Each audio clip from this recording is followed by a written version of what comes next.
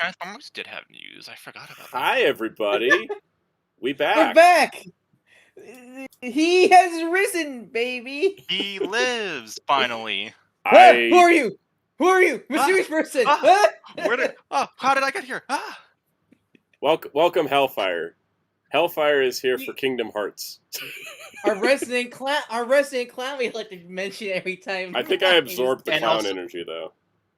He did. Also, I'm here for mice news because I did all the notes, and it's a lot. Exactly.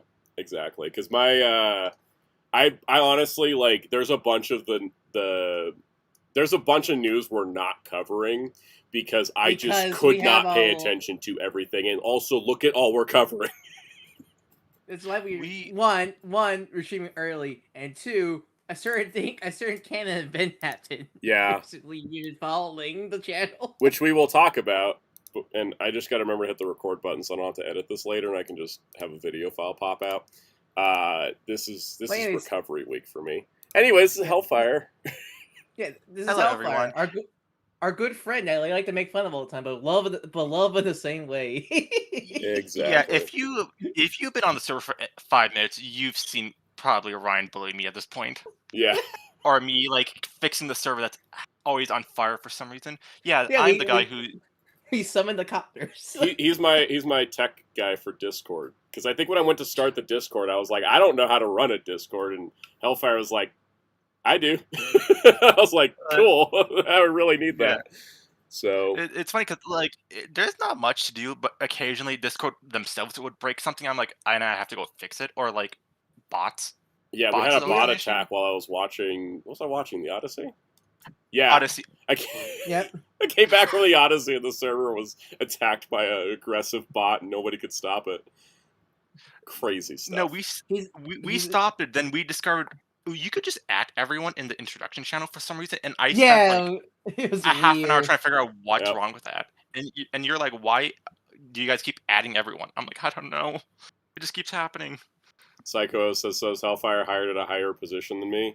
I think you're almost there. I think we had to do one more memorial thing, right? What was that? Wasn't that we had like a weird like tier system with memorial stuff? I like you make it sound like a blood pack. Might as well be. Again, I'm only here because of the mice news and the cage news. Someone needs to explain it to these two. Yes. And I was keeping track of everything.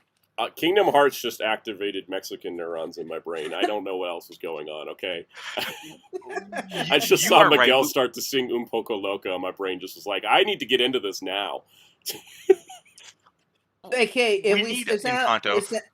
if Santa does K streams, Cash will be back to be backseat driver him. Yes. Let's see. Also, Matthew James says, a Red White Knight due to your video, and it was a banger. I'm on curse now. I'm happy to hear that, because I love Batman White Knight. Yeah, there's so much. Thank you, everybody, for saying. Also, just in general, everybody's support while I was in, like, YouTube purgatory was incredible, because I was like... multiple things. Actually, so before we go into that, because it is such... multiple things. Let's start with the beginning. Long before Land had MAME. Oh, man. Yeah, let me, also, I cannot figure out reactivate. It's like, change image, and I change the image, and it's like, never mind, and I'm like, what do you want from me, reactivate? But you know what I can do? Question. Actually, hold on. Can everyone hear me correctly? I'm just making sure. Can chat... Can you tell me if I'm chat? You're on. We need mic check from chat. That's I got a new mic. If you can't tell, because I don't sound horrible anymore. So tell me if I need to lower my volume or not, because this mic I have does have adjustable not volume, but like mic sensitivity, I think is more the correct term. And now I can't hear him at all. Oh no, we lost him. I'm a ghost. I can hear him. He's really quiet. Yeah. Yeah, I turned it up just a little bit. Okay. Oh, there we go. All right. Okay, they're saying we're fine. Cool. I'm going to do this because Ryan drew an icon, and then I am too dumb to use reactivate to activate it correctly, so I'm just going to... I made the Hellfire VTuber. I made the Hellfire... It vanished. This was so funny because he just pinged me yesterday. I'm like, what am I looking at? I was so confused. This is the Ryan special, though. It's literally how he got hired on this channel. He was like, look, I made this. And I'm like, Oh, cool. Can you do more of that? Can you do more of that? Like, that's basically how this started. So there we go. I made a joke to you one day in the server that I would make an OC for you. It was originally gonna be a clown, her in a clown makeup, but you descended from clown. Yeah, because I gave it to Soundout at that point. Actually, and I thought, would it have been funny if Hellfire's a resident VTuber? Yep. The funny thing is, I think Yumi joked originally for the thumbnail it was gonna be like featuring Dante from the Devil May Cry series originally. Then it was originally gonna be that, and then my artist literally I was waiting for a response from a customer of mine, a commissioner of mine, and I thought like, screw it. I got anyone's wondering how today's going, I just spilled water everywhere. Oh no! The curse starts. I didn't realize how small my new Tony Chopper water bottle is, so I was like, "Oh, I'll just fill it up with my other water bottle," and then it just started spilling everywhere. I'm like, "Oh, I wasn't paying attention enough." Why is the Soundout stream without something being scuffed? Exactly. Also, we started at 4 Eastern because I have story time and a shit ton of news. And we have a lot. So thanks, DC. Yeah. If you can see the notes, like we are on a tight schedule this week. Yep. And I put a little bit of buffer. I basically because originally, so here's to start this whole the long backstory. Sam was at Star Trek Las Vegas, and he's gonna tell about his time there in a sec. Yeah. So we, last Monday, take off because he was literally at the con. Originally, we were gonna do a Friday stream of reviewing Brand New Day and X-Men 97.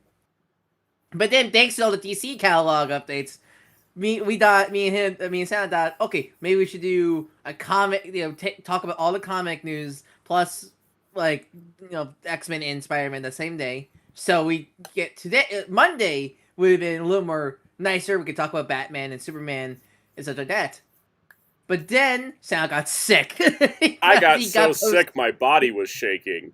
He got post-con flu. And Yep. this is a 5-day con? 5-day con in Las Vegas. I never heard of a 5-day con. Most cons I went or know of only last 3 days. So yeah, 5 also, days. On the way back, we stopped at Cracker Barrel for dinner, and I found this King Kong, and he came home with me. He should be your mascot.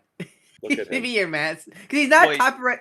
He's not like specifically based off like one Kong. He's kind of like a weird. Yeah, he's got the King Kong tag, but he's got the chest scars, so he's like MonsterVerse and King Kong. So, but anyways, look at him. He should be made. Wait, did he come? Did you take him with you, or did he decide I'm coming with you? I saw him on the shelf, and hold on, I have an audio clip for this. I don't know if this will play, but oh wait, we're not in the server, so it's not going to play the audio clip. Yeah. Actually, no, I'll just pull the video clip up. You need really get a soundboard for these. I need a standalone soundboard, because I have. Boy, I have the. Do I have the? I don't have the video. I have the audio. I don't know if it'll play. Let's find out.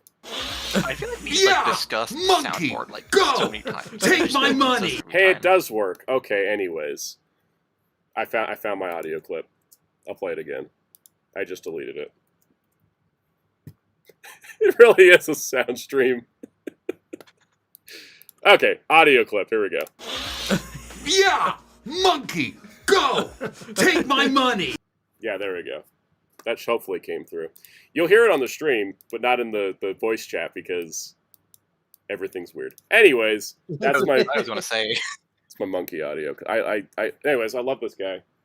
He's my new buddy. We should call him Ruby Williams. It's funny. He's actually the second King Kong plush I have because I have this one from Universal, which you can't see him because I don't have good lighting and he's too dark. Hold on. I was like, look at this void. Here he is. Oh wow, he is just a void. Yeah, but he's got a little Universal tram. Yeah. Black fungus. Yep. So him. So I got 2 Kongs now. I technically have 3. I have a smaller one somewhere. I can't. Is that the one that took over your shorts one time? No, that's a puppet. What is that one based off on? Wait, I think Generic Monkey. The void. The void one. It's based on the Universal ride where like Kong steals the tram. but he's kind of a generic monkey look, to be honest. Like I don't necessarily get Kong vibes. Like if he didn't have the universal tram, I don't know if he'd necessarily or the tag. Or the tag. But yeah, but the other one's definitely like Kong. So yeah. But anyways, Sal got sick. Yep. So So we didn't know what was gonna happen to the Friday stream thing, but then Sal got better.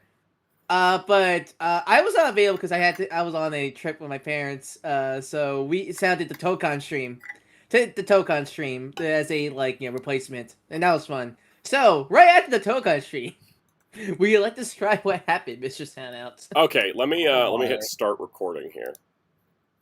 Okay, I'm actually going to change the title card to story time. All right, so for anyone watching this on Friday, when this is going to get uploaded as a standalone video, I want to talk about how the channel was up and then down and then up and then down because it was a hell of a journey. So there is another video on the channel already describing it, but I'll give you the bullet points. So first of all, the channel, I received an email that looked like an official YouTube email. I clicked open the email. It says it's a copyright claim. I hit click for more details because I figured YouTube system changed again because they've done that a lot. And then suddenly I get 15 security alerts on my account saying that basically every single two-factor authentication has been changed. And I completely get locked out of my account. Password, signed out of everything. I was like, what the hell just happened? So naturally, the first thing I do is I say, don't panic, because I need to solve this. And I'm like, okay, well, obviously there's no Google support for help for this. So I need to contact Team YouTube on Twitter because for some reason, and this is something that I want Google to fix, there is no like hotline or phone line or any way to contact YouTube support if you're out of your account. Like, I can contact YouTube support once I'm logged in, but if I'm not able to log in, I can't contact them. And so I had to update the Twitter app. Very bad design, honestly. Very bad design. And it's, we were talking about this before the stream started. They, at one point, had a hotline. Yes. For this. I remember it, like, in 2011. I called about an account problem, and they solved it in 10 minutes. So, basically, I contacted Team YouTube, and I was, like, on Twitter. Like, I had to @ them on Twitter, so then they would message me, because that is the process, and it's super slow. So I had to, like, say, hey, my account got hacked, I need help.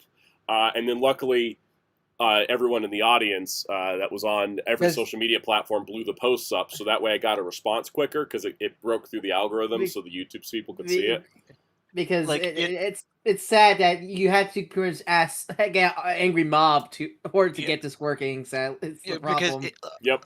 Okay, let's say if you are a smaller YouTuber and you don't have you have an audience, you don't have a strong audience. If you get locked in your account, what do you do? And let's no idea. To be fair, there's nothing against you, but your channel is small. Yeah, it's a nice niche audience, but it's small, so it is a miracle. I'm about to hit 36K in subscribers. That's I'm not even halfway to 100K when you get all the cool perks. So yeah, it's a miracle that we were able to get YouTube's attention. I also got like 200 new followers on Twitter, and I'm like, if I actually post things there, will people engage with it? As in links to videos, because I ain't posting anything else. But anyways, the thing is, I also had to update the app. I've not updated the app since it turned over to X. The bird was still alive. The bird was still alive. The bird is dead now. Yeah, it got crossed out with X. That is a good point, AR, which also crossed my mind. It's like, well, I am big enough for crypto scammers to want to take my account. So that's a milestone. I was talking, because I was talking about this with my partner with this, and like we were discussing, we're like, Sal has a niche audience of toys, comics, and home media. Why does a crypto scammer want to hack his account and not I think they just wanted. I think that the view counts is what they wanted, because I have good algorithm standing as well. Like, I don't have any strikes on my channel. I don't have any controversies. So they're I think that's why they randomly picked me, one or the other. So anyways, I got in contact with Team YouTube. Then I had to wait several hours for a response. Then they set me up with something, and I'm not going to give details because I very much I don't want hackers to figure out new things, so I'm not going to tell you how I did it. But the thing YouTube gave me allowed me to get back into my account, and I was like, great, I'm in. I told Team YouTube, like, I'm good, I'm back in, I got them all out, like, it's all good, you know. I did. Yeah, so I want to tell the story in our POV. I want to know you guys. I was playing Tokon and fighting the champion. I thought that was the hardest thing of my day. This was the wildest. Because me and Halfeye were both around the side. Because actually, I was about to go to sleep. I usually look at my Discord before, chat with people before I go to sleep. So we were chatting about in Sound Discord, making fun of Hellfire like always, and then I was about to go to sleep. I was about to go to sleep, and then I saw one of our members went emergency in general chat. I'm like, wait, what's going on? So I checked, and then I saw someone mention Sound Channel's gone, and we were all panicking. We were like, oh god, oh shit, oh crap, and we were like, It's because I opened up the DMs. I was like, Soundout, wake up. I opened up Twitter because I remember, I think he had notifications on at that point. Yeah. I was like, wake up over there. I had to message one of our private servers telling the other people who have probably have because I'm assuming you share some of your actual personal contacts with some of the other members, right? Soundout? Yeah, I have phone numbers exchanged with a couple people. Yeah. So. Yeah, so I had to ask your Caster Wheels get whole Sound out, please. It's important. For everyone to know, Caus was the one that got to me. He was the one that got me first. Yeah. Yeah, I figured it was gonna be Caus, but yeah, it was such a panic because we didn't know what you were. We weren't sure you were busy or something like that. I was fighting the champion and I won. Yeah. So, me and Ryan we were affect that one gif of two people running in a circle, then they run into each other. That's what we were doing because we had no way to contact you. Yeah. At all. Yeah. I gotta fix that up actually. I need to that's a thing I gotta work on later. Because that was and so the thing was is I see the message from Caus and I was like, don't frickin' panic. I gotta tell you guys, I have a form of anxiety. It's small, it's manageable. It never doesn't take me down usually. I am susceptible to panic attacks, and that was the closest I had been to a panic attack in years. I mean, it's let's face it. This is your livelihood. It's I'm lucky. I have a day job, so I'm lucky to have. If it will suck at my YouTube channel that I don't use anymore gets I don't want to get hacked, but if it gets say taken down, I'll just lose all the YouTube subscriptions, and that's supposed to be the annoying part. Everybody I subscribe. Oh yeah, that was by the way, that was the worst part about not having my Google account. Was I couldn't access my Gmail or anything, and the worst part is when I took the channel down, I couldn't access my watch later and my subscriptions, and I was like, "Can I at least have that?" Why? I'm saying, this is if I lose the YouTube account, but I still have my Google account. If I lose my Google account, that's actually bad. But yeah, that's the biggest insult that Google does. Yeah. If something gets taken out, the whole thing gets taken out. Yeah. Yeah, but this is how it makes income. So this is bad. It's my job. Yeah, so and starting over again, I don't think it's an option for Sal. No, I can't start this over at 31. I don't have it in me.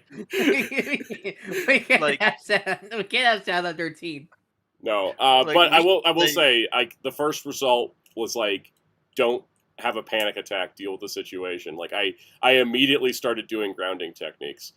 Because I was like, no, you got to focus, you got to lock in, and then I was able to fill out a form. YouTube wasn't you've done bad things, you can never get it back. YouTube was well, do you want to explain because oh yeah, the reason was fun. Part. They're we terminated your channel because of suspicious activity that may include being hacked. 17 hours later. Thanks, 18 hours too late. I would have the case of the bad to that if I got the response. I'm like, you gotta be kidding me. I was like, all right, fine. So they had a form. So the thing was, they had a form to fill out, and I filled out the form. They only gave me 800 characters to tell the story, though, and I was kind of annoyed because I had to start leaving details out. By the way, I have a paper. I have a huge ass PDF document Like, I was ready to fight them if I had to. Having a limit of... That is something you should not have a limit for. That is dumb. I know, like, I got to the 800 character limit, I was only halfway done with the story. I'm like...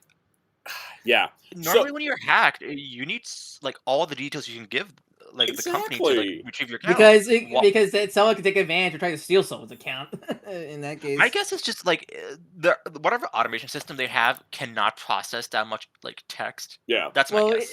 I mean, it's probably, that's the sad thing is, I wonder how much is because it's dumb AI is the reason why Sounds got nuke. Probably, because it was the right response from YouTube. It was just so many hours too late. You know, if they'd done that immediately when, like, a crypto scam stream started on my channel, yeah, that would have been helpful. You know, but like, if your channel got taken down when it was hacked, and that was bad, but at least you can understand it and such. This was but I will say, on the bright side, because there's a bright side to everything in life. On the bright side, my account is more secure now. I learned about security features I never even knew existed. With the process of restoring my channel, YouTube did tell me about a security vulnerability I didn't know about because it was a feature I didn't know about that the hackers did mess with. So I am grateful for that being fixed. My only real complaint about YouTube's response was response time.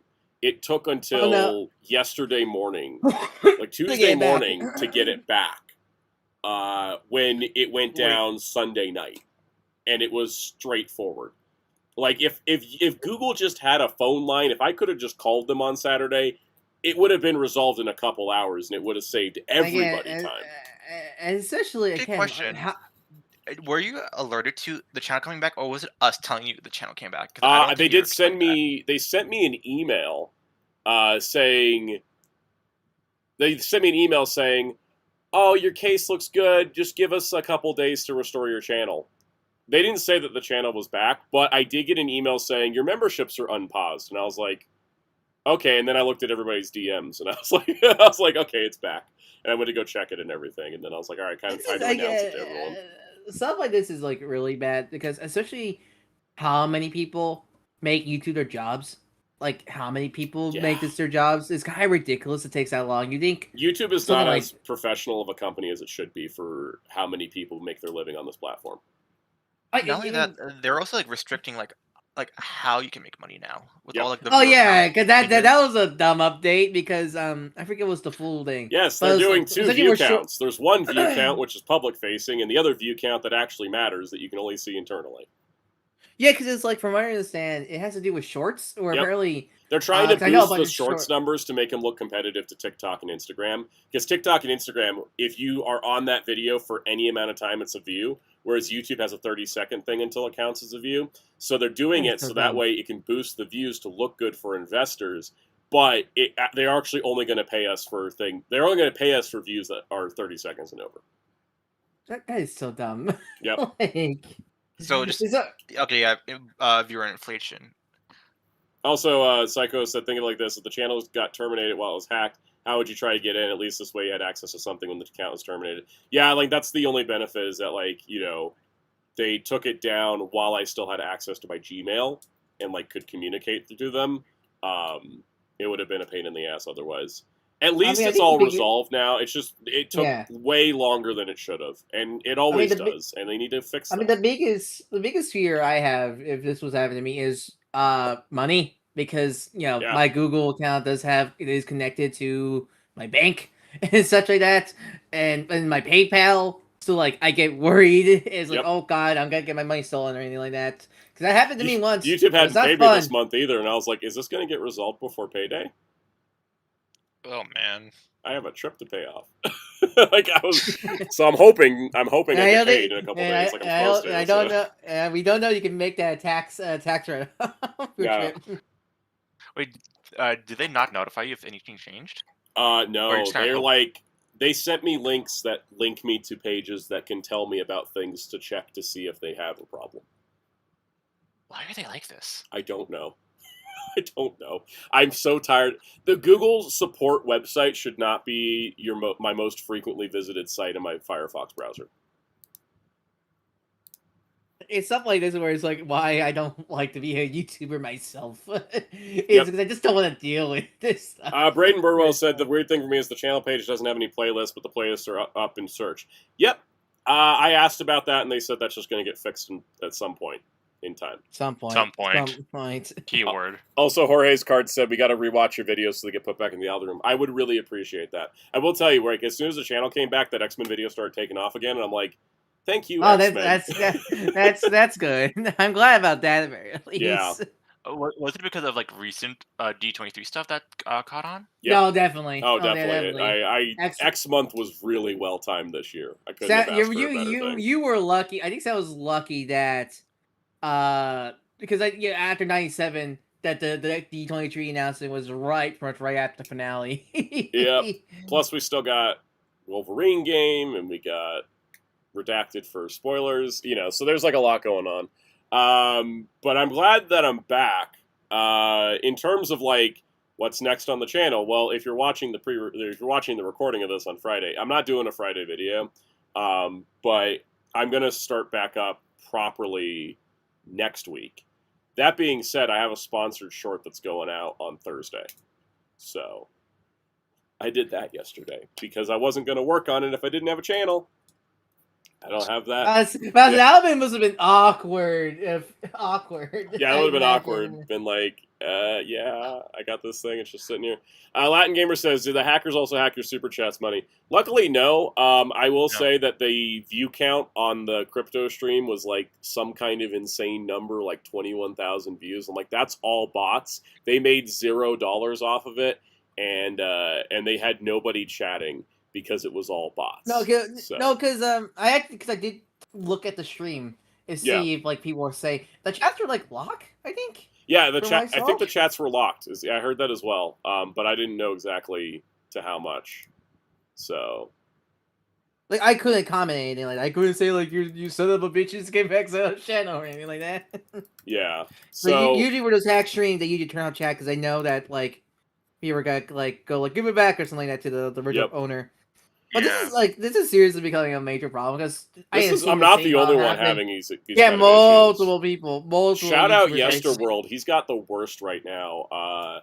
He's got his account, but he doesn't have his monetization because Google flagged his Gmail as an AI account, even though that account's existed for 10 years. And so because of that, his AdSense has been turned off for like over a month.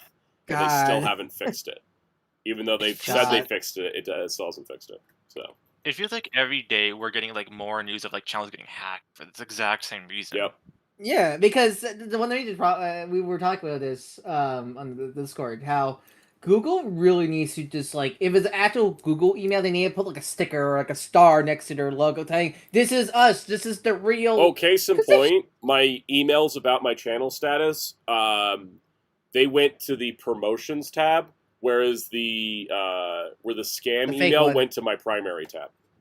Yeah, like what the hell? Yeah, I added YouTube support as a VIP. That's a hot tip as well. If you get find an actual legit YouTube email, add it as a VIP contact, and then it'll come. Yeah, honestly, like when it comes to like major, like emails you care about, like from people or actual companies and stuff like that. Yeah, make sure to do the VIP feature. Because that'll instantly tell you which ones are fake and which ones aren't. And so I had to let's see. From what I understand, the email from the scammers are like almost close to the real one, right? It looked legit. Yeah. It looked legit. And I didn't, if I checked the web address and saw that it came from a Google group, then maybe I would have probably been like, wait a minute. But I didn't because it looked legit. And also I wasn't I wasn't 100% well. I was still sick, and so I think I wasn't discerning it that close. But also because YouTube changes things so frequently on their site, because they change things so frequently on their site, any discrepancies, I'm like, well, they just changed it again because of how often they do that. Google needs to have a way of indicating these are from us. They need to follow what Apple does. I never question an Apple email. Because I had to tell my mom because she gets the scam texts from the scammers on her phone. I always had to tell her, look at who's sending it, because clearly it's not Apple, because it's always like gobbledygook from the sender and stuff like that. So like I always tell her, Apple will make sure to know that first of all, Apple doesn't do text, Apple does emails, and you always can tell if it's real Apple email and stuff like that. Yeah, because it's like it's legit. So, anyways, good news is we're back. We'll be back on normal schedule next week. I don't really have anything else to add besides thank you everybody for supporting me throughout this insanely depressing and harrowing journey, because it has been a lot. And so thank you everybody for the support. I'm going to end the recorded segment that's going to go out Friday, so that everybody that doesn't watch the streams gets the story of what happened, and onward and upward to new things, because I ain't letting this stop me. Fought too hard to get back. Really quick PSA for everyone. Yes. If there's something that still doesn't look right, please let us know on the server. Yes. Because there's a lot of videos, and we don't have the time to comb through everything. There's 2,000 videos on the channel, so yeah, please let us know if something's off. Or if like the playlists still don't come back after like what, 3 days? Yeah, I'm gonna give it till Friday before I email them again. Be like, hey, I want my playlist back, because they're still there. They're just not showing up on the channel page. Actual phone tag with a large corporation. Yeah, or Twitter DM tag at this rate. But anyways, I think that is if you guys notice anything, please let us know, and we will because I know sometimes the thumbnails weren't showing up, but I think they're all back. But I didn't scroll through all 2,000 videos. I kind of just scrolled back for the last like 4 years. I didn't went to the oldest video, and the older videos are still fine. Is that that? Oh yeah. Before we wrap up the recorded part, the irony that I got hit with 3 copyright notices like as soon as I got my channel back, that was fun. YouTube, thanks. Couldn't have waited. What?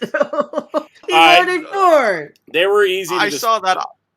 They're my favorite type, which is the easily disputable ones. Which is, at the time I made the video and uploaded it, it was royalty-free music. Later on, the owners of that music decided against it. So, as I put in my dispute, at the time of upload, this was royalty-free. Thank you very much.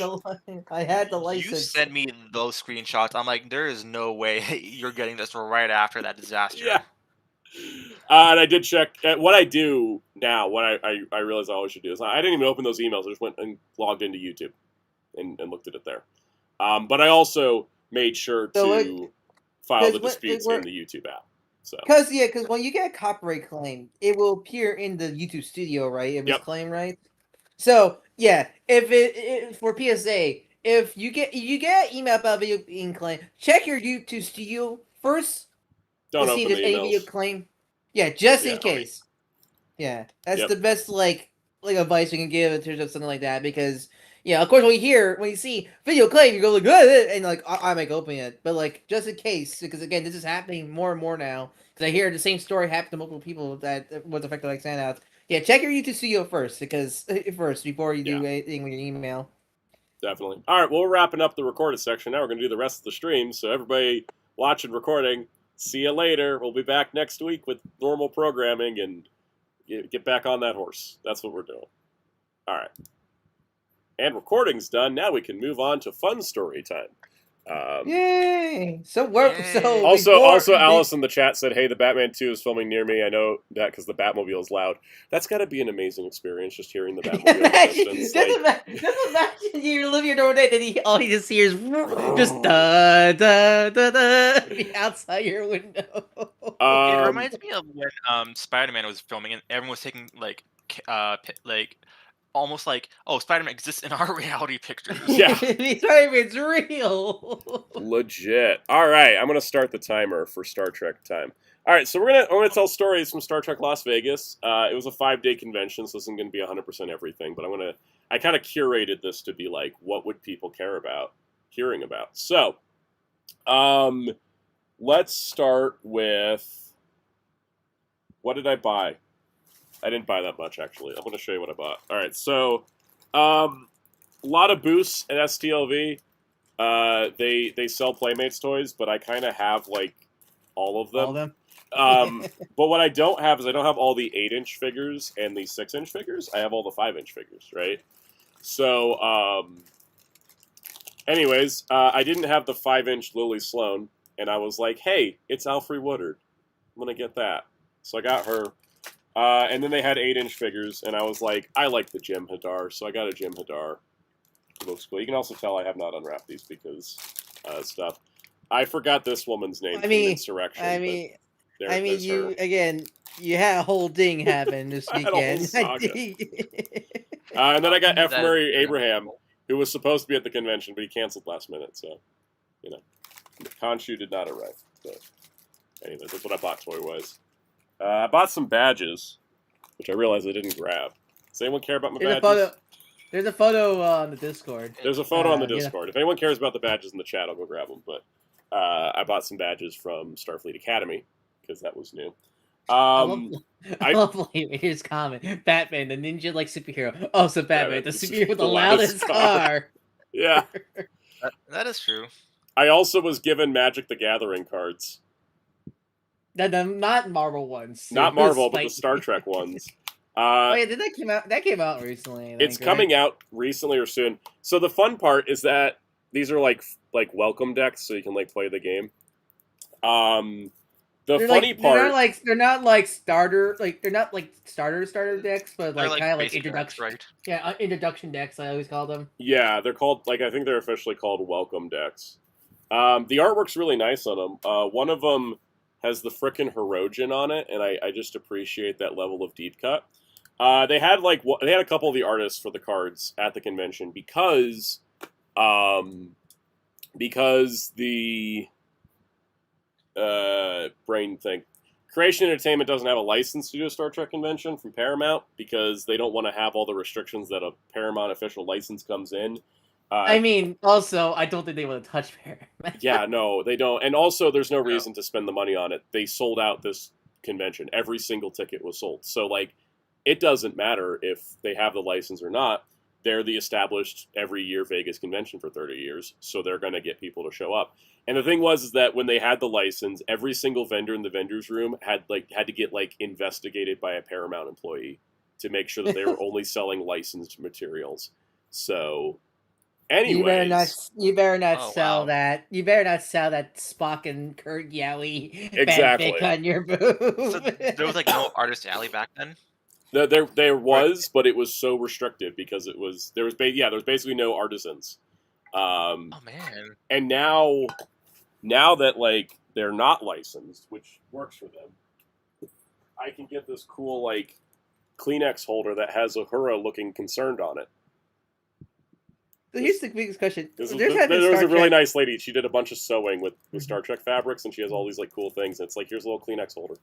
I love it. So here's the biggest question. Someone who doesn't pay attention to this, when did they lose the license? The official license? I think 8 years ago. Because Paramount was we're going to do our own conventions, and then they did one. One. So I was going to say Hascon. Essentially Hascon, actually. No, Hascon actually had 2 more conventions than them. Well, can we call those officials last 2? From what I saw, that they might as well be DashCon 2 and 3. Those other Hascons. That's true. It's a little bit more effort than Paramount, but not much. It was funny because Paramount planned a second one, sold tickets, and then just said, never mind, and then refunded everybody. Okay, at least they refunded it. I feel anyways. So here's a question I have now. Was there other previous Star Trek card games before this one? There was in the 90s. Please tell me they did also call their starter decks agile decks from Star Trek. I would have liked it if they were named after the decks of the ship. Oh damn! That's the perfect. You have actual decks in Star Trek, so they could have done something funny with the starter decks. But the nice part was with Magic the Gathering sponsoring the convention, we had Star Trek artwork up in the lobbies and in the vendor room and all over the windows and stuff because they have the license for Star Trek. So we had Star Trek art all over the place. It's nice to know that Hasbro can't fire those artists because they know they did AI art that's combined their fandom. Yeah, right there. Exactly. In your opinion, how big was people flocking to these cards, actually playing them? They had a room where you could play Magic, and it was. I wouldn't say it was ever packed, but it was at least decently busy. Like I never went in. I just looked in the door, and there was people playing. Every convention has their like little card game, game corner thing. Just to me, like on the outside, it seems like there's like a small like overlap between Magic and Star Trek, as far as I'm aware of. That's a lot of the Magic collabs. Where like, what is like the I think Star Trek and Magic have a better overlap than like Marvel and Star Trek. I mean Marvel. Yeah, because I think like Final Fantasy makes sense for Magic collabs. I feel like those like somewhat fits better than stuff like that. Yeah. I have some I realized I have some fun photos that I wanted to share that I didn't put in my little gallery, so I'm going to get those. Let me show you some other things about. So here's my badges I got. I got the Starfleet Academy Captain badge, because that's the closest thing to a Holly Hunter autograph I'm getting. Because she's never coming to a Star Trek convention. It's Holly Hunter. But I got her badge. They don't have Pixar money. Yeah, they were going to have Paul Giamatti, but he canceled last minute because of some professional commitment he had to do, which is a little bit of a bummer. But he was going to be there. This is the Academy Cadet badge. Spider-Man was chasing him down New York. Exactly. He was escaping the Planet of the Apes. This is the Academy Student badge. They had all the options, like you could get the Science Operations or Command badge. Or you could get this one, which is the Undecided badge. And I was like, okay, cool, I'll get the neutral one. These were like $25 a piece, so I wasn't buying all of them. But I bought the neutral one. And then I got the War College badge from Academy as well, which is the other school in the show. So isn't that Hellfire? War College? Isn't that right? Is that right, Hellfire? Technically. I mean, it's funny because like they had two different schools in Academy. I liked Academy. All right, so let me share some autographs I picked up because cool stuff. Christina Chong, she's on Strange New World. She made an album, and she had the physical CD there, which was nice because I was gonna get the physical CD from her website, but then the shipping from the UK was too high, and I was like, never mind. And I was like, wait, she'll probably have copies at Vegas, so she did, which was nice. So I got that. The Star Trek Voyager documentary was selling the Blu-ray, which this hasn't come out like everywhere yet. So I was like, oh, let me grab that. And then Garrett Wang was there, so I got Garrett Wang to sign next to Harry Kim on the cover, which is really nice. They also had the Kickstarter exclusive bonus disc for sale, and I was like, well, I didn't back the Kickstarter, so thank you. I'll buy that here. Would that be including the home media Star Trek video? this will be in the Blu-ray haul too. I told the people I bought these from, like all these discs I'm about to show. I'm like, they'll be in my Blu-ray haul. Here, look at my YouTube channel. Also, awkward part, I tell a bunch of people to look at my YouTube channel, and then it gets taken down over the following weekend after. So, thanks YouTube. They got him. They got it. What do you mean they got him? This was the bait. Right. Beam Me Up Sulu is a documentary about this guy here who made a student film in the 80s, and he got George Takei to be in it. And then it's also... which was in the middle of George Takei. This Kaus popped in. Oh, goody. Kaus gets to hear most of the stories. Yeah. Hang on, I'm sorry. When you said beam me up, I thought you said beat me up. I'm like, what? Beat me up, Sulu. Beat me up, Sulu. It actually is is what we. Anyway, actually, that's too inside baseball. Anyways, cool. Kaus' icon loaded. Hooray! All right. Hooray. Hellfire, entertain them. I need to get the package. I'll be back. So anyways, Beam Me Up, Sulu is about a fan film that George Takei starred in because this guy asked him. George Takei was like, all right, sure. Great documentary. They actually had a screening for it at the convention. I hadn't seen it yet, so I went to the screening. And then I went to go get a Blu-ray copy from their booth, but then they had to go to the directors of the thing who signed it. The directors of the documentary had a booth, and they were like, they're like, oh, we got to go to a panel. We'll be back later. I'm like, all right, cool. I really want to get a copy of your Blu-ray. They were running out of copies of the Blu-ray, but they saved me one because they remembered. And they were like, oh, good, you're here. We saved you a copy. Like, the sign says sold out, but we got a copy for you. And I was like, well, thank you. So they were nice. Do you want to...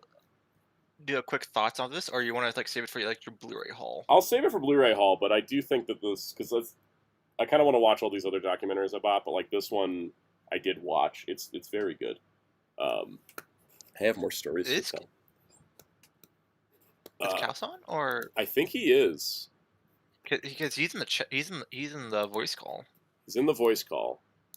I don't know if he's fully tuned in yet. Yeah, I'm here. Hey, hello. Welcome to the stream, Cass. This is Hellfire, by the way. Hello. Hellfire's here hello. for Kingdom Hearts and Kamen Rider Myth. That's so weird to call him Myth. That's Toei for you. Toei's like, we write a myth. It's mice. Why? Yep. From the Nacelle booth, I picked up the Center Seat DVD set, which I was like, you guys don't have a Blu-ray? And they're like, we don't have a Blu-ray. And I'm like, all right, I'll buy the DVD. This is an 8-part documentary they did. More on that in a bit. The podcast Sci-Fi Sisters, one of the best podcasts. They were hosting the author of the autobiography of Benjamin Sisko. So I got to meet the author. He was great, and I hadn't picked up the book yet, so I got it from him there, and he signed it. So that was really, really cool. Love meeting authors. All right, autograph time here. So Nana Visitor, who played Kira Nerys on DS9, wrote a book called Star Trek Open a Channel, A Woman's Trek, which is all about the women of Star Trek and their experiences in the film industry. And it is a no-holds-barred, does not bullshit the reality of how women were treated in the industry through the 60s, 70s, 80s, 90s, 2000s, 2010s, and 2020s. And she interviewed pretty much everybody she could who had been on Star Trek in any capacity, and they told their stories here. And it was really a phenomenal book. And so I wanted to make sure, get her to sign it. And she gave me the big signature. She really appreciated that I got her book and read it.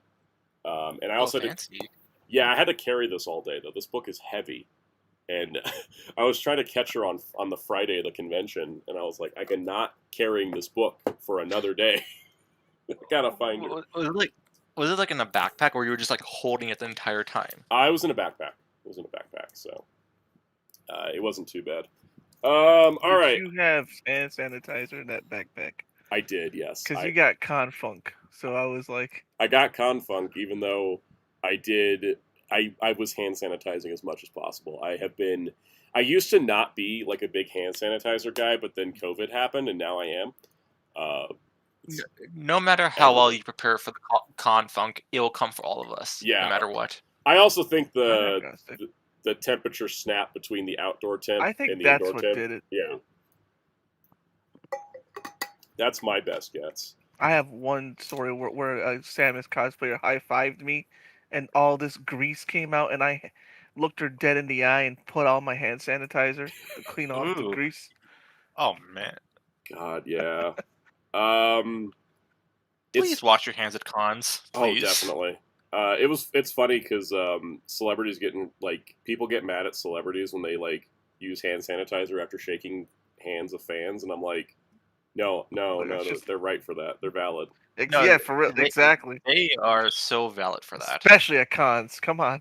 Exactly. Cool.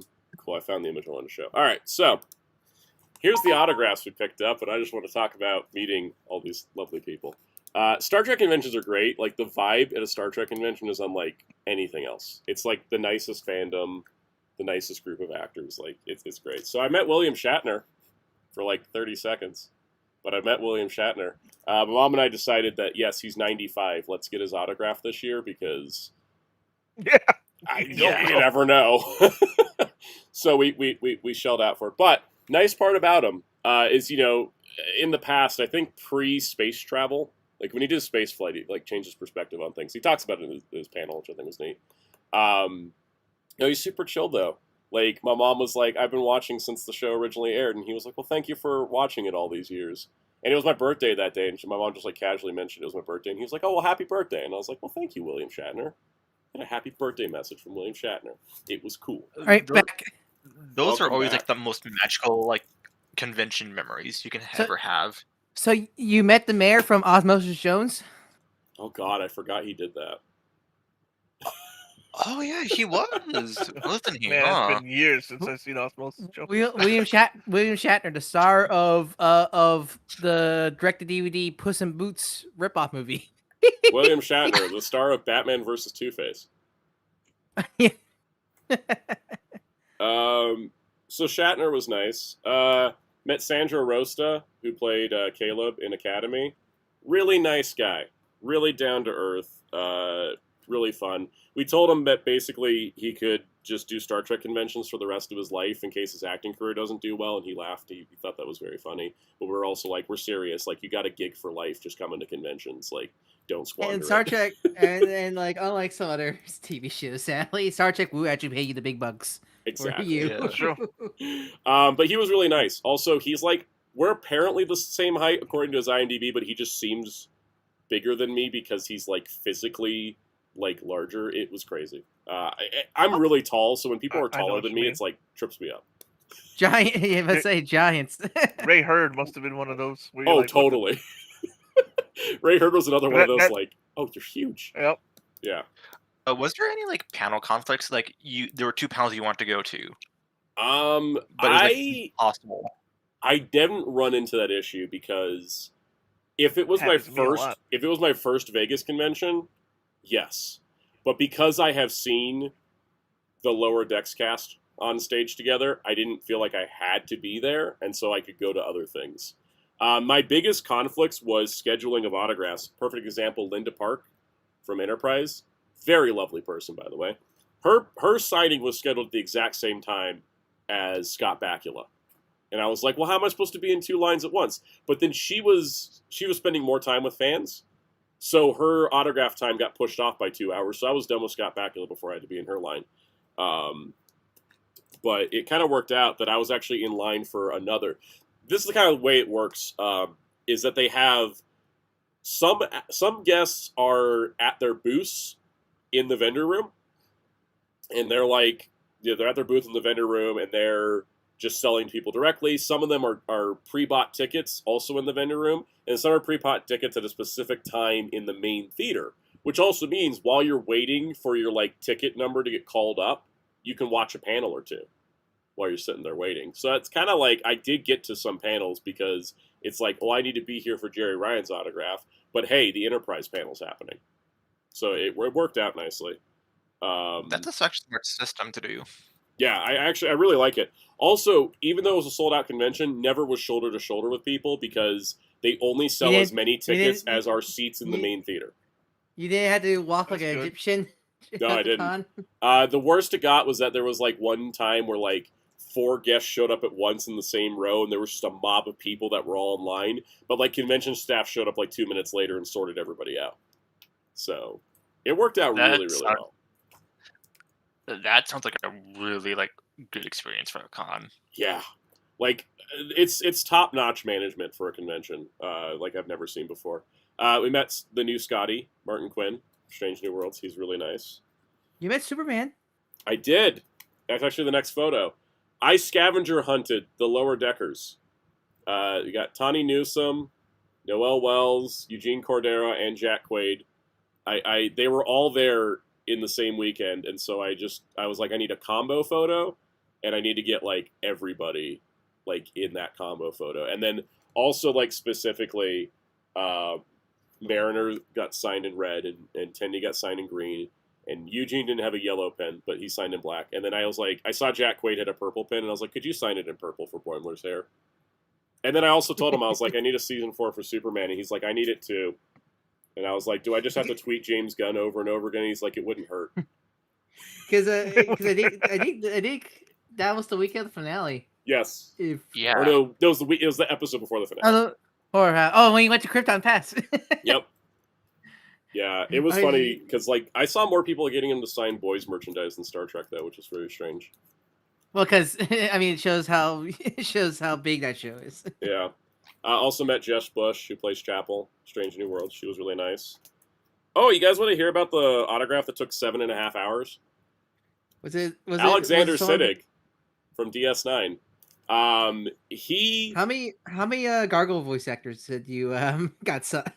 I got a bunch of them last. I got a bunch of TNG people last time, so that's where most of the Gargoyle voice actors yeah, I was say the Gargoyle cast is majority TNG, right? Yep, because DS9 was airing when Gargoyles was on.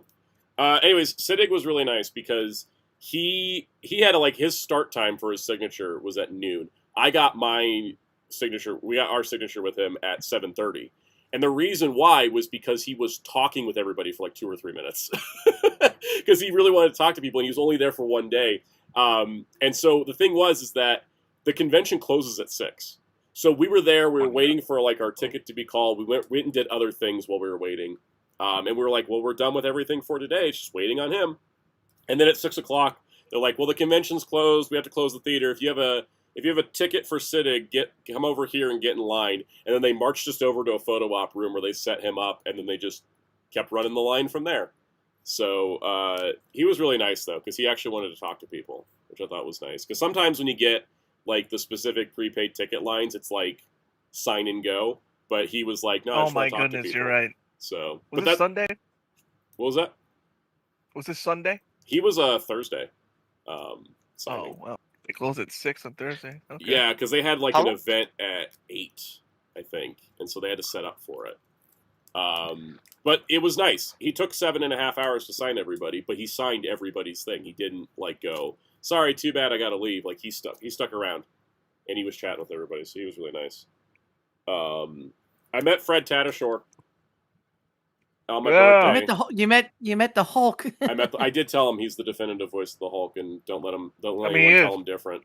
But I got Lieutenant Shax from Lower Decks, and he wrote me a message for my birthday. So now he was like, it was like I told him it was my birthday, and he was like, "Do you want this to be your birthday card?" And I was like, "Yes." So he wrote me a whole eject the warp core message. You should frame that. I want to. I gotta. It's the struggle between frame it or keep it in the book with all the other Star Trek autographs. But the gag I always would do. The gag, if I ever go to more cons, my gag will always be, especially if it's a Dean Con and not like like specifically a Dean Con, as I get them to sign or talk about rules outside that. Oh yeah, outside that theme. I got a funny one about Peter Weller in a minute. Met Jerry Ryan for 20 seconds because she had a scheduled thing to get to, so she started moving her line quick. So she was like signing and going. But we saw her. Also, this is a picture my mom got signed years ago. This is the woman that played 7 of 9's mother in the show, and so we had this photo of the two of them. And I was like, well, we should get Jerry Ryan to sign the other half of the photo. So were you about to say Hellfire? Were you about to say Hellfire? I was gonna say you could just make a photocopy and keep it with all your other autographs. That would be a good option, actually. Met Celia Rose Gooding, played Uhura in Strange New Worlds. She was great, absolutely lovely. Met Michelle Hurd, who people may know from the Justice League of America pilot where she played Fire. Just kidding. Also from Star Trek Picard. to be honest, she is not a bad Fire. No, she's a really good cast for that. But anyways, Michelle Hurd is fantastic. I met her before, but this convention was a lot of like, oh, I met that person before, but I didn't have money for their autograph last time, because last time we went to Vegas, we were getting like Jonathan Frakes and Gates McFadden, like the TNG people. So we were picking up the pieces. Like Dawn Lewis for Lower Decks, also lovely person. Absolutely loved meeting her. Dan Jeanette, who plays Sam Kirk on Strange New Worlds, he's great. Also forgot he was in Assassin's Creed. So the last time I talked to him, the movie or the game? He was in Unity. He was the lead character. Yeah. He was Arno. Was he? And I love Assassin's Creed up through Syndicate. So I was like, last time I met him, I didn't realize that he played Arno, and so I got to talk to him about that this time, which was really fun. I love when your character loses his face and all you see is eyes and teeth. Yeah. Wilson Cruz and Anthony Rapp, who played Culber and Stamets on Discovery, got a combo photo of them signed. Lovely, lovely people. Kareem DNA, who plays Jaden on Academy, loved talking to us because look at how much he wrote to my mom on the autograph. Oh, that's sweet. That's sweet. That's sweet. When we went up to his booth, he was crying because of how touched he was by the fandom reception. And he received so much online hate that, like, I think he needed that convention to, like, realize that most people are not the shitheads online. In an echo chamber. Yeah. John Rhys Davies, absolute delight. I got him to sign a Sala photo. I was like, I know you're a Da Vinci and Voyager, but, like, I'm meeting you because of Sala. But he was amazing. He was giving, like, sage advice out too, and he was like, because he was talking, I was talking to the person in front of me about Da Vinci, and he was like, Da Vinci was a true free thinker, not these fake free thinkers in this world like Elon Musk. John Rhys Davies is delightful. Scott Bakula was also delightful. He was the big draw this year because it's the 25th anniversary Enterprise. He hasn't done a Vegas con in like a long time. We had to wait 2 hours in his line once it started. Worth it. He was fantastic. Very lovely person. Garrett Wong, we actually got 2 autographs from him. One on the Voyager Blu-ray and one here. He's amazing. Sirach Lofton played Jake Sisko. Wonderful person. Loved meeting him. Met him before, but again, it's kind of like, met him before but needed an autograph. I got a Jeffrey Combs autograph last time. My mom was like, I need a Jeffrey Combs autograph. So she got a Jeffrey Combs autograph. Because, yes, prolific voice actor, but also he was 7 characters in Star Trek. So, Nicole DeBoer, who played Ezri Dax. Lovely person. We got a signed poster of the Beam Me Up Sulu directors. Met Barbara Luna, who's a TNG, or TOS guest star. Lovely person. See, this is the thing, right? About the Star Trek collection of photos. It's like, I got Christina Chong's CD signed, but then we also got a signed photo of Christina Chong. Because this is where we're at the moment. It was like, we have a book, and we're sorting it all out. So it's like, yeah, I got Nana Visitor to sign my book, but then my mom got a Nana Visitor autograph. Gina Yashre from Academy. Fantastic. And I got Peter Weller signing me a RoboCop photo. And I spent the entire time talking to him about Buckaroo Banzai, to which he was then like, why am I not signing a Buckaroo Banzai photo then? So, anyways, that was... Banzai shows up again. Yeah, it was fun. Peter Weller was hilarious, though. Because I was like, well, I'm glad you came back to play RoboCop in the video games. He's like, yeah, I hated the experience, but my son liked it. Wait, really? and I was like, oh, is it that bad? He's like, yeah, I was just standing in a room having to do dialogue. I didn't get to act against anybody. And I was like, oh, yeah, no, that makes sense. Yeah, because, like, hold on, I think that's Peter Weller's only, okay, well, the only other video game he had was, Warcraft 11. He was the curator, museum curator, Moon Girl, Dove Dinosaur, what? Yes. He does voice roles. He likes voice roles, but he didn't like the mocap process for the RoboCop video game. Oh, okay. That was what tripped him up. Also, funny story is that he forgot he played Batman, and people kept asking him for Batman photos, so he stole some Batman photos off Bruce Greenwood's table, who was like right next to him.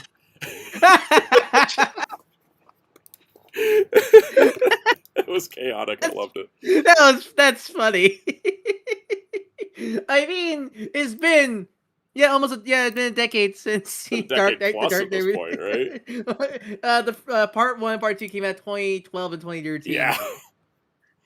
Also, Peter Weller was in one Star Trek movie. That's why he was there. It's those things. It's like, I got to meet Peter Weller and John Rhys Davies at a Star Trek convention just because of their random guest appearances. But I'll take it.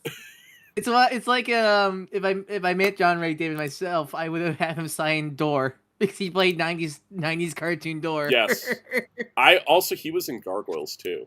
Now that I realized it, so because he's also a voice actor. Yeah. Also very prolific. All right. We're going to transition into toy news, which includes the Nacelle booth at STLV. So we're almost done with convention stories. So this is the first time they have done a booth at the convention? This is the visiting a fan convention because they done Toy Fair. Yeah, I mean at a fan convention. Yeah, this is the first time they've done like a Star Trek convention. Because they've done Toy Fair, they've done New York, San Diego, but this is like the first Star Trek convention they did. So here's the biggest question: can you fit Can you fit it in your room? All right, so yeah, this was their little booth. Now here's the thing: they got a primo spot. This is in the entrance. You walk into the convention center, and this is the first thing you see. And it got a lot of eyes and attention. So I took a ton of pictures of the bridge. as you could imagine, because I'm trying to figure out, can I fit this in my house? My mom's solution is we're going to glue it to the ceiling and then just stick the figures up. Oh, so my method, okay. Seeing it in person, though, is a different experience than seeing it in photos. It is 3.5 feet wide. Nice to know how far is the type that his babysitting is taping the baby on the wall. You should see how many times I've suggested to him, just tape it to the ceiling. It'll work out. Yes, it is the common response. And I mean, my answer is always punch a hole in your wall. I tried to take a scale photo with my hand, but it was under so much glass, and they had a barrier in front of it that's like the best I could do. How many security are like, sir, can you put your hand off the glass, please? I did this on preview night. There was nobody around. They also had yeah, they also had Wave 2 on display, looking snazzy. So I was like, I'm going to show you guys all those photos. It was really, really fun, though, like, seeing this stuff in hand. I felt like I was at a special convention like San Diego, because it's the same display from San Diego. They just brought it over to Vegas. They went to Brian Wise and like, no, you can smash me. Oh, I talked to him. He remembered doing the interview with me, so I was like, I'll hit you up again to do another interview. And he's like, sounds good. Psycho said, who's missing a head? That's just worse alternate torso. So not murder. It's not a murder scene. No, it's not a murder scene this time. Also, there's my dad. Say hi to my dad in the reflection. That holodeck arch is huge, and that just comes packed with Geordi. Like, they're insane. This line is insane. I cannot wait to get more of these. They also had a life-size box, so naturally I posed inside the life-size box. I am a nacelle action figure now. So your accessories would be just complaints, and complaints. Yes, but there'll be complaints towards Hasbro more than nacelle at this point. Yes. Yes. Let's see. So, nacelle panel happened in the lounge area, which is fun. It was one of the side. They had 3 panel rooms. This is like the smallest one. It was Brian and Brian. I gotta imagine this is confusing around the office. So they have 2 Brians. And then that happened with me at work. There's 2 Chris's in my work. Yeah. I had to double take. It's like, whoop. What is? The Star Trek Voyager cast has 3 Roberts on it, and I didn't realize that until they were. I mean, nothing is worse when you have 2 people with name Ryan and Brian. Oh god, and and had to always double take every time someone says Brian. Yep. I imagine they have nicknames in the office like the Voyager cast, because they had Robert Picardo, Robert Beltran, and Robert Duncan McNeil, and I know the nicknames were, I think they covered Robert Beltran just Robert, and then Picardo was Picardo, and then Robert Duncan McNeil was Robbie, because that was the only way they could keep him straight on set. Sorry, I'm still getting hit by allergies, so I gotta blow my nose occasionally. All right, we have 3 people to distract the audience. Yes. Distraction, something. Help! I do the distraction dance. I had a long day before even getting here. I know Kaus was out today, right? Yeah, don't worry. My embarrassment that thankfully didn't lead to anything because nobody noticed. But don't worry, you got 2 young spry people here. Where are we at? Okay. The irony is. All right, so we were at. They're doing crazy accessories in every wave, which includes a giant wall of little ships for Picard. I know it's a lobby, but it feels like you guys are filming a sports bar with the. It is a bar. They basically turned one of the ballrooms into a bar, and that's where the panel was. So. It was funny because there's like people drinking and eating in the back, and I'm like sitting towards the front listening to toys. So they also said that the 3 highest selling figures from Wave 1 were Valkyris, Captain Garrett, and Captain Jellicoe, and that they're actually having trouble keeping Valkyris in stock because of the demand, which is impressive because that's the most obscure character in the first wave, and she's selling the best. So they also said that. Sorry. Yeah, go ahead. Was it a case of like she was short packed, or It's because she comes with a Genesis device, and that's like the main plot of 3 movies. Oh. And she's also only $29, but comes with a giant ass accessory. I think that's why she's selling the best. But they did say that the line is selling 3 times as well as they thought it was going to. So that's a very good sign. This stuff is like really good Star Trek line in years for the fans. Yeah, but people are actually putting their money where their mouth is, which is good to hear. Wave 2's hopefully shipping in December, they said. So we'll see. But they're aiming for December for Wave 2. They also showed some cool behind the scenes stuff, like how they had to keep adjusting Kirk so he'd sit on the horse naturally. So it's really funny. Like they had a lot of funny slides, but I got to the main ones. They're on version 34 of T'Pol's face, and they feel like they're almost there at getting the likeness. It's one of those like you had to get a microscope like this wrinkle there and that wrinkle there and that skin pore there. Yep. That's always like interesting in toy development. Like, how many attempts does it take to get someone's face like correct? As I see with Star Wars, sometimes you can make Mark Hamill for 20 years and still not know what his face looks like. Yeah, just one of those faces. Yeah, it's one of those faces. Yeah. I mean, we criticize the Lightning Collection face sculpts, but it's hard. It's hard, yeah. Also, this was a cool shot because it actually showed our accessories for a couple of the figures for the first time, which includes like Janeway coming with a chair. Because of course she just casually comes with a chair, not sold separately, not price increase, just comes with a chair as an accessory. Oh, you see, Soundout, with that chair, we need to up her price to $60. That's what Hasbro does. Oh my God, yeah. They showed some more renders, which I think was neat.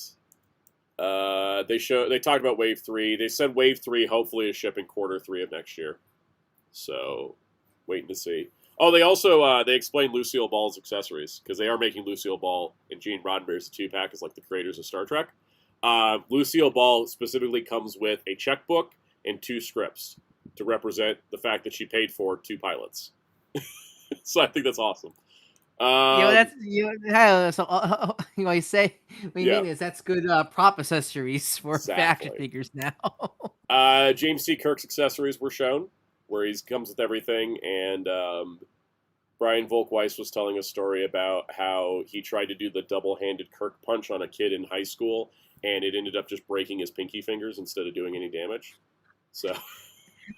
I like that. I think I know what you're talking about, but I love how I'm just more matching it like it's some kind of like shonen attack. Yeah. The way he did it. If you ever watch the original series, like Kirk is doing shonen moves in most of his fights. It's pretty fantastic. I mean, isn't that the first intro song? Yes, it is. Wave 4 is the same as they said before. The bridge, they did specifically, someone asked how much the bridge parts are going to cost, and they said they're going to be less than $60 a component, even if we have to cut certain pieces. Like they're not sure if they're going to include lights at the moment, because they want to, but they want to also make sure the price is affordable. So it's just a matter of waiting and seeing. It's probably the best is just make that look good first, and then adding all the extra features. They already did say the dedication plaques that can swap out on it will not be magnetic, but just a friction peg, and that'll keep. They said that would they'd take $20 off the retail price. Magnetic are expensive. Yeah. That's why my badges are so expensive, because they're magnetic. So. They also announced the Center Seat 2, which is specifically going to focus on the TNG movies and the Kelvin movies, and they got interviews about stuff that's never been told before, which is pretty neat. Especially, nobody talks about the TNG movies from the behind-the-scenes aspect that much, so I'm looking forward to that. And unlike the Center Seat 1, which was on History Channel, this will be available simultaneously YouTube Fandango, Apple TV, Prime Video, Tubi, and Google Play on September 8th. Yeah, because usually when I've seen the sales after program stuff's actually everywhere mostly. Yeah, they're trying to make sure it continues to do that too. And then they did a Q&A, and then I went and talked to Brian after the panel because he literally called it a toy meet and greet, and I happened to be there too. Give me free stuff, Mr. Voltwise. Yeah, no, I was talking to him. I reminded him who I was. He signed a poster. I forgot to bring that out, but he signed a poster for Center Seat. Hey, you're that guy. You're that guy in the hat. Yeah. No, I was like, I explained who I was, and he was like, oh, yeah. And then they also had the Wave 3 Uhura, Spock, and McCoy out of the case, sitting on the table there for the meet and greet, so I got a nice little shot of them. Yeah, I'm looking forward to it. I didn't get hands-on with the figures, because they were like, don't touch them, but I did take a picture of them out of the case, so you can see them better. But yes, Nacelle, it was really cool. They're awesome. I'm hoping I can do another interview with them. That's one of the goals of this year or next year. Just imagine that someone takes him and they like summon the Klingon board to book him or something like that. Yeah. Okay, let's go. Oh, I have one more thing from Star Trek before we switch subjects. Where's it at? Hang on, I gotta show you this. This is the coolest thing. So Gene Roddenberry's son was there. He normally is, but he brought something really, really cool with him. And that is the recently recovered and restored original Enterprise model that was used to film the opening title sequence. This had been missing because it was in Gene Roddenberry's office for a long time. And Gene Roddenberry loaned it to Paramount for the movies and never got it back. And they took it. Yeah, they basically took it. And they then it changed hands and it ended up at an auction site. And then the Roddenberry team were like, well, that can't be it. It's been gone for so long. There's no way that's the original. And then they found out it was, because this one's made out of wood. None of the others were made out of wood. It's made of wood. Yeah, and so they recovered it, and they had it on display at STLV. And they also, it was cool. I didn't do it because it was like $200, but like they had a photo op where you could take a photo of you, the Enterprise, and Gene Roddenberry's son. Which I heard from several people. They're like, well, we like Rod Roddenberry, but like, I bought the photo op for the ship. And they even joked about that at the Roddenberry panel. They're like, look, okay, the star of the photo op is the ship. But yeah, they had it on display though for everybody to see in the Roddenberry archive, and I got to talk to Rod Roddenberry for a little bit, which is really, really cool. So also, how did they get about? Did they go to the auction and be like, hey, that's not supposed to be up there? Yeah, like the auction even reached out to them. They're like, hey, we have something that we think was stolen. And they're like, nah, it can't be it. And then they went and looked at it closer and like, oh, no, it is. That's ours. We'll pay you for it. Like, they paid the auction house for it. So imagine they had some poor intern just like bidding 5 minutes. It'd be horrible. Could you imagine being that intern? Could you be like, oh, no, what if I lose it? I'm over. It's finished. That's an Ace Attorney case right there. It is. It's an Always Sunny gag, isn't it? Yes. So yeah, that was my Star Trek Las Vegas experience, and I hope you all enjoyed the recap. The big thing with there was one other thing. There was one other story. Sorry, I have a bunch of stories. It was a 5-day convention. Oh, Sana, remember, you're on a time I know. limit. This is the last one, but you guys are gonna love this. So we were in line to get Michelle Hurd's autograph, and this woman comes up, and she's like, "Hi, can my friend cut the line? She can't stand very long, and she really wants to see Michelle Hurd." And we're like, "Yeah, no problem." And she's like, "Okay, cool. Also, this is Nichelle Nichols' sister, and she's getting this board signed of all the black actors in Star Trek." And I was like, "What?" And my mom was like, "What?" And so like, what? Of course you can cut the line, Nichelle Nichols' sister. And so it was Definitely. Her. And so we let her cut the line, and my mom actually handed, because I was pushing my mom in a wheelchair because she couldn't do all like 10,000 steps a day. But mom had her cane, and she was like, she handed her cane to Nichelle Nichols' sister, and like, please use my cane. And so they went, Nichelle Nichols' sister went and talked to Michelle Hurd, then she came back, and my mom had met Nichelle Nichols in a bathroom at a convention once, which is like the funniest story, because my mom was like, I wonder where the celebrities go to the bathroom, and she like walked into the bathroom, and there was Nichelle Nichols washing her hands at the sink. and so my mom like had said something like, "Oh, I'm an original Star Trek fan. Like, thanks for coming." And then she like got out of her way and wasn't a weird fan about it. But she told that to Nichelle Nichols' sister, and she was really happy about that. And then Then my mom and her took a photo together. It was lovely. It was great. It was like the coolest thing too, because it was like Nichelle Nichols' sister was there, and she had it was a really cool like poster board, like pictures of Nichelle and the family, and she wanted to get all her like friends and everything. It was really, really cool. And it was like perfect timing because we'd gone by Michelle Hurd's booth earlier, and her line was really long, and we needed to go somewhere else and then come back, and so we came in at the exact right time for that. So that was really cool. That was the one thing I did want to mention because I thought that was just incredible. So let's talk toy news. That's what's up next. So let me switch the title card. So first off, Emerald's Rand had the timer set up.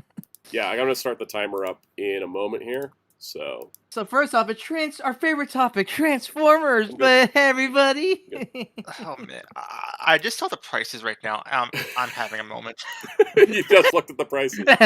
Well, so Hellfire's first stream, he's already having a crash out. I was gonna say, in terms of the prices, I didn't notice the prices till after my order was complete.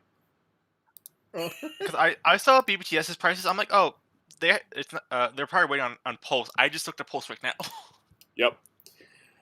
Okay, let's talk. I don't want to talk any Hasbro Transformers because I don't need that level of depression in my life. We're going to talk Takara's Transformers. It's not looking good. It's not looking good. It's not looking good. All right, starting the timer on this. So, obviously, I had to talk about Transformers Missing Link Soundwave. Like, look at this. So we have the toy version, who, of course, is based on the original toy. Like we talked about, not much to improve on the original toy, to be honest. And they basically just added ankles, working knees, and grippy hands. He got grippy hands. More. He can actually bend his knees backwards now. Yeah, they can move the right direction. But the big thing to me was first ever official toy of the Auto Scout. What? What? Like, I didn't expect the first ever toy of this to be in Missing Link and not like in Generations, right? Oh, so what I like about this is they included the original accessories from the Japanese G1 release. Yes, they did. Let me get to that. They're like, look, lamppost mode, and I'm like, oh yeah, his legs can go together. It's actually cool. It's kind of funny. Ever since the Sea Toy did it, every Soundwave must advertise you can do the lamppost mode. But yeah, you're right. It does come with the headphones and the cable, which the original Japanese version came with, and they gave the Auto Scott Ravage's guns for value. Did the Encore have all this, or no? I don't remember. Not the headphones. Off the top of my head. Not the headphones. It had the plastic cases. It had the other accessories, but not the headphones. Not included. You might be thinking of the music label one with the headphones. Yeah. Well, the headphones were Rebel and Frenzy, and they were a separate thing. They didn't come with the normal headphones. But this is the side-by-side, which is the original toy. It's hard to tell. These are like insanely similar. The one on the left is the original toy. I'm looking forward to this. It's $200 though. Jesus Christ! That's the most expensive one to date. I think Magnus is still the most expensive. Wait, how much was Magnus? Magnus has to be the most expensive, right? Yeah, Magnus was $250, I think. I'm going to double check. I don't remember paying that much for Magnus. Let me go look. No, Magnus was $195. Never mind. That's what he was $250 at Big Bad Toy Store. Now I remember where I got that from. Yeah. I was about to say, I'm like, I don't remember paying that much for Magnus. Yeah. That way more expensive than Magnus. My guess is I have no idea. I have no idea. They just want to charge you that much. Now, if you want the animation colors, it's only $165. Okay, at least that's better. I don't understand because it's the exact same accessory loadout. I'm guessing the Auto Scout's just that expensive to make because we have Cybertronian Laserbeak and he's a brand new mold. Also, this is why I ordered both because I needed Cybertronian Laserbeak. Found out you mad. Remember my least favorite sentence in all of Transformers history. Marketing loves cassettes. You have Omnis to pay. I know. look, I bought Blaster to get the Kiss Players cassettes. Okay, like I'm not well. Also, when did these come out? Only collect April. These come out. Also, you have 20 days to pre-order off of Pulse. Yeah. Oh, that's a good point too. Blader did say there is chrome on the toy color one, and there's no chrome on the. That's probably it, actually. Everything's chrome. Everything's chrome in the future. That's it. I think that's it. When did Pulse start doing this? Like, you have to pre-order in this amount of time. It was really starting. It was starting with one that had the Takara Legends things. I forget which one. Ever since they started doing the direct import, they've always been like, you have to order by this day. I think Galvatron was the first. Speed Force Galvatron. Yeah. No, it was before that. Yeah, they've been doing it since the C-Cons. They just didn't put a counter on it. Like they used to just have it like in the little small text. They started doing the counter with Galvatron. I mean, they're making them feel like made to orders. Pretty much. I think they kind of are. I think if I understand Japanese business well enough, I think Hasbro's like it's kind of like comic book ordering, like final order cutoff. Like if they're like whatever orders we get before this date, you know, that's the amount we're asking Takara for, basically. And then Takara's like, okay, here's your allocation. And then sometimes stuff stays in stock because people cancel pre-orders. So, anyways, hey Hasbro, you know you could have just put out EarthSpark Soundwave into your normal line that exists at retail, right? Instead of doing 8-pack cases of Megatron. But because that's Takara's like, hey, we're gonna paint ours nice and put it out for you. It's so funny because I think because again he was super low pack because he did make it out in some places, but like barely. He made it out. Cosmos did not make it out. Cosmo and Spitfire was a Cosmo and Spit. I think Spitfire might be just be canceled. No, who knows? The car could be. Who knows? New Legends 8 could be Spitfire. Well, because that's the thing, because Japan never did EarthSpark Season 2, and that is the reason Cosmos, because they're putting them into Legends manga now. Yes, because they are part of New Legends, and as we know, New Legends is stuff that Hasbro has no intention of ever making. It's so funny that, like, because I won't be surprised that the remaining seasons of EarthSpark is soon canon, because Sakamoto is that insane of a Transformers fan, and put them in the Legends manga. Probably but it's just funny. Nobody above him cares about his continuity. He can do whatever he wants. Yeah, I love his continuity. Apparently, Star Convoy's actually EarthSpark Optimus transformed to Star Convoy, because I think he's going with the idea that EarthSpark is like a weird G1 sequel. You know what? Why not at this point? Why not? I gotta say, he loves his like continuity. Yeah. No, I mean that's what I love about the Legends manga. That's the stuff I want. As the chat said, Mitaki said, $35, pretty fair price. Yeah, that honestly isn't bad. That's only $6 over 15? current generations deluxe. That's $15 more than they normally cost. So, I mean it's only $7 more than current deluxes now. Yeah, I also, because considering how much he goes for on the aftermarket, like this really is a fair price. I know they were 40 on Big Bad, but they're actually only 35 on Pulse. So they might have readjusted, because whenever Pulse puts out their prices, Big Bad usually readjusts. I can check right now. Well, like this is a weird case of like Hasbro just has the mold. It's not like Takara made the mold on their own. The Takara. Okay, so they're still 40 on Big Bad, so they are just cheaper to get on Pulse. Psycho says weird Takara is releasing an eBay exclusive. Yeah, I know. Like it's weird to see a re-release of an exclusive. And Cosmos a stock image exclusive.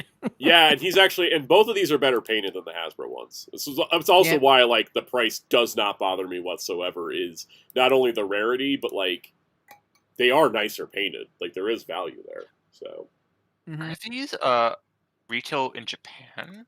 How do these work? I think they're the same price as normal, like, Generations Deluxes. No. I mean, are these, like, retail figures in Japan? Oh, New Legends? I don't think they have the Takara Mall anymore. No, they're not Takara Mall. This is, like, a general retail line in Japan. Yeah, it's so funny because they did have the EarthSpark line, but I guess because they never did any more seasons, they just lumped them, just putting them in here, which is funny because these do match that line because they did more paint on their line. Yeah, the car. It was back. It's like back in the old days.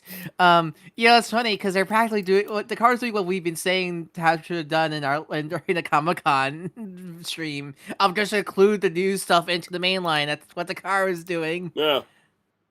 And yes, they are 35 on Entertainment Earth. So, if anyone wants them from not Pulse, there's that option. But yeah, I mean, I gotta tell you, not only has New Legends been popping, the prices have been really nice so far. Like, they make me not want to die for once. Yeah, like if you just like, if you look at New Legends prices compared to like the previous importing at Hasbro, or even compared to Missing Links prices, like, I mean, how much? Because 300 for Gigastorm does sound like a lot, but it's a Titan. It's a Titan. It's still less than. It's only like, what is it, 75 more than the Triptychon was? Yeah, give or take. Or did you cover that? Also, Galvatron is 130 is not bad either. Sorry, which was the thing? Jetfire is did you kind cover of sold that price. MPG Rhinox? No, I didn't. I forgot because I'm not buying him. But I know you're the Beast Wars guy. You always want to play a Beast Wars. I do, but I don't buy Masterpiece Beast Wars because they're shit. But it's not Masterpiece. It's Masterpiece Generations. You see? I see. Anyways, they made Dark Rhinox finally. Like, this is the first ever Dark Rhinox toy. I don't know how. It's the easiest repaint to ever do. I'm amazed Legends didn't do it either. Yeah, like you think maybe New Legends 9 is Dark Rhinox. Who knows? Who knows? Hey, you know what's funny? If the Yellow Park makes a Rhinox and then they make a Dark Rhinox immediately, and then just Hasbro's over here just like, what have we done? What have we done? Hasbro's what's a Beast Wars? It's true. They really. I got the Yellow Park Primal and Dinobot in, and they're amazing. They're amazing. Mm-hmm. I love them. I was gonna see if I could find the prices on Takara stuff from Hasbro. Everything is like, I don't know if this is also price acuity, but like the Magna Regulus, the Predaking repaint, where he's like a good guy now, is only $370, where the original was like $500, and I'm like, what is going on with the prices? It's weird right now. Like, I'm not complaining. Mind you, but it's just nice to see things cheaper. Maybe it's the case of the first one. It was the first production run. Now they made their money back for the mold. I mean, that might be the case here. Look at Ironhide. Ironhide's 125 and Ratchet was 110. Why is Ratchet cheaper? It's the same loadout, but maybe it is that like we're gonna charge more when the mold is new compared to later. Or maybe that might have been like a price reduction across the board for Takara parts at this point? It's possible. Super chat from Jamie's World. Remember for 19 months. Glad you're back. Must have been damn scary. Want to share? I sat my first driving test. Unfortunately, failed. First time, got 6 minors and 2 major faults. Don't worry, man. It took me many tries to get my driver's license. Hey, you'll get there eventually. I'll also give the advice I did. I was a terrible driver until I got glasses. Turned out I was just blind. I had the skills, I just couldn't see anything.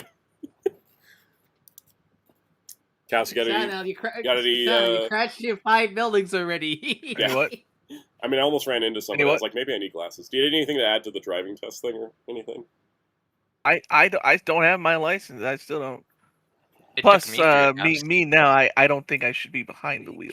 Kow's is Flintstones his way everywhere. I do. That's what I did earlier today. Yep. That's why he's tired. Well, yeah, no, for real, like, yeah. Oh God! Oh no! We're into this. I want to go over this briefly. Oh, yeah. I'm so glad I'm here for this one because I was the one who. I was the one who was like, "Yo, sound out." We're pressed for time because this would probably take up like 30 minutes of our time right here, just this alone. I'm gonna go real brief on this Dragon Sword. Because it's just weird. I just think this. First of all, just weird. So I saw somebody that reviewed the Gamerverse Wolverine figure art and called it it feels like the designer of this figure thought, I'm the first person to ever tackle this character. This is the same vibe. Because, like, we have dozens of toys. I have a preschool Imaginext Dragonzord that looks better. This is the original toy, okay? They have made this guy so many times. It's so weird because why is this one so bad? The Playmates Dragonzord doesn't even look like it belongs to the Playmates Zords. He doesn't. I have the Playmate. We have the Playmates Megazord, and they just look they're a bit more chunkier than the original Bandai designs, but it's like they're practically 1-to-1 with the show. Still, he's really like an Imaginext toy. You're right. Yeah, like this. But one's even the like Imaginext toy looks better. Yeah, this one's like super stylized. Like, look at this group shot. He don't look like he fit. He don't look like he fit. Zelchak said, which is true, that they have said that they've received feedback from fans and they're going to tweak it. I think they should take it down and start over because this is not a good look. There's a lot of what is going on with that Zord over there? The pterodactyl. Oh, the cannons. It's standing with the cannons. Woof. The cannons are huge. Yeah. There's a lot of this campaign where, like, I don't think Playmates knows how Kickstarter works, honestly. They do not. So let's talk about its features first of all. The arms are missiles now.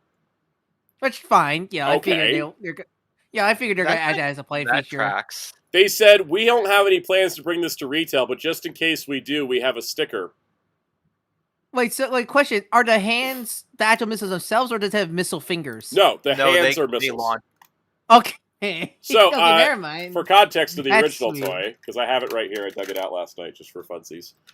So the original toy, when you needed to move the arms out of the way, they folded up and dashed into the chest cavity. That was the Ted9 timer. We're going to keep going. All right, anyways. I'm going to put a new timer up, actually. I'm going to put a second timer up. All right. So you fold those in, and then you bring these parts around to the front, and then it all, like, squeezes together, and then you fold the legs in on themselves, right? And then you got a torso for your battle mode, right? On the new one, you fire them as missiles.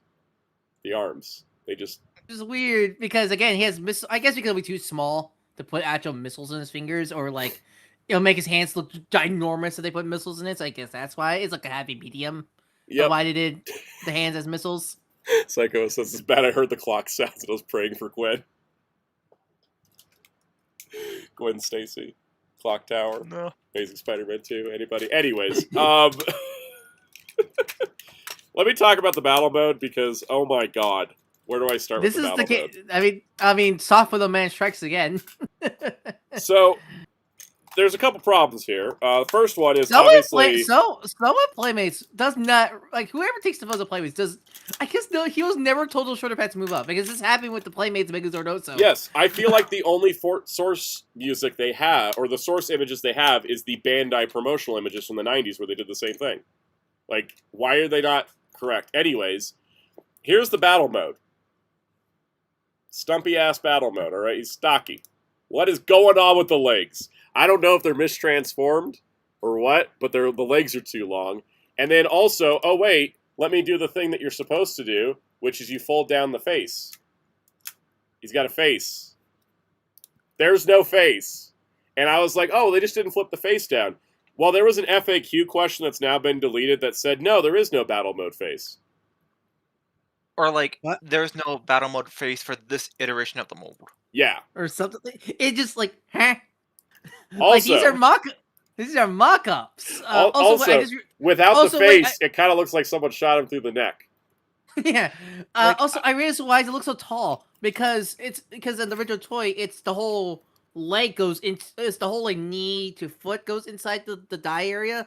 Only the feet move up. Right. They fold in on themselves, but now now the feet just flip.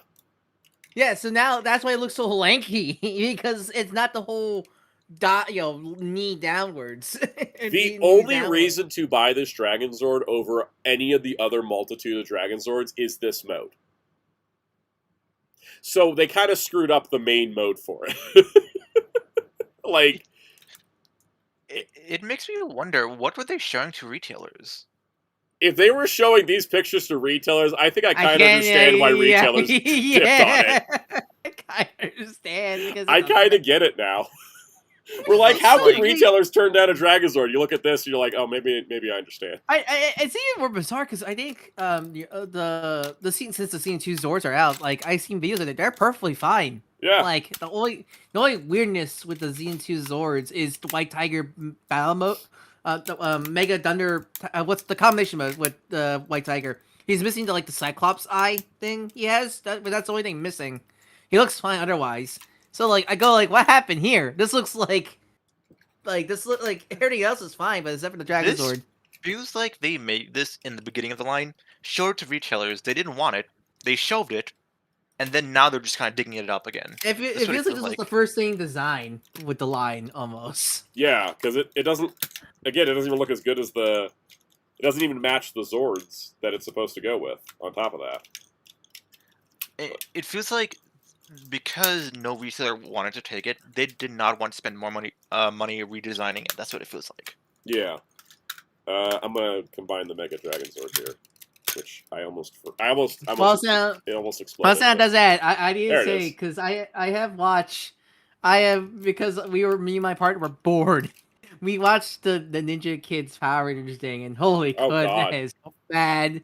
But like at the end of the episodes, they have these like toy commercials for the Playmates line, and they have the most like cringiest thing of like they have like the kids playing the toys, and the dad's like the Mega Power Ranger fan, and he's like geeking out for the toys. And they said something because it's well known that they use AI, and they did not get rid of the AI for that thing. I started to think the script was AI because the dad said. Like to be like one of those classic, oh, it's from Spider-Man 52 issue, like Spider-Man issue 52 from 1995, like that kind of classic geek joke. But they said, oh, this is from Mighty Morphin Power Rangers, chapter 2, episode 35. The Rangers die. And I'm like, what gobbledygook did I just heard? Yeah, you heard an AI hallucinating a script. Yeah, that's what you heard. Yeah, like that is the most like the rest of the dialogue was. Like, okay, like, it was believable that someone wrote this, but that was, like, that's AI. That's, like how can someone screw up that bad? Oh, yeah, that's true. The symbols are kind of off on this thing, too. Should we talk about the price? So, like, this is... I don't have a problem with the $50 price in concept because, I factor in the price of them at retail compared to the limited run they're doing through Kickstarter, right? I think it's sort of tiers and bundles are bizarre. So okay, so $50. What were you about to say, Hellfire? Yeah, go ahead.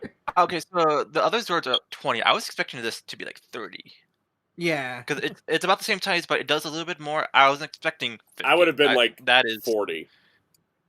40 maybe. Yeah, 40. I see Kickstarter stuff be like double retail a lot, so. Anyways, they think they're Todd McFarlane because they're like, oh, you can get 2 and it's cheaper. Yeah, it's 2 of the same toy though. It's not like the McFarlane Spawn where you get like 3 different spawns. So, anyways, yeah, you get 2 and it's only $85.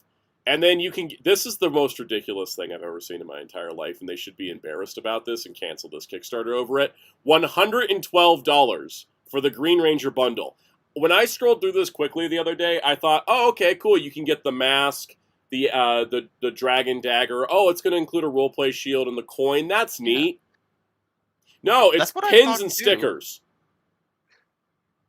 At first, I was like, oh, yeah, they're just doing the whole like roleplay lineup. No, this is worse. This is so much worse. It's pins. No, my favorite one is the Dragonzord Party one? No, it gets better. It gets better. See, the thing is, it says it's 112. And it's a $20 discount, which means this bundle is quote-unquote valued at $132, which means I get pins, you are paying $82 for 5 pins and 3 sticker sheets. I get pinned are expensive. Like some viewers like I see but people like say like $82. Yeah, not that expensive. No way. My high-quality, multi-layered, thick-ass magnet Star Trek badges were $25 each. These are like single-backed pins, as far as we can tell. Mm-hmm.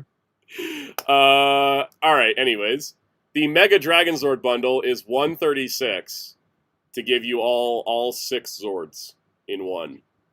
You know what's fascinating? They're not saying which version of the Dino Megazord this is because Yeah, there because are two. there was there's the one in the separate ones that are not that have any paint. There's the one in the multi pack that does have better paint.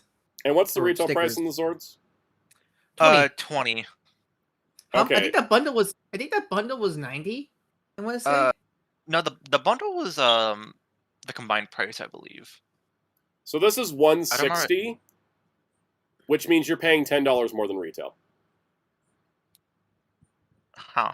But they're offering it as a discount at 136, so you're paying $14 less than retail. Their prices are stupid. They don't make sense. Because they're saying it's 160 as the original retail price, and it's like, no, it's not. That's $10 more than retail. Oh, you can get 4 of them for 150. I love this one. What? we are the Dragon's Wings. Feed us. Who's this for? Yep. You must like the Dragon store a lot. You must. This is your pets. It's not like This you is have for Titanis. a retailer, like a small toy retailer that wants to sell the Dragon Sword in their store and wants a discount. Yeah, we are the Dragon's Wings. The triple combination bundle's funny. It's like, so you get 3 Dragon Zords, 1 Tyrannosaurus, 1 Pterodactyl, 2 Mastodon, 2 Triceratops, and 2 Saber-tooth Tiger. So you can make all 3 of those combinations at once. 1 number 5, 1 number 6. At that point, they should include 1 additional Zord each, so you can have them in their Dino modes. Yeah, that would make sense, right? Or go further, 2 more, so we can have the Dinosaur. No, 3 more, because we can have the individual Dinozords. You might as well throw and the Megazord mode. Or you might as well throw in the Thunderzords at that point. Yeah. Right? Then there's the Ultimate Collector's Bundle, which is 3 Dragon Zords, 1 Tyrannosaurus, 1 Pterodactyl, 2 Mastodon, 2 Triceratops, 2 Saber-tooth Tiger, a Dragon Zord pin, a Dragon Dagger pin, a Green Helmet pin, a Dragon Zord Battle Mode Spinner pin, a Mega Dragon Zord pin. With the face, With the face. So they know the face. Green Ranger Dragon Shield pin, Green Ranger Power Coin pin, Mighty Morphin Power Rangers Reignition logo pin, Mega Dragon Zord Energy Sphere attack pin, and Mega Dragon Zord laser attack pin. And 3 sticker sheets. Sounds like you're listing a Chinese takeout order. It does. When's the food coming, actually? That actually sounds like the Korean barbecue order I made. But, like... Okay, so... Oh, and that's also, that's maybe... $380, supposedly a $95 discount. I want to go to their office and look at the spreadsheet. Please, someone let me in. What is this? What? Who is this for? Also, if you want add-ons, you can get an extra Dragon Zord for 50, an extra Tyrannosaurus for 25, an extra Pterodactyl for 20, extra Mastodon. Oh, that's how they got to 160 for that bundle, because they're valuing Mastodon and Tyrannosaurus at 25. I think that was the original retail price before the retailers asked them to make them all the same price. Yeah, because retailers remember Beast morphers. Before, yep. Yep. And you can also... Oh, yeah, they valued every pin at anywhere between $10 and $15. Not those pins, guys. Not. And look, there's the animation pins. Stretch goals. 400,000 for the base goal. There's stretch goals? Yep. 450,000, you get a quote sticker sheet as an add-on. 500,000, you get an energy sphere pin as an add-on. 550,000, a free holographic 3-inch by 2-inch Mighty Morphin Reignition vinyl sticker added to every tier. And then at 600,000, a new sticker sheet unlocked. You can tell, like, because of JDF. Like, I feel like if JDF didn't pass away, they would have probably had something to do with him. But since his passed, they're like, "Crap, what do we do?" I love the thing that's got Zordon side eyeing the whole project with the tagline "Who made this?" This informs on itself. Yeah, they're down there. They're below. They're below it. Yep. That's what he's looking at. I ain't backing this. I never was going to either, but like this is legitimately embarrassing. I have the Playmate Swords, and I do like them, but like this is not looking good for like. They need to roll out a new model stat because like even like for $50, man. Like no. Yep. Like, if you're spending money on this Kickstarter, you can just go buy like the Soul Chogokin at that point. Or the I don't know how much the Legacy's going for, but I really like the Legacy Dragon Zord a lot. Like, this feels like it's aimed for hardcore collectors, but It's a kid's toy. So Like, that's what it is. Yeah. It's a kid's toy. Because that's the thing. But the Playmates, I think what's nice about them are kids' toys. I think they're fun kids' toys. And, like, this is such a question mark campaign. Because I feel like they should just make this made to order. Like, I know they haven't done, like, a made to order thing before, but still, it's not that hard. According to eBay, you can spend less money and get the Imaginext Dragon Sword, and that has firing missiles, remote control action, and comes with an action figure, and has lights and sounds from the show. On stream. What was like, that? We want everyone to see it. I put a picture up of it, yeah. I have this. It's freaking fantastic. I actually love it. It's such a fun toy. That looks so much better. I know, right? And it has lights, sounds, motor base, actual firing missiles from the chest. And managed to look more like the show model than the Playmates one. Blader says, I think JDF would have told him to come up with better stretch goals at the very least. There would have been like a signed JDF print stretch goal or something like that. Yeah, they'll definitely do that. Yeah. It's so weird because Playmates looks like they were like on the up and up further toy line than this came. I'm like, what happened here? That's why that's a good theory that it was designed first, and then it's just getting drug out again.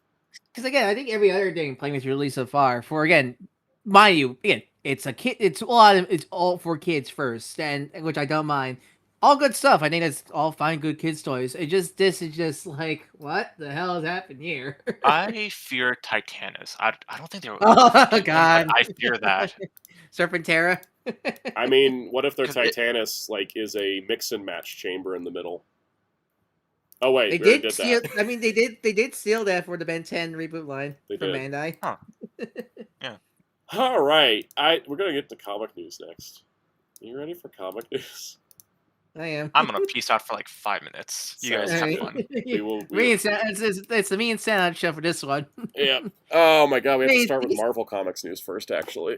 I mean, look, they need to have a fighting chance. All right. Well, while DC's kicking Marvel's ass, they hit break glass in case of emergency. We're getting a Star Wars and Marvel crossover comic. First, do you remember to set the timer? I did, yes. Okay. Rolling. So, here's the thing. I did. Okay, actually, first I mentioned who's because. So it is David Marquez on art and Kevin Smith as writer, and the title is atrocious, and I want to burn something. It's called Star Wars Marvel Hope Assembles. So first off, I have nothing against Kevin Smith. I don't even think his writing's bad. He has fallen off a cliff. Boy. I like his Daredevil and his Green Arrow, and I like a lot of his older stuff. He has been writing some crap lately. You guys, I have because my only other Kevin Smith thing I have experienced as recent is Motu stuff, but even then he didn't write half of that. He mostly just produced that, and that's it. But Kevin Smith is just a weird writer pick for this project. You think you want to pick a writer that's wrote for both? Yeah. Franchises a Comics Pals podcast put it best, and I think they're right. Is that Kevin Smith is a recognizable name to a casual person, a casual person who would buy a Star Wars and Marvel crossover comic. Yeah, it's the Hollywood guy. You recognize him, and he's a synonymous with nerd culture. Yeah, so that's definitely the case. I think for me, the idea of a Star Wars. First off, people were whining people were complaining that this is how far Star Wars fall. Shut up. Star Wars has done Transformers. Star Wars was right before the Disney crossover. Disney buyout. Star Wars X-Men. No, that was Star Trek X-Men. Never mind. No, I think it's the first ever Star Wars crossover with another brand like this. But still, Transform. If there's a comic, because again, we have Transformers. That was way before the Disney buyout. That was George Lucas. But also, I think my problem with this personally is when I hear the idea of a Marvel Star Wars crossover, I think, the Star Wars universe, but we have the Nova Corps and the Guardians and the Silver Surfer. Instead, and it's Star Wars on Earth. Star Wars. It's all the Earth heroes. Yeah, I know the Guardians are in the concept art, but let me find the exact quote about what this is. The series follows Marvel heroes as they see the events of Star Wars unfolding on Earth and before their very eyes after a spell shatters reality. That's lame. Okay. I feel like it's more a spell. A spell. Yes. I think it's more interesting that what if it's the Star Wars films, but all the Marvel cosmic stuff is in the Star Wars universe. I think that's more interesting. What if they land on like Sakaar. Or this has the same plot as Phineas and Ferb Star Wars, but like in reverse. But it's not as funny. It's not a comedy either. Like also like because I'm looking at the pics, I'm like, I see like the Avengers lineup releasing in the middle one there, and I see Wanda there. I'm like, everybody's evergreen. Remember when Carol was a thing? Yes. Why is she not here? I gotta say, like Wanda being here is a surprise considering MCU synergy, but the biggest surprise is Star-Lord, Groot, Gamora, Rocket. They haven't been used in anything in years. They need some cosmic stuff. Yeah. Oh god, it's just like, I mean, after Imperial, I'm not surprised how badly the cosmic side of Marvel is right now, but like, I forget who said it online. Someone said this felt like they've had it in a vault since 2015, and they just were waiting until they needed money. Yeah, no, definitely. I mean, actually, if we look at the lineup, like the Avengers lineup there, practically because the main four plus Wanda because of Age of Ultron, Natasha. The only thing that would not make this 2015 release is X-Men Fantastic Four. Yeah. That's the only thing that's like making them like make it like obvious it was made more nowadays. And it's also like if it was made back then, it wouldn't be entirely New Hope. Wait! I just realized. No, it's not it's just Wolverine. I think at least that's what I can see.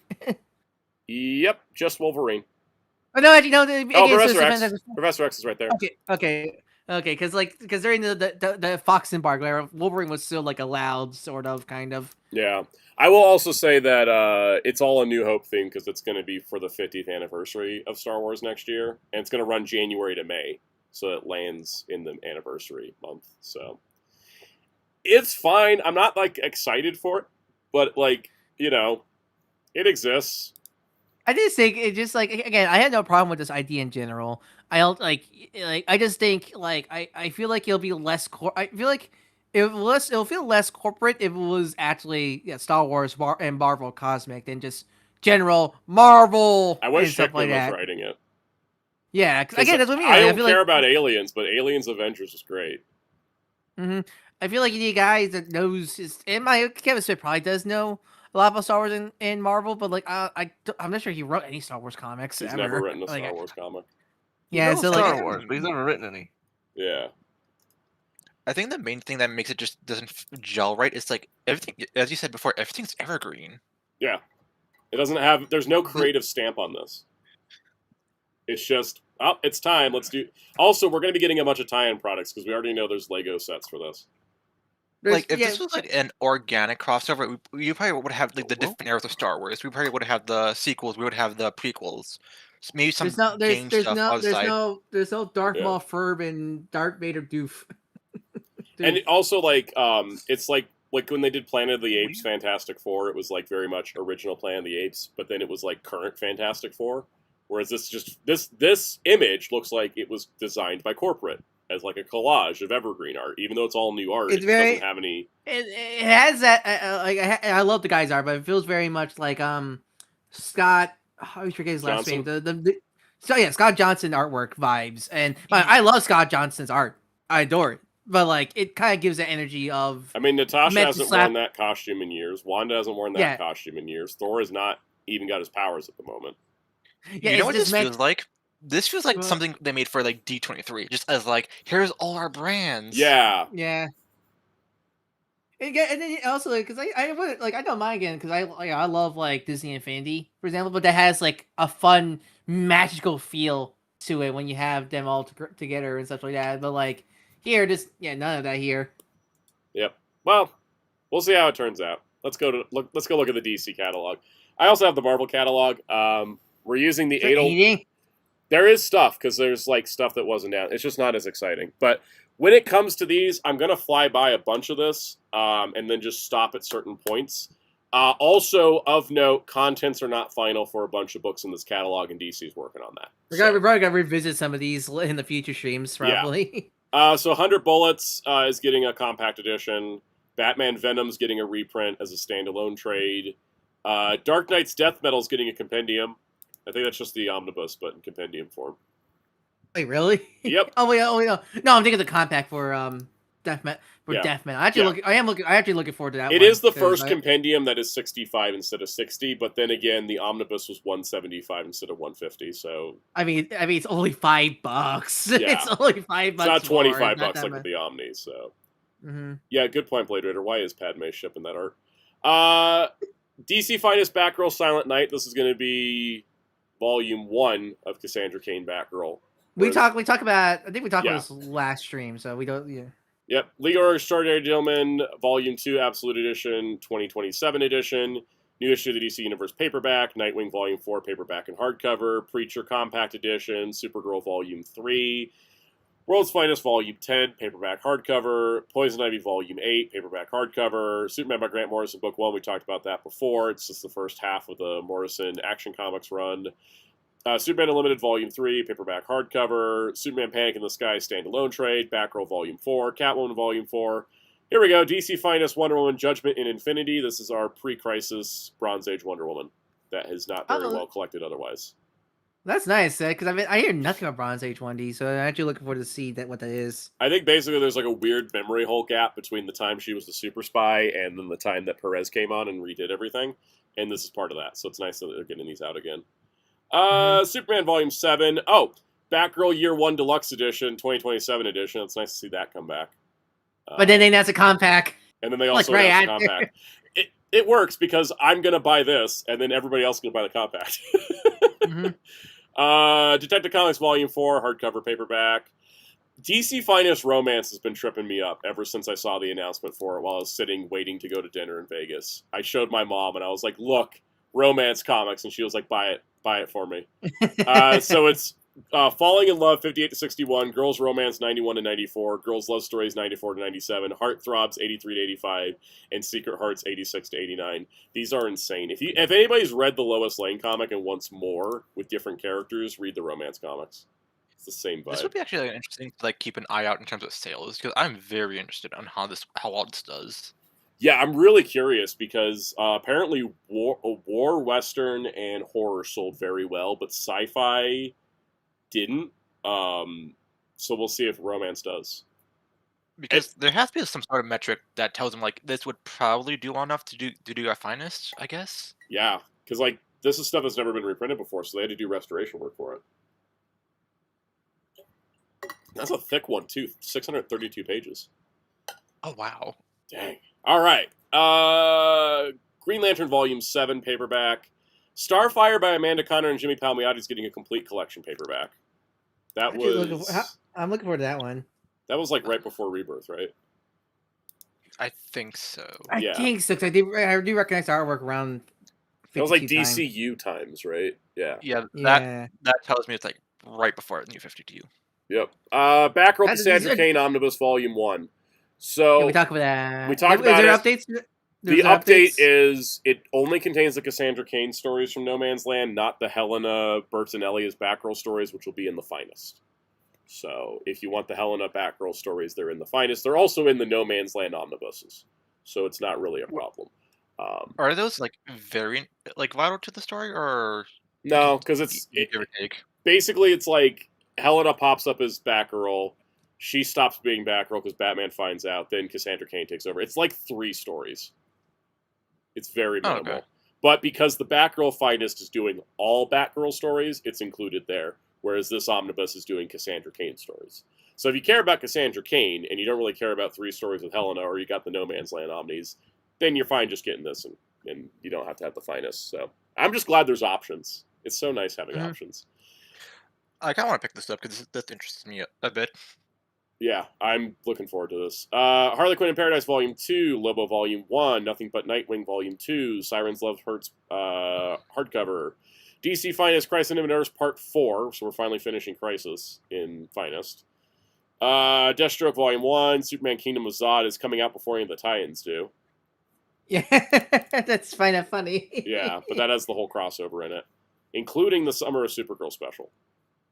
I was wondering what that's got getting collect because I find that weird because that does not relate to the Kingdom of the Zod. I thought that just go down Supergirl, honestly. Yeah. Thinking the summer Superman special, I think is Orphan. I think.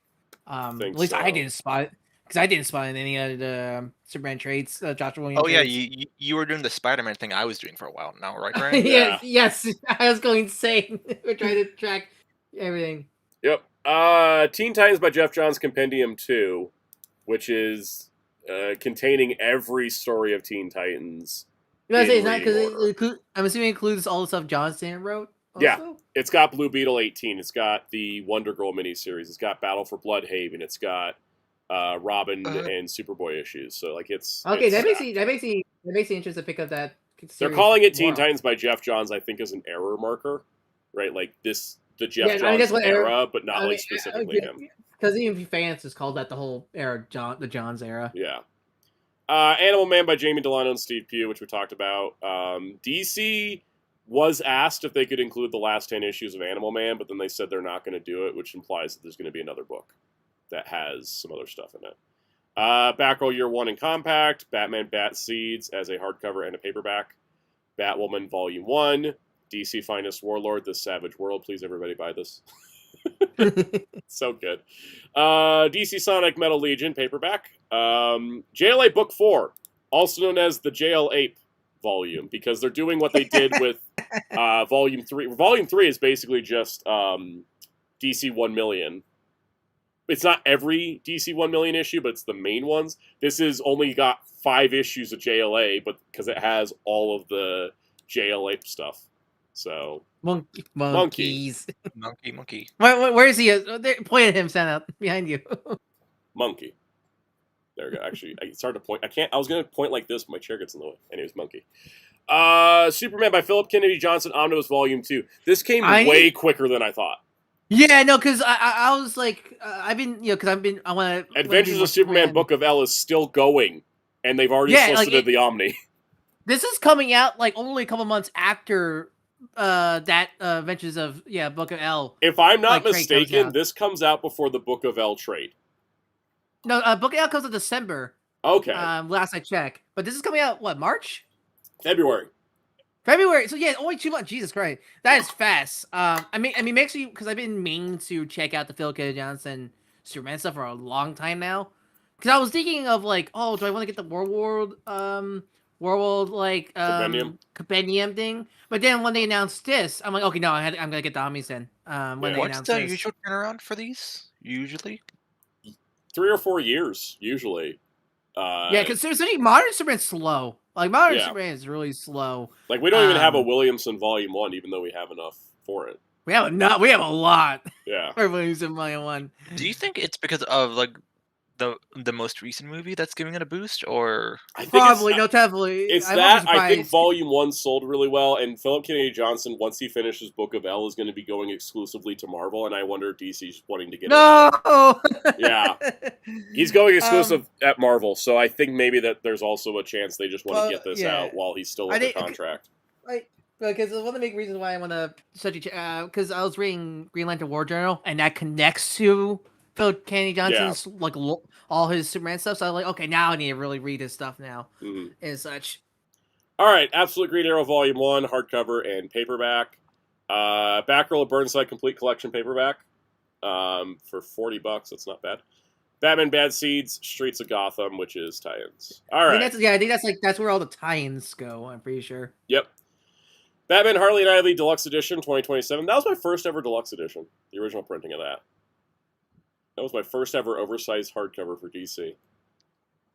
Look at me now. Batman Prodigal is getting a standalone paperback. That is the story after Batman comes back post-Azrael and Dick becomes Batman for a bit. So that's cool. I don't think those are in the Nightfall paperback. No, they're not. No, so it's like a Nightfall aftermath. So I'll probably pick up that one since I have the Nightfall trades. Yeah. DC Finest Batman Night of the Stalker, I think, goes right before the Return of the Demon one that's been solicited. This one's insane because Batman 246 to 281, Detective 430 to 445, and the never-before collected 5-page Batman story that was included with the Batman model kit released by Aurora in 1974. Wait, what? What? So, for anyone that hasn't been noticing solicitations, DC has gone absolutely freaking nuts with the contents on Finest. They said they would include everything, and they meant literally everything. DC, please pick up the pace with Flash, please. I wonder if maybe that's also why some of those volumes have slowed down, is because they're looking for archival material. I need yeah. But because like, how many Batman we have, and we only have like 2 volumes of Flash. Yeah. And they're both silver, and they're both Silver Age. I want my Mark Waid stuff. I need those Mark Waid stuff now. Yeah. And the thing is, the second Flash Finest, that jumps a decade. It's like the beginning of Bronze Age. Yeah. Once the first appearance, like Silver Age, buried, and yeah, one's Bronze Age. Yeah, it's like exactly a decade jump. Jump. Let me see where Batman's at. 1, 2, 3, 4, 5, 6, 7, 8, 9. There's 10 Batman volumes so far. Also, the Batman ones have a little bit of gapping going on at the same time. But it's not as bad. It's not as bad. Okay, this new one, Night of the Stalker, comes after Demon Lives Again. So, Demon Lives Again comes out in October, this one comes out in February. Then the November Batman volume is just like a weird stopgap between Night of the Stalker and Red Skies. So, they're gap. It's fine to be gappy when you're doing 4 or 5 a year. Yeah, and plus they're kind of going back and forth on like the gaps too. 3, yeah. 7. Superman's got 7 so far, and Wonder Woman's got 6. I wish they pump out Superman faster, man. I think they said they want to do the Trinity faster, so I think we'll see more of them because they have a lot of ground to catch up on with them. But they also should be pumping Flash and Green Lantern because those two also have a ton. After the Trinity, it should be those 2. Yeah. Well, Flash especially because Green Lantern, I can understand because there's a big chunk they can't reprint. Yeah. Or at least for now. No, or at least for now. All right, JSA Volume 4, Justice League America Bronze Age Volume 2, 2027 edition, Zatanna Volume 1, Absolute Batman Volume 4, Batman Bad Seas, Sowing and Reaping, more tie-ins. Oh, God. So, there's a whole thing with the Legion of Superheroes Great Darkness Saga. There's a DC Finest and an omnibus in this, and we've been told that neither have the correct contents yet. Which is good, because they have contradictory contents. It's weird because, like, I know the Great Darkness Saga. I know what happens in the Great Darkness Saga, but is there enough? Like, is it like the Great Dark? Because, like, the Finest, because this starts like before the Great Darkness Saga and then ends after the Great Darkness Saga. So this has more than the Great Darkness Saga Deluxe Edition has, and for the first time ever, World's Finest Comics 284, Best of DC, Blue Ridge and Digest 24, Legion of Superheroes Annual, and Brave and the Bold 198. Those aren't in the Great Darkness Saga Deluxe Edition. And some of those aren't in the omnibus either. But they're working on it. How does that? They're working How does on that it, happen? I don't know. Do they just not? it's just Do I they think not it's kind of talk weird. does the right hand not talk to the left hand? I feel like there's a team Maybe. that's doing Finest and a team that's doing Omnis. It's just kind of weird that, like, usually they don't, like, we're getting Omni and Finest back to back. It's kind of weird that there isn't, like, a bigger gap because this never usually happens. Usually, where Suicide Squad by John Ostrander, though. It hits Omni, true. and then it hits Finest right after. This is doing Finest first, then Omni. And it's already had a deluxe that came out 15 years ago that they reprint every once in a while. Yeah, they should have started with... This should have been the first Legion volume. Not... Zap Goes the Legion's a terrible volume. This is much better. Let me ask you this, because I don't know if you have answered this question before. Doesn't that cannibalize their sales? Or are they confident the market... it does not. Yeah, Dom of X asked that to DC, and they told him, no, actually, they've pretty much figured out that Marvel definitely thinks. All right, guys, I'll be back in a sec. Okay, guys, I'll be back in a sec. Marvel definitely feels like it cannibalizes sales. That's why we never see it. But with DC, they said that through market research, they found that there is a chunk of people who will only buy Finest, and a chunk of people who will only buy Omni, and a chunk of people who will only buy Compact. And then there's a very small amount of people that will buy everything. And they also said that they found that in that chunk of people who buy everything might end up buying both Finest and Omni. Which does make sense. I have the Demon by Jack Kirby Finest, but I'm getting the Demon by Jack Kirby Absolute because the Finest has the crossover stories, the Absolute just has the main series. So yeah, because like sometimes there are like a little bit of content difference to make it worth purchasing both. Like with the Cassandra Cain, like the first Batgirl volume has Yeah. the Helena stories and the omnibus doesn't. So, yeah. I guess that makes sense.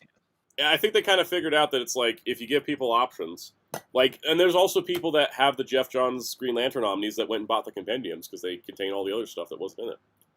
So, Also, I think it helps that like it shows they're willing to like keep a lot of things not in constant print, but like here's like a flood of arc content.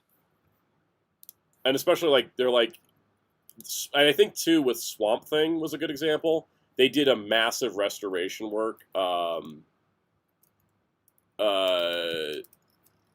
did a massive restoration work on Swamp Thing, including restoring an issue that was never printed.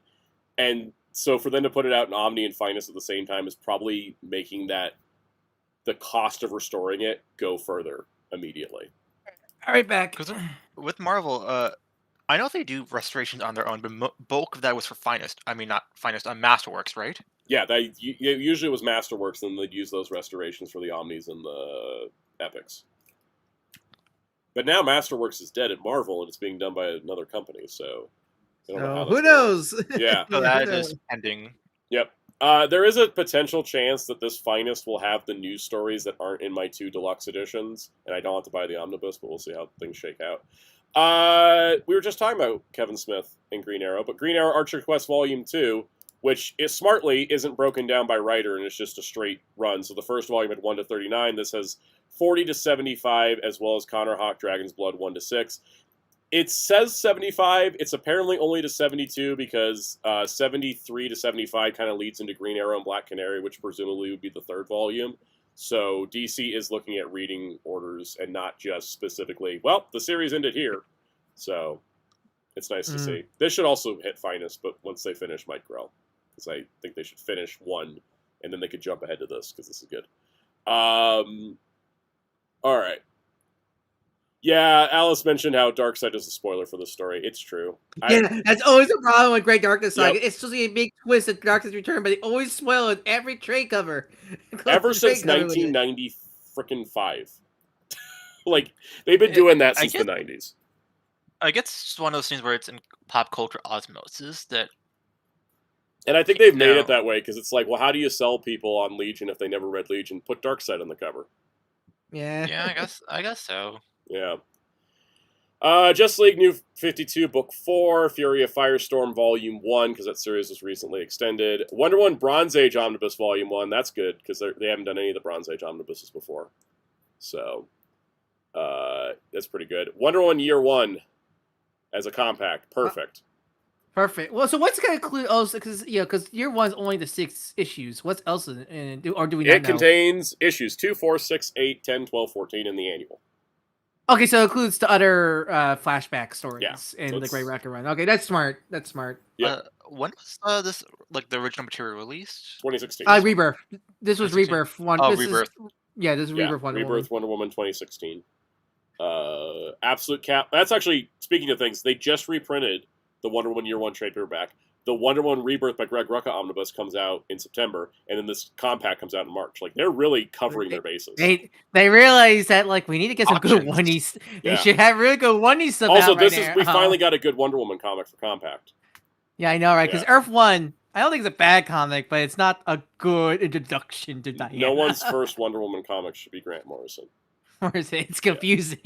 Absolute Catwoman, paperback hardcover, Aquaman by Jeff Johns, Book 2, World's Finest Deluxe Edition, Volume 2, Brave and the Bold, Volume 4. Oh, shit! I didn't catch this, sorry. Is this... Yes. Okay. So, the Mark Waid, Marv Wolfman, a bunch of people worked on this 2000s Brave and the Bold comic. It's great, but it's never had a proper collection. They randomly reprinted the first 3 trades when Mark Waid came back to DC, and I was like, oh, when are they going to reprint Volume 4? This is the Volume 4. I didn't catch this. I'm very excited about this. I'm going to screen cap this to add this to my notes so I don't forget. Because would this be like the last volume for this? Then? It needs one more, and the one more would be stuff that's never been collected before. So I'm kind of hoping they do one more. This was the last trade that originally came out. There was still more issues, though. If they were committed to reprinting all 4, then I would presume they would do a 5th at that point. That's my hope, because the 5th one would have the milestone crossovers. With DC's really out here getting our wallets. Yep. DC Finest Superman Family, Superman Family, the Stray Superdog. This is the last volume of Superman Family. Yeah, we talked about this last time. So just to double check, there is a Superman's Girlfriend Lois Lane issue that people were like, "Where is it?" It is being added. So, yeah. So the next one's the big one. Oh my God, this is beautiful. So, I didn't buy the Question omnibuses, even though I wanted to. I just was like, I have too many books, and I was like, I gotta skip something. This is working out for me. So this is not only the Question 1 to 15 of the Denny O'Neil run from the 80s, but it also contains the Blue Beetle backup stories from Charlton, Americomics Special, Mystery Suspense, Blue Beetle from DC 4 to 7's backup stories, Who's Who Update number 4, and Who's Who Defender Universe 19, and Charlton Bullseye 1 and 5. So it goes all the way back to Question's debut in the Charlton days, and then goes into the 80s run. That one's instant buy. Can't wait for that. Because I've been meaning to read some Vic stuff for a long time now. Yes. So I'm glad of doing this. Oh God, next one. Oh my God. Okay, so this one's okay. I had to go serial killer mode to figure this book out. Wait, did they not do this in Compendium already? They had not done a Blackest Night Compendium. It's going to be ostensibly Green Lantern Rebirth Compendium 3, following Sinestro Corps War. And I thought, well, wouldn't they just reskin the omnibus? But no, because they didn't quite get to the omnibus contents yet. This has all the lead-in stuff. So this is Blackest Night 0 to 8, Green Lantern 39 to 52, Green Lantern Corps 33 to 46, Blackest Night JSA 1 to 3, Blackest Night Flash 1 to 3, Blackest Night Tales of the Corps 1 to 3, Blackest Night Wonder Woman 1 to 3, Adventure Comics 7, Adam and Hawkman 46, Green Arrow and Black Canary 30, Phantom Stranger 42, and Untold Tales of Blackest Night number 1. This is not everything that's in the Blackest Night omnibus, but what they did is they pulled the stories that are the main through line of the Blackest Night storyline that's actually like relevant to the main story in terms of the tie-ins. So if you want absolutely everything, you need to buy the omnibus. But if you just want the main story plus the Green Lantern and Green Lantern Corps issues that continue from before Blackest Night until after Blackest Night, that's what this is for. And they cooked. It's great. Also, if you're wondering why it's suddenly like, oh, Adam and Hawkman 46, because what they did is they had characters die and come back from the dead, so they brought back comics that were canceled for one more issue as those characters coming back. So that's why those are there. But those are the relevant ones, and it's not everything, but it's like the most relevant stuff. Yeah. Also, there's a chance some of it might slip into the next volume, because there was some Aftermath stuff that was in the omnibus. It's good, though. If you've been collecting the Green Lantern compendiums, this continues that. All right. Supergirl New 52 Book 1, that's a paperback edition. Superman Man of Steel by John Byrne, compact edition. Deadman Volume 1. Batman Gotham by Gaslight League of Justice. Why did it make John Byrne's the compact? I know. Damn it. It's unfortunately famous, like Hush. Batman Heart of Hush, which is the first Paul Dini Hush story, is getting a standalone paperback. So that's cool. Elseworlds Superman Omnibus Volume 2. Green Arrow Year 1 Deluxe Edition 2027 edition. That's exciting because I like that series and I would like a deluxe edition. A Jose Luis Garcia Lopez Artist Edition, which should be incredible. Did they do this already? Or they announced it. That they was like released it. No, it was. Are you thinking of the style guide? The style guide. Yeah, I think the style guide one. Yeah, the style guide, which I have because I love it. Superman Father of Tomorrow, which is that Philip Kenny Johnson's? No, that's a different thing. No, that's Jor-El. Kenny Elseworld Jor-El book. Yeah. Absolute Batman Black Mirror 2027 edition. No, not Absolute Batman. Not Absolute Batman. The other one. Batman the Black Mirror Absolute Edition, the 2027 edition. Batman Death of the Family Compendium. So interestingly, we did a Court of Owls one, which took us through Court of Owls plus all the tie-ins. Here's Death of the Family, which is Batman plus all the tie-ins in one spot for the first time. Because it's kind of weird because this is pretty much Batman by Scott Snyder book 2, right? Technically. Yeah, it's like in the same way that Green Lantern is, because it has Batman 13 to 20, Batman Annual 2, Detective Comics 1 to 4 and 15 to 17, Batman and Robin 13 to 17, Batgirl 13 to 17, Catwoman 13 to 14, Nightwing 14 to 16, Red Hood and the Outlaws 0 and 15 to 18, Suicide Squad 14 to 15, and Teen Titans 15 to 16. I'm presuming the Finest didn't touch most of this, right? Finest won't touch any of this because Finest currently cuts off at 2011, and this is New 52.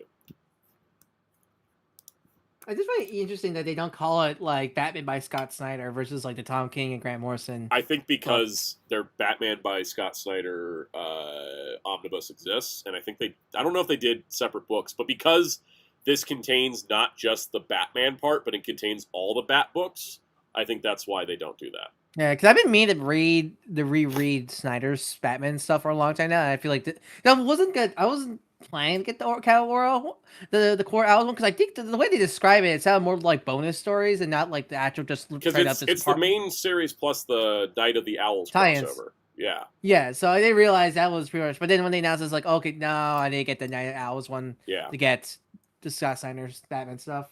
Yep. Bizarre Year None, in case it ever finishes, that book has been delayed so much.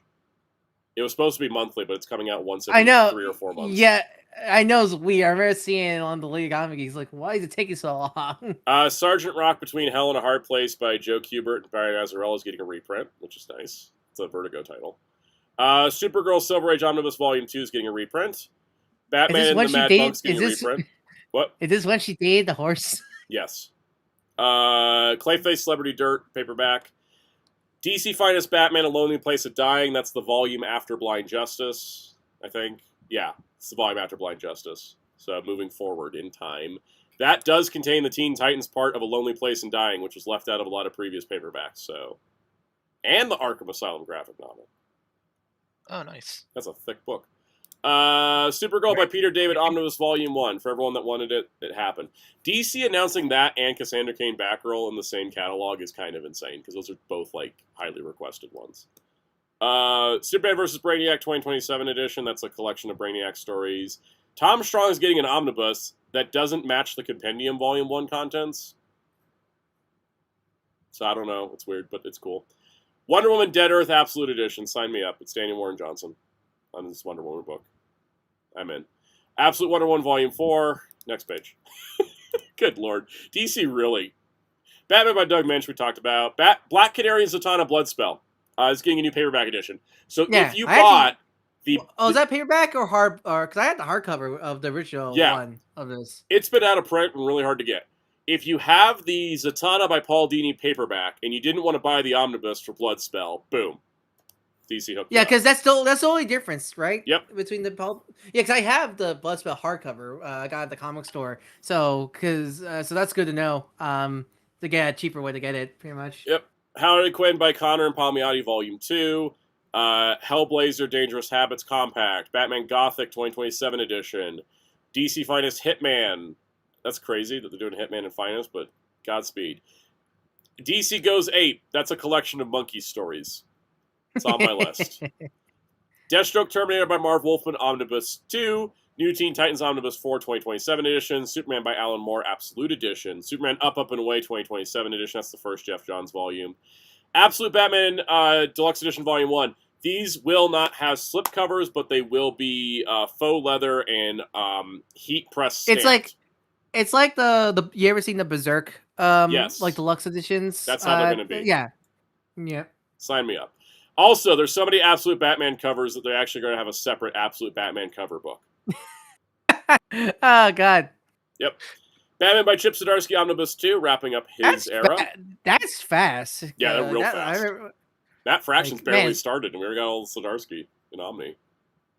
Catwoman Win in Rome Compact. This freaked people out because the Catwoman Win in Rome paperback, hardcover, and deluxe hardcover are going for stupid money on the aftermarket, and the only real way to get it is in the Jeff Loeb and Tim Sale Omnibus. So, compact. Hooray. Metamorpho, Volume 2, How to Make a Superhero for DC Finest. This actually is going up through the 80s, which is cool. And they're actually pulling out outsider stories that's relevant to them. House of Secrets, Bronze Age Omnibus Volume 2 reprint. Plastic Man No More paperback, because apparently they didn't do that before. Robin Year 1 Deluxe Edition, 2027 edition. Did you know they never complete Dawn of DC Shazam? They never did? Single trades? No, the last two Sophie Campbell trades never came out. Wow. So that and Sinister Sons are just in the void. Yeah, because I was thinking, like, oh, I really should get back to reading Shazam and want to get that physical. I was looking at Glee Comics and I saw the last two volumes. Where, God, I feel like that hasn't happened since Justice League United never got a finished trade. Wow. It's crazy that new stuff does not get trades. That's insane to me. Okay, Robin Year 1 Deluxe Edition. I I'll tell you guys, I ordered the Nightwing one because I wasn't going to order the Nightwing Year 1 Deluxe Edition because those are issues of Nightwing and they're going to be in a compendium. But to have Nightwing Year 1, Robin Year 1, and Batgirl Year 1 in Deluxe Edition on the shelf is going to be really damn nice. I have a problem. Superman President Luthor Compendium, continuing more of the Jeff Loeb, Ed McGuinness, Joe Kelly era. Wonder Woman Volume 6 by Tom King. Absolute Superman Volume 4. Batman Superman Wonder Woman Trinity by Matt Wagner reprint. Batman Bruce Wayne Fugitive. That's a thick trade. DC Finest Robin League of Crime. So I ordered DC Finest Robin, The Origin of Robin, because when you put that with this, it has the entire like solo experience of Robin of Dick Grayson, which is freaking cool.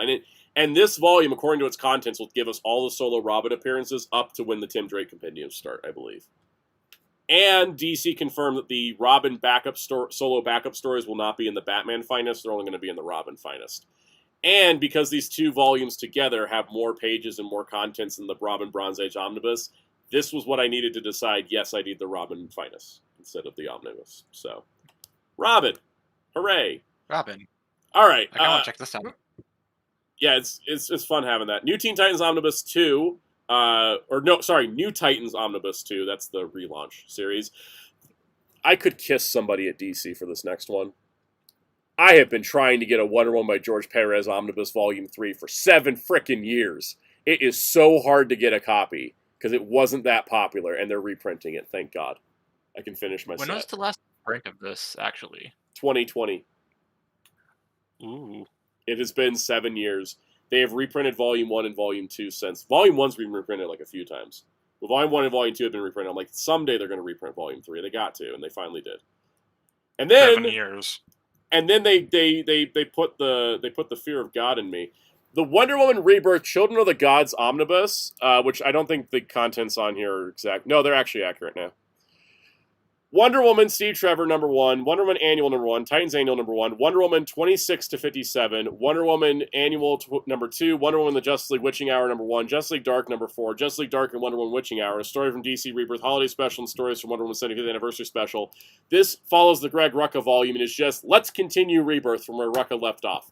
Every single writer, every single creative team, it's all put into one. They've never done this for Wonder Woman before, and now it just implies to me that they're going to keep doing that. And now I'm like, oh, do I have to buy the John Byrne omnibus? Because now that'll be the only gap in Wonder Woman omnibuses, because they seem to be going freaking crazy now. They've never done a non-creator-focused Wonder Woman omnibus, but now that they have, for an era that's not that hotly demanded, now I wonder what they have up their sleeve. Also, the next era after this is G. Willow Wilson, so you bet your ass that's getting an Omni.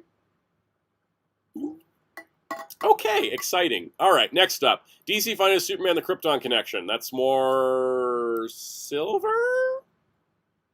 Bronze? Yes. I think it's bronze. Bronze. Era. Yeah, it's 421. It's bronze. Hooray. Green Lantern by Grant Morrison and Liam Sharp. Do you want to have a mind trip of a comic? Read that.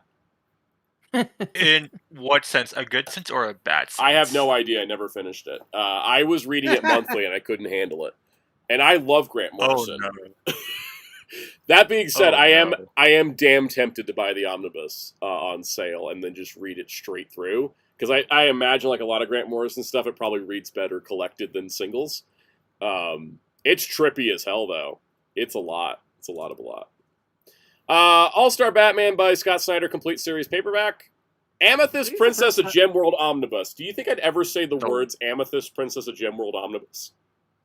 Hang on, wait. Did you say what I think you said? What? All-Star Batman by Scott Snyder? Or Amethyst? No. Amethyst. Amethyst Princess of Gemworld Omnibus, containing Princess of Gemworld 1 to 12, Princess of Gemworld 1 to 16 from 85, the Gemworld Annual, the Gemworld Special, the 1987 Amethyst 1 to Soar, and the Legion of Superheroes story she debuted in. Amethyst Princess of Gemworld Omnibus. Hang on, I'm just gonna open up in stock trades right now. I've actually never read it, but like I just want to buy it for the audacity of its existence. Same, exactly. That's what I do. The audacity of it. It's never been collected in years. Like, it's probably been collected before, but it's been years, probably. It's never been collected ever. Never, like never. Okay, it's been available digitally, but never available in a reprint. That's not up yet. I need it. May's going to be expensive. We need to. Can we pin this somewhere for you and me? We should. I will keep a tag, and I'll just like tag. We have this group chat. I'll just be like, quick, Amethyst page, May 18th. Because I do want it also because I like what I've seen of Amethyst. I've been meaning to read her for a long time. Can we get the New 52 stuff reprinted also? That would be great. That was only like 12 issues. Alice said Marvel just take it outside and shot. We're not even gonna have time to look at Marvel's catalog, and I don't really care to. All right, DC Finest Atom, Birth of the Atom. That's early Atom stuff. Harley Quinn Volume 4, Immortal Legend Batman in paperback. Nightwing and Night in Bloodhaven Compendium 4. Where does it get us up to? That gets us up to Nightwing 117. So we're still like, I think, 2 or 3 compendiums away from finishing that. But it's great. Poison Ivy Deluxe Edition Volume 2 already. Holy shit, they're moving quick. Absolute Wonder Woman Deluxe Edition Volume 1. DC Pride Dream Girls, which unfortunately still only contains the 4-issue miniseries and not the Justice League Intergalactic special that kicks it off. But I think they've been told about that, and hopefully they'll fix that. Yeah, hopefully they fix that, because that's like the start of that, practically. Yep. The first trade of Mark Waid's Legion is getting a reprint. Oh my god. Finally. Lobo Bigger Fragging Compendium 2. I've waited frickin' 4 years for this. You think they'll announce it this year for the movie? Yeah. I thought we were going to get it this year, but we've been waiting 4 years since 2023 when the first one came out. This is 4 years. Wait, it's been 4 years. Jesus. Yeah, it was one of the earliest compendiums, and they just didn't make a second one. What?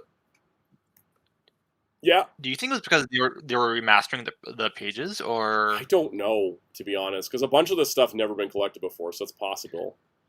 Lobo 10 to 40, Annual 3. Some of these titles are amazing, like Lobo Dead Man, the Brave and the Bald. Lobo Bounty Hunting for Profit, Lobo Fragtastic Voyage, Lobo Death and Taxes 1 to 4. Yeah, I gotta imagine maybe it was a restoration thing that was taking its time, but like... I love that. Death and Taxes. Love it. Death and Taxes. I also love that the first one was called Lobo Big Fragging Compendium 1, and this is Bigger Fragging Compendium 2, and I think the next one's got to be Biggest Fragging Compendium, and then the fourth one's got to be, like, Even Biggest Fragging Compendium. I don't know. It's going to take 4 of them to do that. But... No, the last one is, like, we ran out of room compendium. Yeah. God, I'm so excited. It's about the burst. Yep. New Titans Volume 2. Okay. Orion by... I told you, May is going to kill me. May is going to kill me. Orion by Walter Simonson, Omnibus 20. It's also the Cheers of Heaven. This book, when it originally came out, was mapped incorrectly by DC, and the backup stories weren't interlaced with the main stories, so the continuity was all screwed up. This time, they called up Walter Simonson and said, hey, how should this book be put together? And they remapped the entire thing. That's great to hear. I need it. I need it. All right. Flash by Jeff Johns, Omnibus Volume 1, 2027 edition. There's Flash stuff. There's some...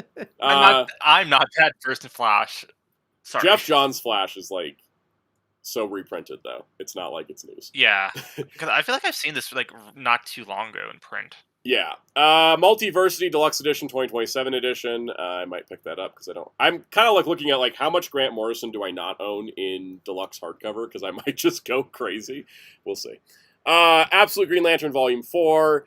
Batman Legends of the Dark Knight Omnibus Volume 1. People have wanted this for years. Literal decade at this point. People have been asking for this. And this is the first 38 issues. It's great. I'll wait for the finest because they said that Legends of the Dark Knight would be its own finest. And I'm like, cool, I will do finest on this.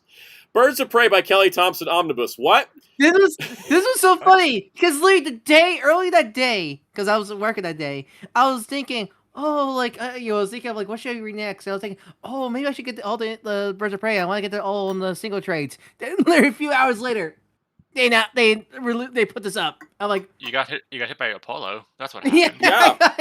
And it hit me. I just sold my singles to the comic shop a month ago. It's not been that long since this ended. Like I think now I gotta sell them my trades. I think it's the first of the Donna DC titles that got Omni. Yeah, like outside the Chip Zdarsky Batman stuff. Chip Zdarsky Batman and Philip Kennedy Johnson Superman. Outside of that, this is the first like Donna DC, like specific title. It is the entire series in one volume. Like hell yeah, let's go. All right, God, we're on the final page finally. DC Finest Aquaman, Haunted Sea, more Silver Age. Green Lantern Rebirth, Compact Edition. Okay. Harley Quinn in Paradise Volume 3, Lobo Volume 2, Nothing But Nightwing Volume 3, Supergirl Survive. DC Compact Box Set contains Superman Birthright, Superman Batman, I think that's the Public Enemies and Apocalypse arcs, Woman of Tomorrow, Man of Steel, Secret Identity, and Brainiac. And there's also a standalone Superman Brainiac Compact. I think Secret Identities. I'm pretty sure Secret Identity will also get a single, because some people were confused. I think they will do a single. It probably is coming in July, because we don't have July yet. We got June. Teen Titans Volume 1, Absolute Flash Volume 4, DC Finest Catwoman to Catch a Thief. Okay, so Catwoman went from once a year to every 6 months. I think they're trying to get this ship on the track. Yeah. We're up to 71. There's only 18 issues left. Let's go. All right. What do you think? She'll be done by, like, what? 28? Fall? Maybe they'll do it in fall and just be like, here, boom, we're done, and we're on to the Darwin Cook stuff. What is this, June? Yeah, June 8th, so probably, like, fall. Maybe December. Like... that would make the most sense. I'd love that, because then we've never had the entire 90s run collected before, so. Hype. Deathstroke Volume 2, Green Lantern Corps Volume 4, Human Target. Which Human Target? Oh, it's the Len Wein one. Sorry, I thought it was the Com King. That's the Len Wein Human Target.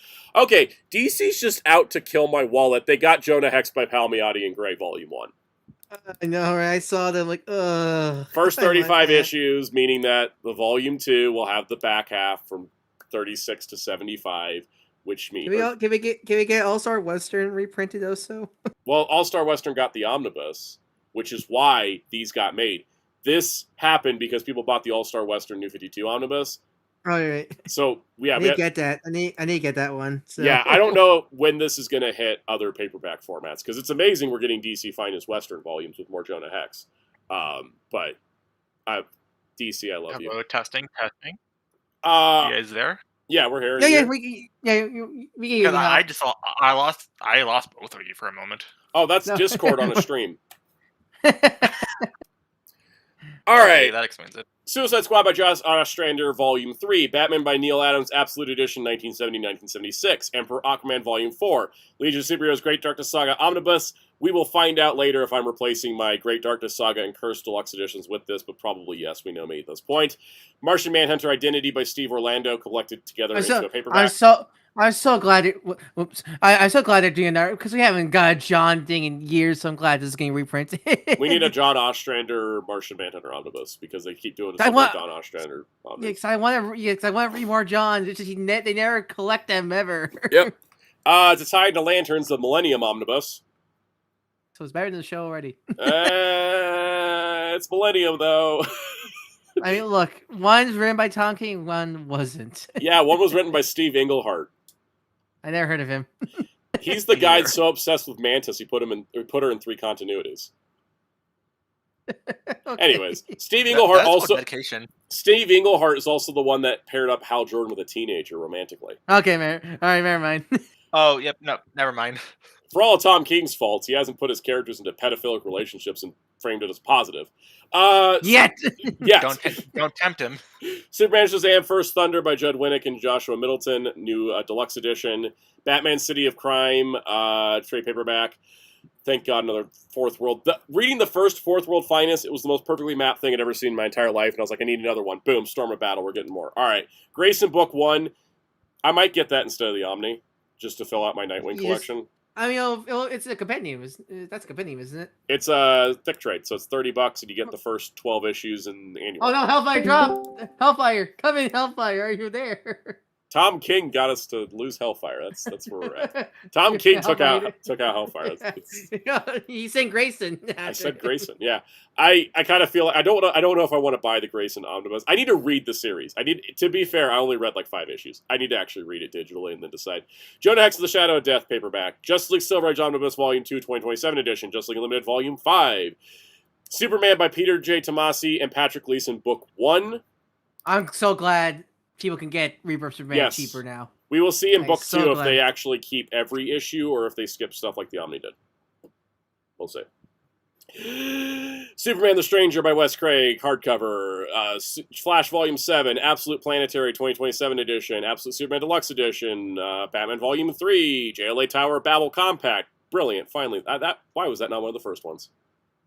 Anyways, Legion of Superheroes Volume 1 of the Joshua Williamson run coming in June. Superman Last Days of Luthor Trade Paperback Edition. Wonder Woman Golden Age Omnibus Volume 1 2027 Edition. Absolute Y the Last Man Volume 1 2027 Edition. Unfollow the Complete Collection. Nice House by the Sea Volume 2. End of Life Volume 2. Bleeding Hearts Volume 2. Black Tower, The Raven Conspiracy. 100 Bullets, The U.S. of Anger. American Vampire Book 4. And boom, that was the DC catalog. All 199 books they put in. And there technically was one that was put in and was pulled down, which was a Red Hood and the Outlaws Volume 2, which leads up to the Rebirth Run, but does not include the Rebirth Run, implying that the Rebirth Run is happening. Also, Marvel is doing compact editions.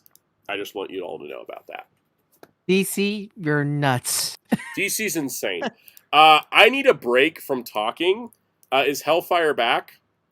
Are you back, Hellfire? I'm back. Oh, no. Did Tom King took you out? The Tom King took you out. Yeah, he did. He actually did. He sent Grayson Super Spy to do it. Let's talk Kamen Rider Myth while I pull up Marvel Rivals. Okay. All right, Hellfire, you ready? This is the Hellfire section. Yes. Showtime. I'm using a Crunchyroll article because I have no shame, apparently. Yeah, I'm surprised Crunchyroll did an article on this. This is shocking me. They're surprisingly run by Toku fans at times on their blog side, I think. Anyways. Hang on, give me a sec. Hang on, something is not right. Give me one moment. Oh boy. Hello. Discord. What happened this time? I think Tom King got me. Like the moment I said Tom King, Discord is having an issue. Okay. You're coming in fine for you're coming in for fine for our end. Yeah. No, for you when you guys speak, nothing comes in. Your icons are lighting up. Now it's working. Oh, okay. That happens to me. Yeah, happens to me all the time. I understand why you guys have issues on stream now. I understand that. Yep. Okay. So, following off the trailers of Kamen Rider Zits, our next season is Kamen Rider Mice, not Myth. Mice. Right. It's something to do with how it's written in katakana, I believe. Yes, mice. Mice. Yeah. Which in Japanese there's no th sound, so s covers both. Ultraman, regular words. Kamen Rider, Google Gaga noises. But they did confirm okay, it's both myth and mice, but the character is mice. The show is mice. Oh, where do we want to go? So, oh no. I guess we could just.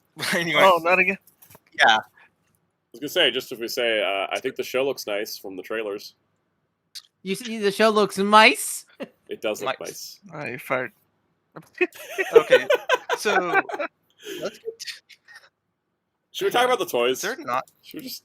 Yeah, because I was looking at we had like a bunch of character profiles, but Crunchyroll, I guess, didn't showcase that. Yeah, I didn't. Honestly, and this is just me, and I think I've spoken about this. I can't be either more or less excited about a Kamen Rider anymore. It's just kind of, yep, next show. I think that so the one big thing I want to talk about is that we don't have a platform it's streaming on at the moment. We have a Western global release confirmed, but we do not know who's taking control of it. If I were to take a guess, I would say because of how well Agito and Kabuto have been performing, there's a possibility they just throw it on Tokusatsu World. All right, I was thinking Shout would be the current airing stuff. Yeah, it could go either way, but we didn't even hear about. Remember, we didn't even hear about Zets' simulcast until like the week of. So isn't Gavin Finney finally streaming in Latin America? Well, Latin America. Oh, Latin America! I swear I saw someone say they uploaded finally on their YouTube channel. In Latin America. Okay, in Latin America. Yep. Yeah. Which is funny because it seems like they were getting ready for like an international release for Gavin Infinity, and they just went quiet. Yeah, they did all the prep work and then just didn't go through with it. So they got hit by the amnesia beam. Yeah. It seems. I wonder if it's because of like at first we speculated maybe because it's only 25 episodes they wanted to like launch everything at once, but it's been over for a month now, and here we are. Yeah, We're like a month into Omega Horn. Look, as we know, these Tokusatsu companies are very much slow. We both still don't have Omega's second half dub released yet, and those Zero movie new dubs by Okutron are still MIA. Yeah, it's almost been a year. The anniversary since they came and went. announced We got nothing, right? Yeah. Wait, Yep. the Omega dub's not finished? Nope. Nope. It's still only the first 13 episodes. What happened with that? I think they forgot. Legitimately. Kaus and I know from dealing with Japanese video game companies and fighting game stuff that sometimes they love drip feeding us. And then Boy, that's so true. Said anything at they all. just you won't get the and Omega then they think second it half. works for the rest of the world. For some Yeah, reason. you won't get the Omega second half done until the Blu-ray comes out. Yep. All right, let's talk about the Myth driver. It's Mice driver. Mice driver. Okay, so in this show, we have only two drivers, the Mice driver and the MAWS driver. We don't have a listing for MAWS driver yet, but that's coming late October. Oh, like Meow, like meow. Yeah, it's also like Mao the Demon King, but also Meow like cat. That's the point. Jerry the Common Rider. Okay. Yeah. Yeah, that's the whole joke. So the Mice driver is used by Mice himself and the other 12 Zodiac riders, but with them they use add-ons for their belts. Do they also catalog Spider-Man Omni collections? I mean, someone's got to. Okay, so how do you want to tackle this? I got the Mice driver up. So yeah, is there anything you want to like add? It's a shoulder belt again. It's it's a shoulder belt, but also you can wear it as like on your waist too. They made it so it's both styles of belt. Oh, okay. Mice himself. So it's a bisexual belt. Yes. Mice himself uses it on his chest. Everyone else uses it on their waist with the 4 add-ons. He's a rebel. So that's like he's the rebel. He's like the quote unquote modern rider, because all the Zodiac riders are from the past, so they wear the traditional way. Mice is the new generation Mice, so he wears it on his chest like Zetz did.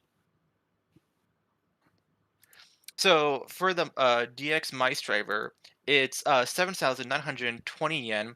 Comes out September 5th and includes Right Egg 1, which is both the egg that is shared between Kamen Rider Mice and Kamen Rider Rid, our presumed secondary rider, who is the cat named one. We have somebody Oh, they get really weird. So how the gimmick works is, so the overall gimmick is the rider egg, but it's written as rider X-egg, but from what I've heard, the X is silent. I don't understand why. Gundamora. That's what it was like. Hunter.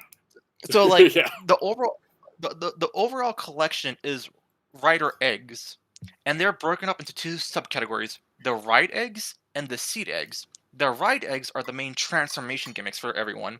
The seed eggs are like the individual like weapons, kind of like think how like in Gav some of the Gochiseos give you weapons. That's what they do effectively. Oh, there's some jokes I can make with that main seed egg, but I'm not gonna make this.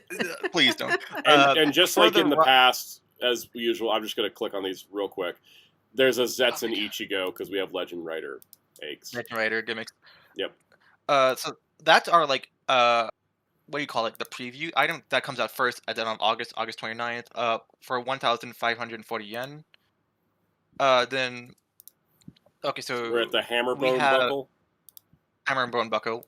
Yeah. So that's the only buckle that doesn't come with any gimmick, because again, Rid shares the same gimmick as Mice, so that comes by itself, or you can get it in a bundle. Comes out at the same time, the DX Mice driver, Myth and Rid set. Then, also on the same day, we get the special Narakiri set, which comes with both the Born buckle, the Hammerbone buckle, the Slashborn buckle, which comes out later on in the month, but you can get it early.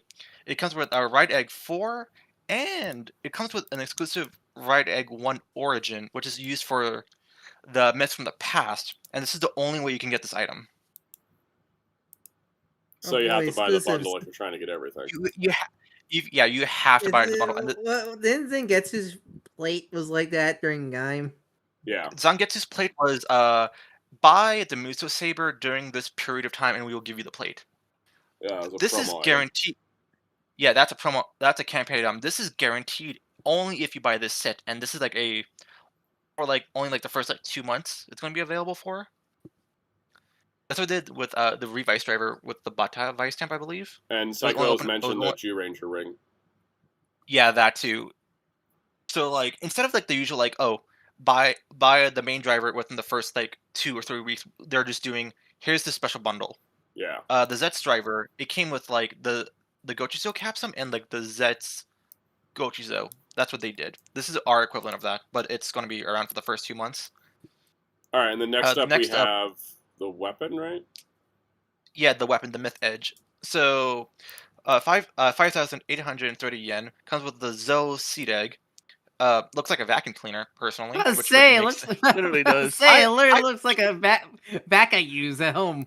Mice is a butler, so I guess that's what they were going for. That makes some sense. Oh, combat butler, huh? Yeah. It should have been a mousetrap. Well, that's what the villain should have, right? They should have that. So next up is the first Rider Egg set, which contains Rider Egg 8, the Quagga Seed, and the Kuga Rider Egg. Oh god, so they're combining show and Legend Rider stuff together? Yes. We have it's kind of like how Gav the first like 2 or 3 sets had one Legend Rider item, then they kind of phased it out. I presume that they're going to do the same thing here. Are they including Kuga because it's the same writer from same screenwriter that's doing this series that did Kuga, right? Wait, yes, what? But also wait, what? They brought him back? Yeah. Yeah. But also there's a through line through all this. Each animal included has a horn. Stag Beetle, yeah, we have the Quaggas, and then like Rider Egg 8 is used by the Sheep Rider Mutton. She has horns, so that's like the joke of the set. The second set has a similar theme. We'll get to that in a moment. There's also so this is the Common Store set we're on? Oh yeah, we are. Okay. So normally they wait like maybe like a month or 2. They did not for this show off the bat. We have 2 store exclusives depending on the location you're going. First, we're looking at the Tokyo exclusive set. So it comes with the Hado Seed Egg and the Kamen Rider Mice Seed Egg Tokyo version. Comes out for 1,650 yen, September 5th release. Then we also have the Nagoya location set, which comes with the Koala Seed Egg, and then the Myth Seed Egg Nagoya version. So that's all within the first day of Myth stuff coming out. Those are all the releases. My god, what are they, DC Comics? Bankruptcy. What's funnier is that this is not everything for September. We know from listings they have more September releases, but this is not everything we're going to cover today. This is what they put out, but not everything they're releasing. And we're not getting into Super Best. Super Best is releasing a lot of stuff in the same time period. I don't know what Bandai is doing. Is it an anniversary year and I'm just not realizing it? Yes, 55. Oh, that's why. That's why they're going nuts. So on September 14th, we're getting the proper release of the Slashborn buckle for 3,520 yen. Includes Rider Egg 4, which is used by who is it? Let me take a quick look at it. Jane Doe. Dat, Kamen Rider Dat, the hair Zodiac Rider. We got 3 minutes to wrap this up. Oh my god. Let's go. Oh no. Okay, so October 3rd, Biteborn buckle comes with Rider Egg 6. Shotborn buckle out same day comes with Rider Egg 10. Rider Egg set 2 comes with Rider Egg 11. The Taka Seed and the O's Rider Egg, all bird theme, I guess. And then we got the SG Rider Candy Toy. Yeah, Candy Toys. The SG. So it comes with a repeat of 4. Then we get Geo 01 Kaiksa Garen the End. Man, we're already into secondary riders. it seems like usually what they do is like the Candy Toy Gashapon. That's where the secondary writers are, and that mainline deluxe is just only like the primary writers. I remember Gio's weird with like it was like we finished the writers after the super forms. Yep. So now we're getting to the figures, and I think Soundlight's gonna be very mad because what I've told him about what they're doing here. Wait, what are you So, doing? okay. So, starting with Gav, they released a standard figure line called the Kamen Rider Action figure line. They were actually nice. They had like butterfly joints and like pretty good act So, punches. that continued into Zets, and then in the beginning of the year, they made a spin-off line called Tokusatsu action figure for Gavan Infinity, which carried on to Omega Horn.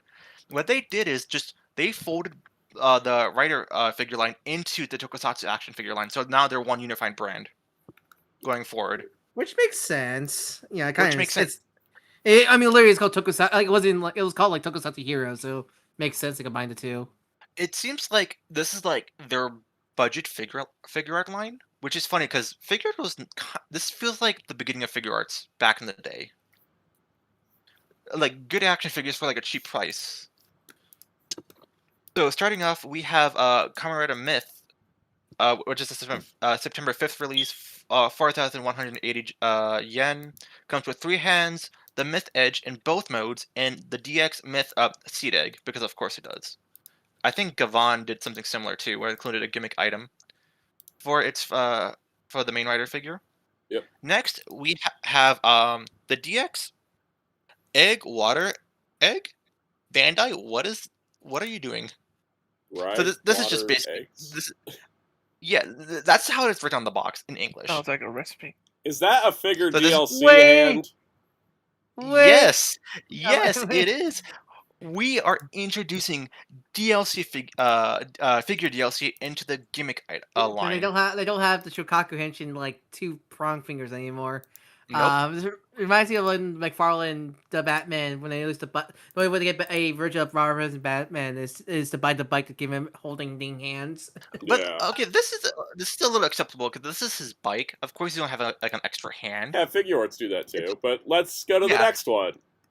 So Kamen Rider Mao comes out the same day as Mice. Has 2 hands. Does not have his weapon that's shown in the trailer. Oh no! He doesn't have it. It's starting, yeah.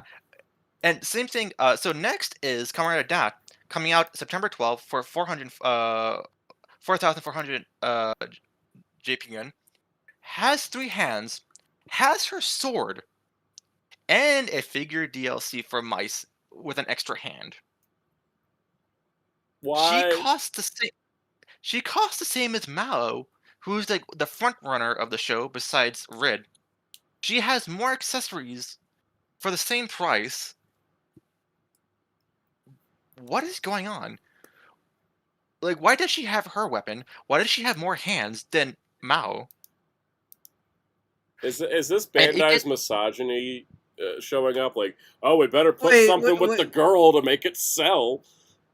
Funny thing is, she sold out. She is the first one sold. Is this reverse misogyny? Because she comes with more stuff than the guy, and she costs the same. Well, in Bandai's eyes, they don't have to put anything with the guys because the guys are so automatic, but you have to have an incentive to buy the woman. That's their Bandai's thought. I think. I was there when the Mice pre-orders opened up on Amazon Japan. I pre-ordered everything. Then 2 hours later, she went out of stock completely. Wow. And then resellers put it up for triple the price. Like, she is like the most popular figure of the starting wave. Then finally, at the end of the month, Kamen Rider Red comes with 2 hands. Oh, that's the also missing his weapons. Sorry, I gotta get the Red link. It's fine. So again, 2 hands, missing his weapon. We know from toy listings he has a weapon. So I don't understand what they're doing here. Are they going to pack in their weapons with later figures? Theoretically. We're just gonna take an L on the picture of Rid because, like, Bandai's got that whole flood of super best, and I'm not digging through it at the moment. Rid got Racing Crisis. He got eaten by the Anti-Monitor. No, but like, yeah. So for like their value and their articulation, these are good. These are good deal. But then the figure DLC is making me concerned. Because they kind of did this during some of the gimmick lines. I remember X-Aid and Ghost and Gaim kind of had this whole thing with the not including some stuff that they should come with, and later stuff came with them. Yeah, but they were not that bad compared to this, and I have a feeling because this is going to be like the standard line going forward. I have a feeling because they're doing the whole unified branding. This is going to just be figure arts too. Electric Boogaloo figure arts, but for for poor people. Yeah, and then they're doing the same practices of like, yeah. Oh, but we want you to buy the whole line, so we're not going to give you the accessories for everyone. You have to buy other figures to buy everything like, to get all the accessories. Yeah. I mean, actually, no. I just realized they're practically they're practically just turning it into the anime heroes for Toku, isn't this technically right? I would argue this has more. I would argue this has more articulation than well, I'm more talking about like that's because it's the budget like brand compared to figure arts, because stuff like Telly, the Ultraman and Godzilla action figures are get worldwide releases, and so like these haven't got worldwide releases, but I won't be surprised if they do release these in America in 10,000 years. It'll be in a similar packaging as the Ultra anime and Godzilla and Dragon Stars. I can see that happening down the line, but like, I mean, I guess it's good that they are having like a more standardized figure line, but the issue is that like from Gav and Zets, they don't complete them. But this new unified brand, there's been a problem since I want to say Geo was the first one where they really are been bad at completing these gimmick lines. They've been bad at completing figure arts too. It's been bad. Gav, it was more egregious. Zetsay got better, but then like at the end, it started to peter out a little bit because we're missing like Lord 5, Lord 6. We're missing some of the auxiliary forms, but they did.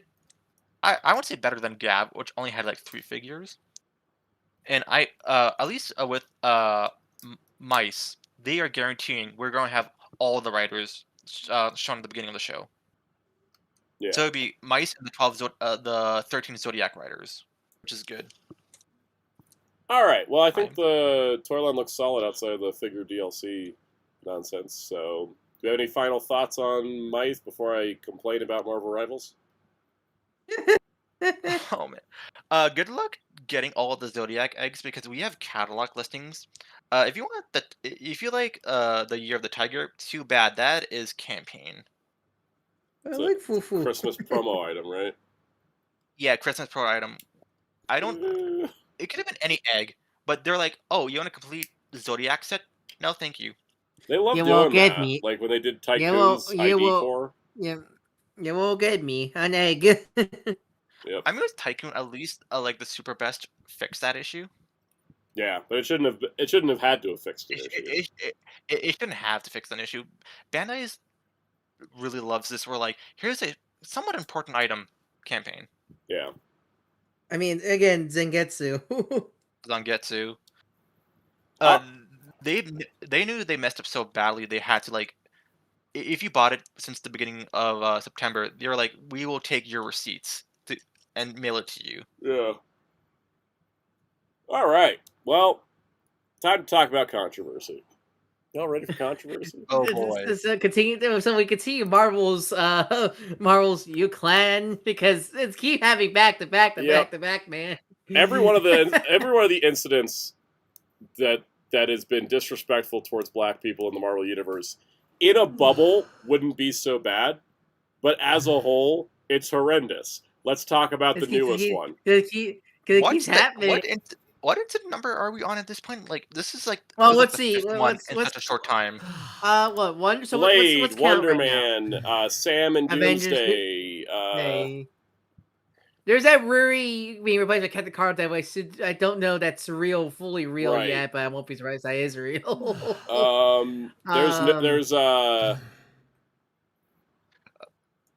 There was something else. There's another one. There was another thing. I feel Avengers Doomsday is like half the problems. Yeah. So, anyways, let's talk about Marvel Rivals. Storm hasn't gotten a skin in 2 seasons, so when the announcement was made that she was getting a swimsuit skin, fans were notably very happy that they listened to their complaints. So, Storm's skin itself, it's undercooked compared to other Marvel Rivals skins. I bought it, as you can see. It does look nice. It has a little bit of customization. You can turn it red. You can give her accessories. It's all right. Like, on its own, it's fine. Here's the problem, all right? Let's take a look at her MVP animation. Yeah, you were showing me this. Okay, so not only is it short as hell, but compared to every other MVP animation for the summer skins, why is Storm fighting people on the beach when everybody else is just having a good time? Case in point, let's go take a look at Wanda's new summer skin. All right, so not only is Wanda's summer skin a legendary skin, when actually I should go to this tab. Wanda's new skin is a legendary skin when Storm is just an epic skin. So, because was it legendary, you get like bonus stuff, right? That's what I understand. Yes. Also, I realized I have only the dialogue audio on because I was messing around with settings the other day.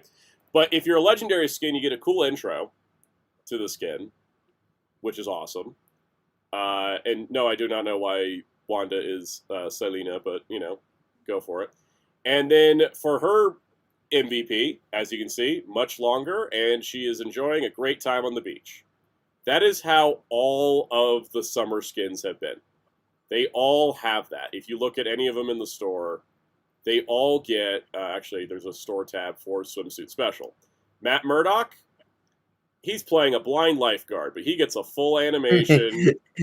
That's just funny. Right? He gets a full MVP animation where he goes to save somebody in the water after he finds where his board is. It's fun. It's exciting. What does Storm get in comparison to everybody else? If I could figure out where she even is on the... Why is she not even on this tab? God bless. Okay. What does Storm get? Standard intro and an MVP that is her shooting lightning and only lasts 2 seconds. AR says it really is the here damn skin. Yeah, it feels like they put no effort into this and just threw it out last minute when everybody else gets better. Now, several things happened because of the response, which included the Marvel Rivals influencer program members calling Marvel Rivals out on the lack of equality here. And, yes, all the women's beach skins are legendaries except for Storm's. And Marvel Rivals has made the announcement they're going to upgrade this to free for... they're going to upgrade to a legendary for free, as well as give her a new MVP. And it's like, first of all, you should have known better to begin with. Second of all, it's clearly racial bias. And third of all, they always say, like, oh, we make skins based on how popular the skins are that sell. Well, guess what? Storm has only had 3 skins that are shop skins. The rest have been past skins. So how are we supposed to buy skins to tell you we want more skins? I don't know that, like, I think some of the staff of Rivals is the case of they don't know how to shut up. Oh, yeah, the lead designer said, oh, it takes time to develop legendaries. Yeah, does it? Because, like, I don't play Luna Snow, and I own 2 legendary Luna Snow skins just from battle passes. Don't tell me it takes time to make legendaries. Like, I mean, when you have the whole... When every other summer skin is legendary, you go like, wait a minute. And also, Jean gets 2 Hellfire Gala skins. But yet Storm doesn't get any. Like, it is legitimately, like, for whatever reason it is. Because here's all the Storm skins. I own all of them. Her only legendary is her as Thor. Her last skin she got was a past skin, and it was the wedding outfit. And that's it. She only has epic rarity skins, and then this one legendary. And I guess they're going to upgrade the beach to a legendary.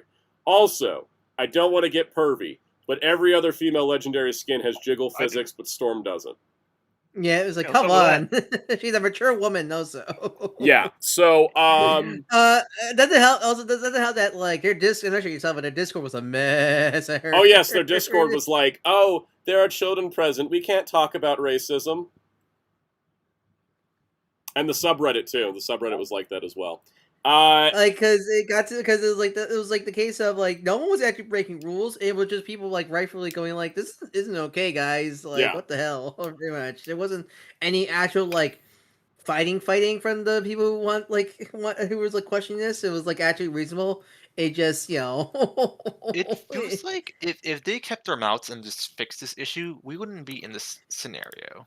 But again, like I said, one of the designers did not know how to shut his mouth up. Yep. Golly. And also, yes, AR, she did not get an Egyptian skin when she canonically spent her time there. Yeah, there's more white people's skins for the Egyptian. Who got Egyptian skins in this Egyptian-themed season pass? And White man Tony Stark. White man Frank Castle. White passing Rocket Raccoon. White man Frank Castle, and white man Deadpool. Not where he's Canadian. Still white. Yeah. Extra white, actually. Black Panther didn't get one. Storm didn't get one. It is ridiculous. Also, there is a defense that people throw out like, oh, well, Johnny Storm doesn't get any skins, which is also a problem, separate from the Storm problem. These are two separate issues. He's a white guy. He's a white guy. He's a white guy, but they just hate him. And I saw a very pointed tweet about it, and I can't repeat it on stream because it was diabolical, but I found it to be hilarious. But yes, Johnny has never received a legendary skin, ever. So, like, Storm has that a little bit, but the thing is Johnny keeps getting skins, Storm does not. That being said, another thing that could be a factor. Okay, well, maybe we don't do as many skins for characters that aren't played that often. All right, well, barely anybody plays Johnny, so that's fair. A lot of people play Storm. In fact, people data mine the game to find out that Storm has been picked more times than Psylocke. And how many skins does Psylocke have? A lot. Oh, what could you imagine? I have a legendary for her. Look at all of her skins. Because she's hot. It's why people like giving her skins. It feels like they did not want to add her into the game, but like Marvel was like, "Hey, you kind of need to." Yep. It's so weird because like I don't think NetEase is racist because again like you look at the other games they do with Marvel and they include a lot. They include like Misty Moon and Lunella in their Mystic Mayhem game and like how didn't they want Lunella before Marvel said no for her and Devil? Yeah, right? I just want to confirm real quick. The only skins you can buy for Storm is the legendary Goddess of Thunder, the Punk Storm, and the swimsuit skin. Those are her only shop skins. So if they're saying shop stats, they don't even give us the option. Yeah, so like I literally don't think NetEase is racist at all. But like, man, do they have bonehead people making bonehead decisions? Yep. I would say. Also, they just added Lunella into the game as an emote. She made it. You have to pay 500 credits to get it, but she made it. It's worth it. Should have been free. She disappears the second battle starts. The second, like if you walk anywhere near another player in combat, like you walk out of the lobby, boom, gone. She vanishes. Even on the beach. It's like what they should. Yeah. What they should have done in the first place, really. Exactly. So, anyways, that is my take on this: is that they need to do better. And yes, it's good they're upgrading Storm skin, but they need to continue to do better. This cannot be the end of this conversation until they do better. Because if everybody's getting Hellfire skins, Storm should get a Hellfire skin. If everybody's getting sexy... Why are we ripping Hellfire skin off? Hey, he didn't have to make the club, okay? Didn't have to make the Hellfire club, and here we are. It's just... Club clowns. Like this is just bad in a vacuum, but then if you just step back and look at Marvel... General... It's horrendous. Since the start of summer, it's just been like compounding. It's a domino. That Wonder Man cancellation is a domino effect. It really was.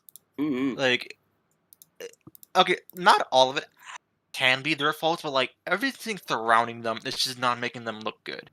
The DC, like it doesn't have the DC been showing them off so much. Yeah, DC is like showing them off horribly, and it's just. I think they're going to be in this like weird hole for like a while.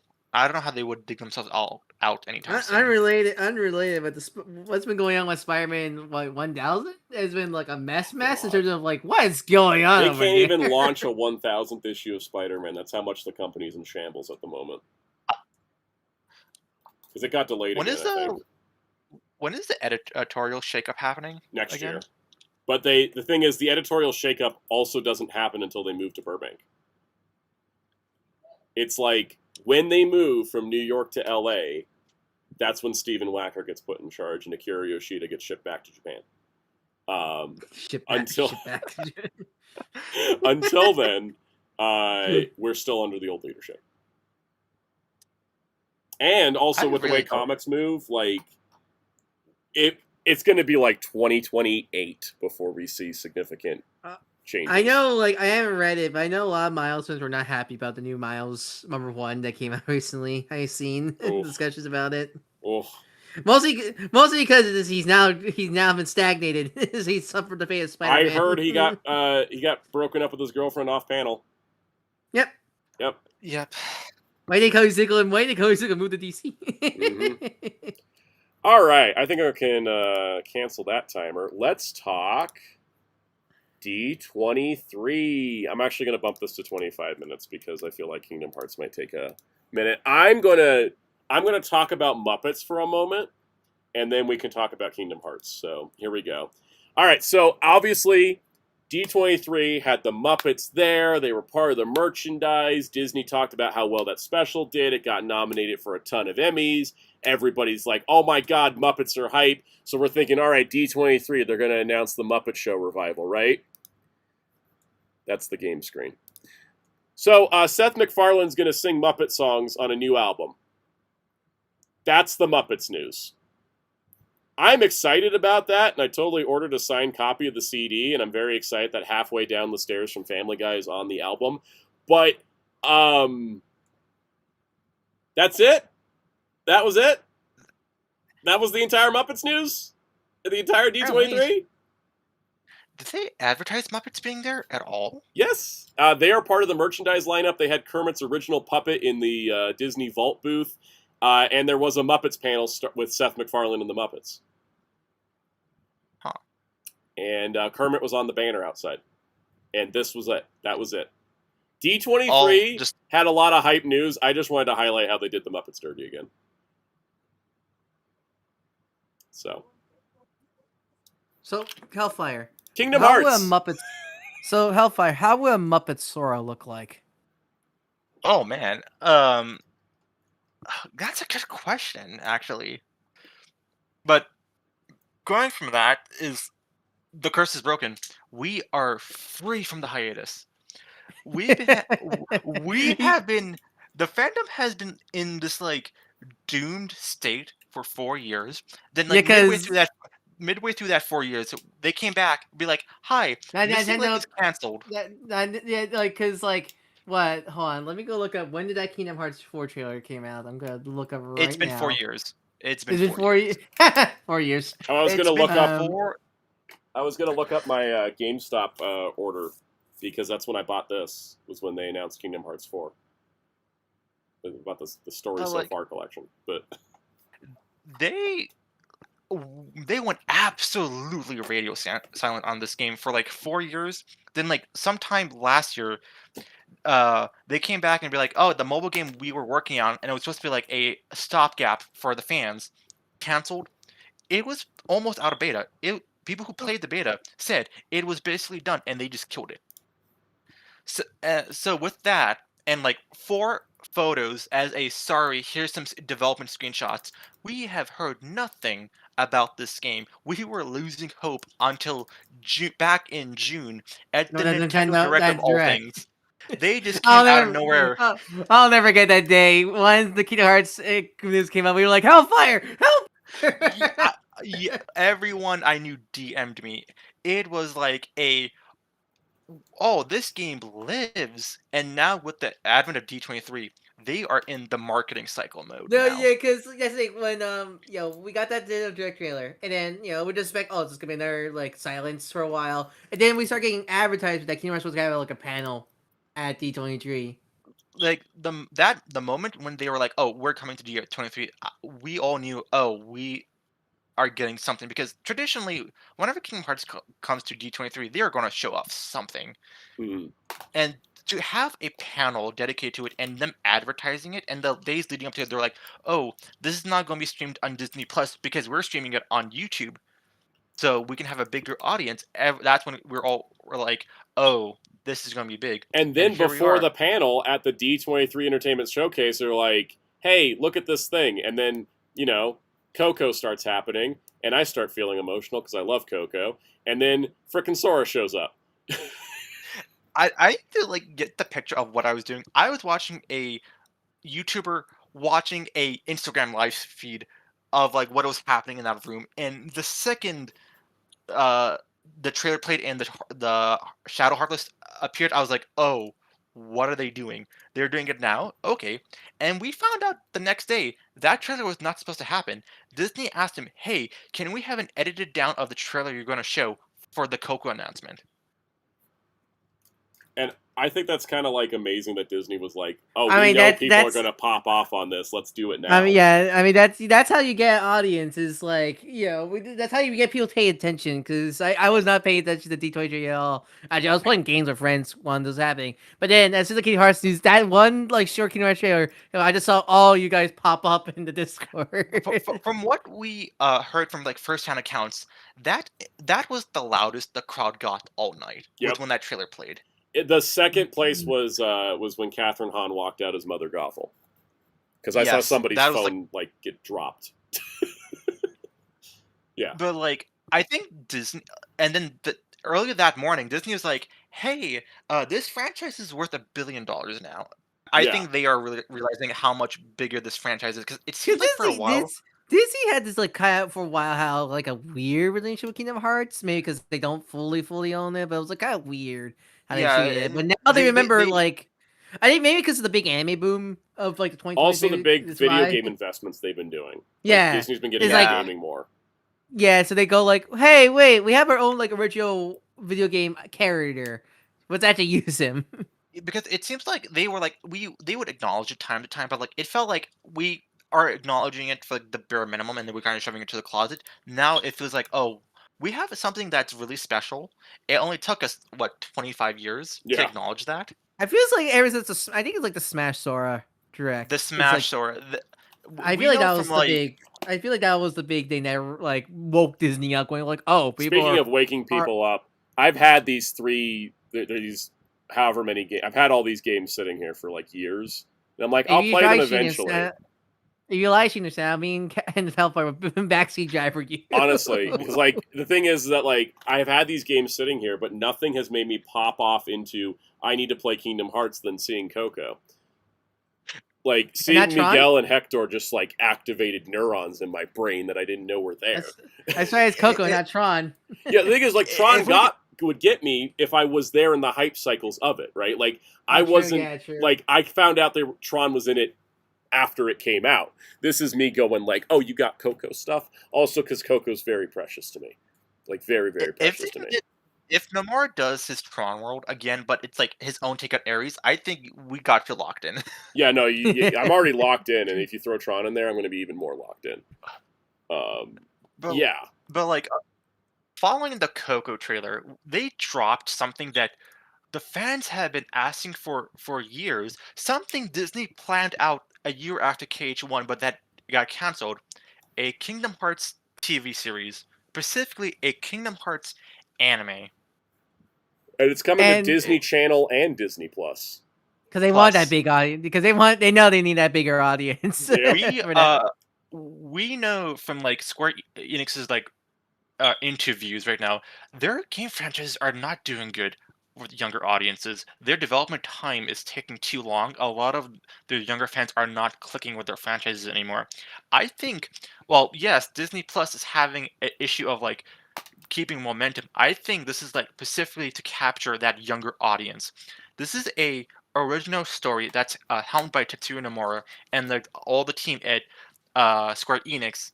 So this is canon, but from what we understand, you can just get into the show. And because this is not because what I like about it's not adaptation. Is because that's not Sora on the artwork. That's not Sora. Yeah, I figured Sora didn't get suddenly buff. We have speculations. This is someone from the Dark Road mobile game, but nothing is confirmed. And if so, even then, there's so much about the character we do not understand. I mean, we do not know. It would be a fresh point for everyone to get into. Yeah. So I think, I think this is like they're like, okay, we have the games. They're all in collections. They're on sale right now. Which, by the way, they're number 2 on Steam right now, selling. This is gonna be like another entry point. This is like kind of like their solution to like how do we get the next generation into our franchise. And This I is noticed I follow a lot of Disney YouTubers, and a bunch of them are like, "I never play video games, but I'll watch the show." So it's gonna get people. It's gonna get people in terms of when it's releasing, because all they said was it's coming soon. My suspicion is it's next summer. Mm-hmm. They want to. It's definitely part of the Kingdom Hearts 4 hype cycle. They want to hype cycle because looking at Square Enix's lineup, we have the expansion for Final Fantasy 14 at the beginning of the year. Final Fantasy 7 Rebirth, not Rebirth, Revelation is taking up the spring slot. We don't have a summer slot. KH4 is winter. This would be like the perfect here. A couple months before, here's the show in full. This will probably take you like right before maybe the last 2 months prior to the game comes out. Yeah, and I think that's brilliant. This is like them saying we are sorry for making you guys starve for 4 years, and I mean, because I think Square tried to do like this whole like cross media thing with FF15, and I don't think it really worked the best because when we got it was the Kingsglaive movie, and then what was was the Brotherhood was the weird Brotherhood short short anime. The thing is, 15 was not meant to be a multimedia franchise, and they started to pick the game apart to make that happen. So that's why it feels very just jointed, like when you play the game, because stuff that should have been in the game became the Kingsglaive movie. Some additional backstory for the characters got shoved into the Brotherhood anime. So this is the first time where it feels like they have a plan. This is just an original story set far from the games, and you can just jump in and be like, oh, okay, this is fresh. Some older fans might understand what's going on, but for the most part, everyone's on the same footing. It's definitely smart because I feel like game adaptation animes usually don't work very well. 'Cause they had to condense multi-hour RPGs into sometimes 13 episodes, and it's horrendous. I would know. I experienced a lot of them. Persona, Scar Next is like, but doing like I much prefer animes that take place in the same world as the games. I just think this works out better. Cass, did you have something you wanted to add? I gotta go. So okay. I got and I'll just see you for Sparking Zero. Yeah, Friday, right? I gotta wake up early tomorrow. Yeah, Friday. So I gotta wake up real early tomorrow. Cool. Everybody go follow twitch.tv/FighterCast. We're playing Sparking Zero on Friday. And thanks to Muteki, I have the DLC now, so appreciate it. Yep. All right. See you later, Cass. This is we do not know who's animating this because Disney TV Animation is on the project, but they keep emphasizing anime. So I don't know if it's like they're outsourcing this and then Disney TV Animation is collaborating with them or what. We don't have an answer for this. All right, Mappa, time to get those whips ready. Oh God. I will also add that the Kingdom Heights trailer hyped my mom because she saw Mickey Mouse doing cool shit and was just very excited about that. Oh yeah, that Mickey stuff. I guess going to the trailer itself, some really cool stuff. But tell you the Mickey game because Kingdom Hearts never really. Well, at least it started with Tree. It started with Tree when they started doing some fun gameplay variations. Yeah. What's it like the Toy Story world? Like the Mickey stuff is full on. We got Paper Mario sections right now in it. It's kind of nice because we have had Mickey playable, but those were special scenarios. This feels more we doing what the fans been asking. Playable Mickey, playable Donald, playable Goofy. They have their own segments. I was shocked. The Goofy, the Mickey stuff was cool. The Donald and Goofy. Donald and Goofy. It's legally. It's you know when you're a cage LARPer when someone says Sora, Goofy, Donald. No, Sora, Donald, Goofy. But seeing Donald, Goofy playable was holy shit because I think the only playable appearance of them was A's multiplayer, right? Yeah. Also, what's this? It's not they have specialized controls. They have a full control layout. They have attack. They have commands. They have a unison attacks. They put in the works for these sections. And they go to hell. And they go to hell. They go to meet Hades, which is the funniest thing in this franchise. But I'm happy that for this adventure, Sora does not have Donald and Goofy, but to make him playable feels right. It kind of makes it feel like it's different. It's not repeating the formula, but you're still including all the elements. They're just in new forms. Yes, they're in new forms. Yeah. It's like a good iteration. Oh, also, of the design. Sora is canonically Mexican now. If he just landed in the Mexican afterlife. Yes. Add it in Encanto, and he's speaking Spanish. Yes. Yeah, but the Coco world looks so gorgeous, man. Like, we are at the point where like it's hard to tell what's. I heard some people got. I think I heard people got copy content ID on the Coco part because it looks so close to the movie. There were people in the theater that were like, because they were talking about Coco, too, and then they're like, "Oh, watch this," and everyone's like, "Okay, why are they starting a Coco 2 trailer with a scene from the original?" And then because in the theater you can't tell, especially with the screen and all that, right? And then the shadows show up, and then Sora shows up, and everyone's like, "Oh shit, it's Kingdom Hearts." And the funny thing is, this started with 3. Like for like the Pixar worlds, they had direct access to the 3D assets. Yeah, like they are getting to the point where it is. If you look at Let It Go from Frozen, both the original version and the Kingdom Hearts version, it is hard to tell. People use the Kingdom Hearts one by accident all the time for memes. Why is Sora, Donald, Goofy? Yeah, like you watch it and then it's like suddenly halfway through Sora, Donald, Goofy show up and it's like, wait a minute. Wait a minute, and it's like they're getting better and better. Like at this point. Like, they could shove an entire Pixar movie, and I would not bat an eye. I'd be like, yeah, I'm watching a Pixar. Oh, wait, I'm playing a game. Yeah, okay. Yeah. I also think like Coco's like is a really good pick for Kingdom Hearts. I feel like especially what the themes of with death and stuff like that. It's at least what we've seen of. Yeah, it's a really good pick. Also, because I think like out of all the Pixar movies, I feel like Coco, Incredibles, and I feel like those 2 are really good picks for King H. I'm not sure any. Well, yeah, maybe they could do Soul since they're doing death stuff. We could get Cars again. We know for a fact that. Do you really want to see? Do you really want to see Sora as a car? I do. I want to traumatize the children. I saw a perfect image of like him, but he's wearing a cardboard box. I love that. It's like keep like ka-chow. We speculate Star Wars is also going to be in this game because of the very first trailer. There was clearly something like Endor. Yeah, it was Endor with an AT-ST foot in the corner. Yeah, and considering how Birth by Sleep went off, Nomura is a Revenge of the Sith fan. Absolutely. I mean, you got Star Trek, and Kingdom Hearts because you got Leonard Nimoy, the voice Endor. Yeah. Oh yeah. You're right.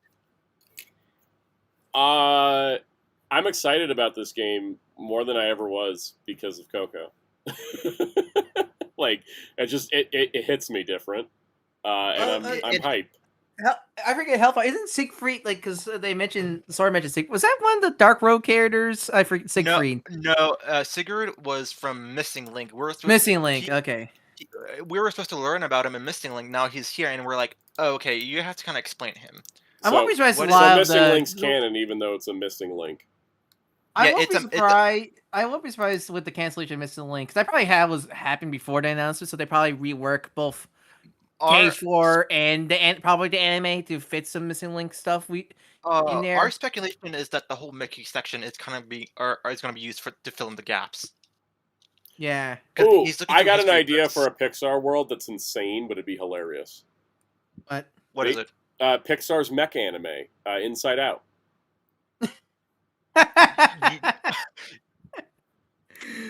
That would, I wouldn't mind. It would be more funnier if the stage is actually like if Joy and crew are actually not in Riley but in Sora's head because they did that with Winnie the Pooh where Sora replaces Christopher Robin. Christopher Robbins, that'd be funny. They do that.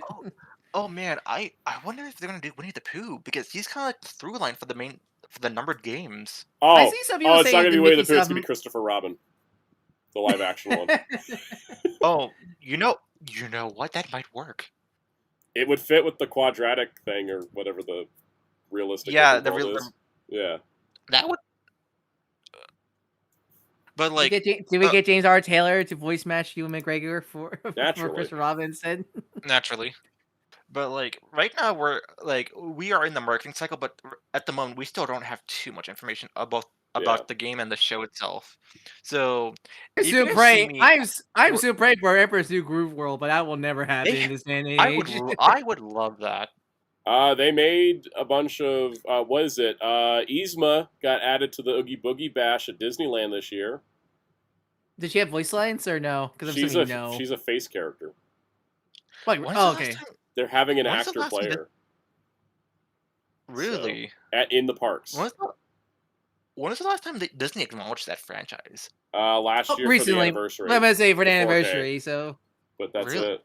Oh, I missed that completely. Atlantis. I mean, Atlantis has an anniversary logo. No, there's graphic novels coming out for that, which I never thought they'll touch Atlantis again. Home on the Range. Oh God! All right. Well, in the effort of we still have the D23 news to talk about. Let's get to the D23 entertainment panel. We'll start the clock on this one because we're gonna a bunch of this stuff is kind of touch and go, but I thought the D23 panel was pretty great from what I saw. So they did an opening number featuring Dancing with the Stars. And I gotta tell you, that was the most hyped thing ever. I'm just kidding. I never saw it. They kept talking about stuff. They brought Anne Hathaway out, and she's like, "Hey, we're making Princess Diaries 3." And I'm like, "Yeah, of course, shocked. Of course they are." I was shocked to see that. Like, holy shit, Princess Diaries! I never thought about that franchise in years. Because the thing is, Disney's like, "Oh, we just made a ton of money with Anne Hathaway in a Legacy sequel. Can we do it again?" So, yeah. I mean, if it works, it works. If it works, it works. We get Incredibles 3, and every single detail about Incredibles 3 they gave us, I was like, didn't we already do this? No, my favorite is Bob the Swash, and everyone's making jokes about it. Like, isn't that the first movie? And the second movie. Yes.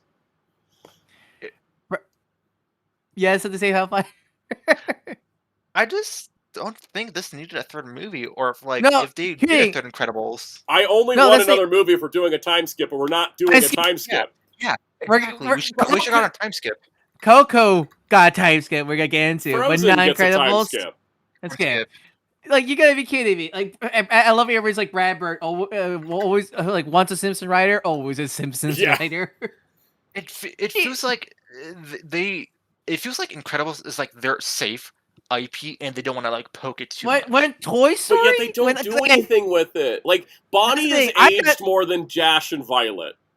I thought Toy Story 5 was gonna be. I thought 5 was gonna be a safe as hell movie, as it wasn't. Like, you would think like it would be the reverse. Incredibles would be the more experimental one, and Toy Story would be the safe one. No, it's not. It's the reverse, and it's driving me nuts. Yeah, because essentially, like the idea of 3 apparently is supposed to be like, oh, Dash and Violet and Jack are going to prove themselves to be superheroes. And I'm like, you did that in 2. And also, you can do that. And you can do that story better. Like, story better if they're older. You can do a concept like me and my partner were talking about this. Like, you can do a cool idea of legacy heroes or something like that. Like a cool idea of like Dash takes up the mantle of Mr. Incredible and he has to live up to expectation of that mantle. There's so much potential, but they just want to continue 5 seconds from when the previous movie came, and that's fine for something like Despicable Me when they don't age, because we got like 4 Despicable Me's in the time it took them to make a second Incredibles. Like I get annoyed at the fact that the kids there grew up in this with me, but it's not as bad as Incredible because like I'm not sure like there's more potential for the kids growing up. Also, it's a superhero story. Aging characters is part of it. I swear, Therese, the gap between the movies are getting larger and larger. It feels like they should have that felt more appropriate for them to age up. Yeah. If 3 take place right after 2, I'm gonna throw my hat. Because seriously, I think it is. If it opens with the ending to 2, I'm just gonna leave. There's no point in me staying. Yeah. All right. Moving on to something. Okay, so this is a question that came up a lot, which is, do we need a Coco 2? The answer is no. We don't really need a Coco 2. But here's the thing. I will take any positive representation of Mexican culture at this point in time with who is currently president of the United States. I will take anything. Okay, anything positive is good, because when this movie came out, the first movie came out, same stupid president, we had the same exact issue with the way that Mexican people were being perceived. And Coco did incredible work for perception of a group of people and a culture. So sign me up. I will be there in November 2029 and see this movie day one because I need something like this. We all need something like this. How do you feel about Miguel's new look? Because I see people joking. His hair is chopped and he needs a new barber. He is a thumb. If he was my cousin, I would not let him walk out the door looking like that.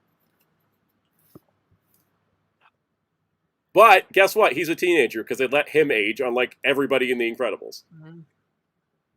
By the way, another problem with The Incredibles not aging. Craig T. Nelson is 81. Yeah. Like, Mr. Incredible hasn't aged, but his voice has significantly. They had to keep playing Dash actors. Yeah. Anyways, so they transitioned that to Kingdom Hearts, which we know. Then they announced that Pixar's next original film is called Ghost Market, which is going to be called a scary movie. And I was on board with it. I saw the trailer. I got to tell you, there's one little thing that annoyed me. Say again? There's one thing about the trailer that annoyed me, which was it's set in Hawaii. Wait, it's Hawaii? I couldn't tell that was like place in Hawaii. I couldn't tell it was Hawaii. I thought it was maybe Southeast Asia somewhere. Disney has a problematic relationship with Hawaii. Have you seen?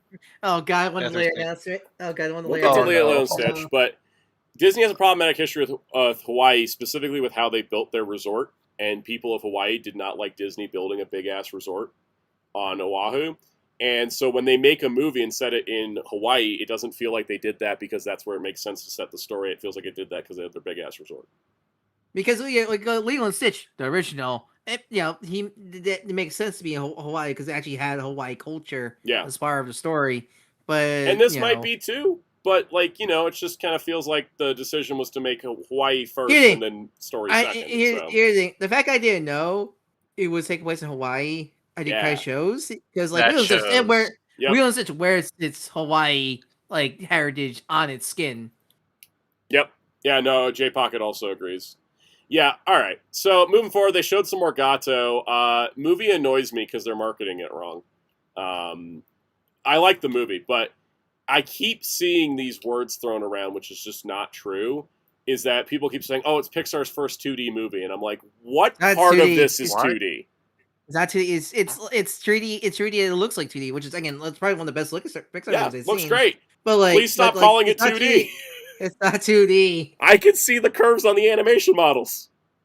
It's like 2D.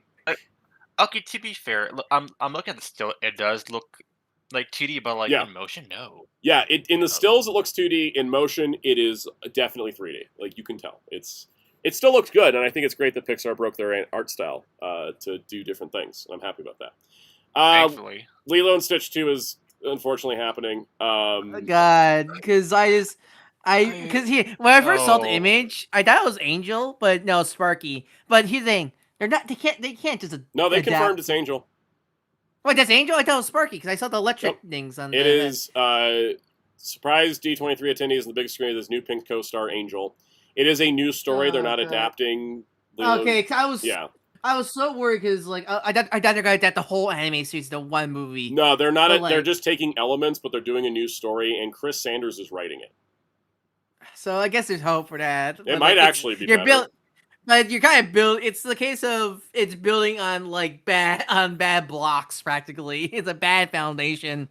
I'm surprised this got greenlit at all. Oh, because it made $1 billion. $1 billion. Of course they did. Yeah. Mm-hmm. All right.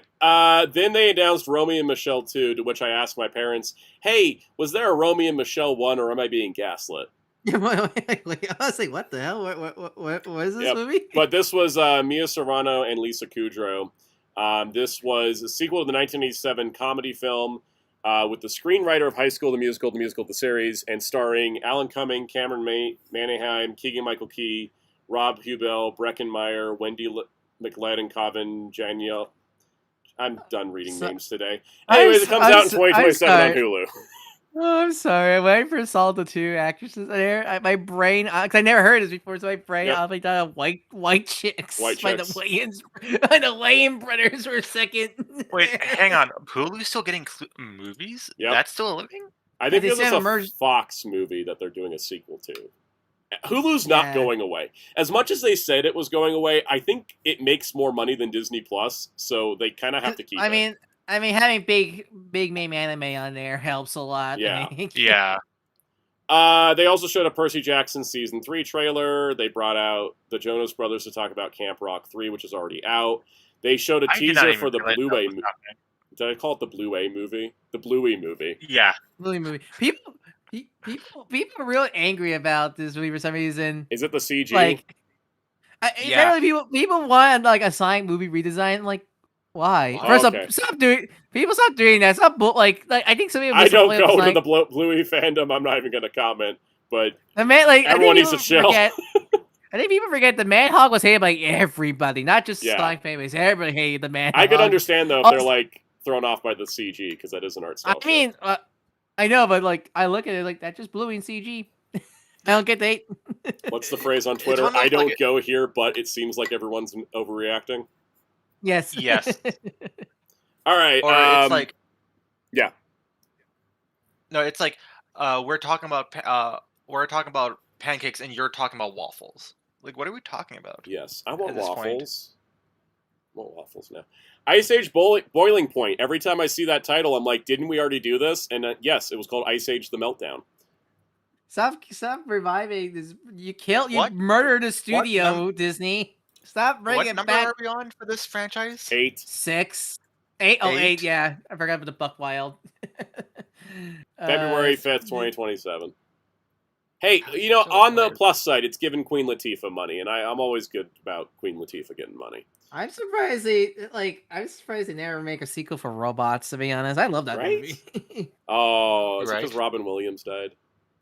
Oh yeah, definitely. Actually, yeah. That actually probably would make it really hard to do. And also, God, wasn't the guy that played Big Will died too? Yeah. Oh yeah, Big Will is Mel Brooks. Oh yeah, he's still alive for a couple more years. Yeah, they should get on that.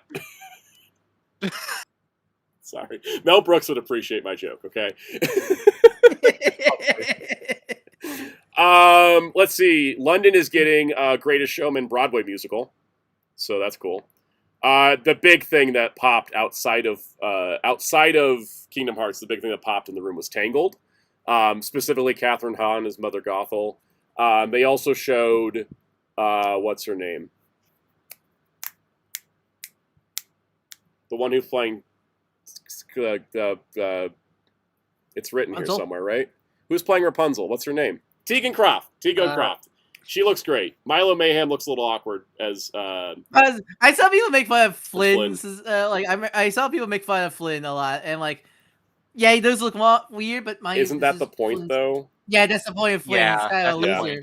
Also, they gave him a mustache, which I think was a smart choice because I think if that actor didn't have the mustache, his face shape does not do goatee only. So I think the mustache. Again, this is the biggest Copium Hope movie because it's the director of Better Man. It's the director of Better Man and Catherine Hahn's in it. I'm probably gonna like it. Disney, please, Disney, do not put your many hands on this movie. I want the director to cook. Yes, I'm hoping. Also, they put Diego Luna in it. There's no way I'm not seeing this day one. I apologize. I apologize for whatever consequences I cause. I'm seeing this day one. So. I just hope it's good. That's all. I just want them to let the director cook. I gotta tell you, some of the set leaks are crazy. Like the Stabbington twins look like they just got ripped out of the animation and put into reality. I don't even know how they found those guys. I mean, I think the Rapunzel looks fantastic. She looks great. She looks back. And they're doing her hair practical with mocap tracking. So like, oh, that's great. I love it. I'm very excited actually. All right, then the peak of D23 for me, absolute peak for me, is the Oswald series. If anyone doesn't know, this is like my favorite animated character of all time. I adore Oswald the Lucky Rabbit.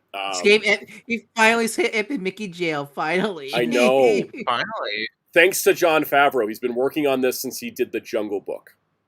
Wait, really? Did the Jon Favreau project? Yep. Okay. Jon Favreau, when he was on Jungle Book and he was talking to the animators from Disney about how they did the original film so he could adapt it to his live action version, he started talking to the old animators at Disney, and then they just like cracked this idea together, and he was like, what if we did Oswald escaping into the modern world? And could we do that? And they did. And go look up the clip. They didn't officially release it, but they're not doing copyright claims for it. It's all over YouTube and social media. They did 2D hand-drawn animation for the entire 3-part series. I cried. I can't cried. The first clip they showed was Oswald wandering around Walt's office. I cried. I don't even know how to explain how well I reacted to this. So it's basically he's been trapped since the 20s, and then he gets out, and he starts wandering around the office. And they filmed at Disneyland for 3 weeks, which was last year, and everybody was kind of annoyed because they kept closing down like a fifth of the park to film the Oswald show. And I was like, just let him do it, guys. Just let it go. It's going to be great. Oh, no. Why do you mentioned Soup for the toys? Why did my brain I think of the gag from Sonic 3? Yeah, they have women in the military. It's funny though because Oswald was created in 1927, so his 100th anniversary is being celebrated with this series. That's great. They're giving my boy love. Also, Catherine Hahn's in this as well because if you can have Catherine Hahn, why not have Catherine Hahn? She's like the mini Kunis of the current day. Exactly. I cannot wait for this. This is incredible. Also good news for the studio. Not the TV show that also stars Catherine Hahn. The Disney studio. Sorry, bells.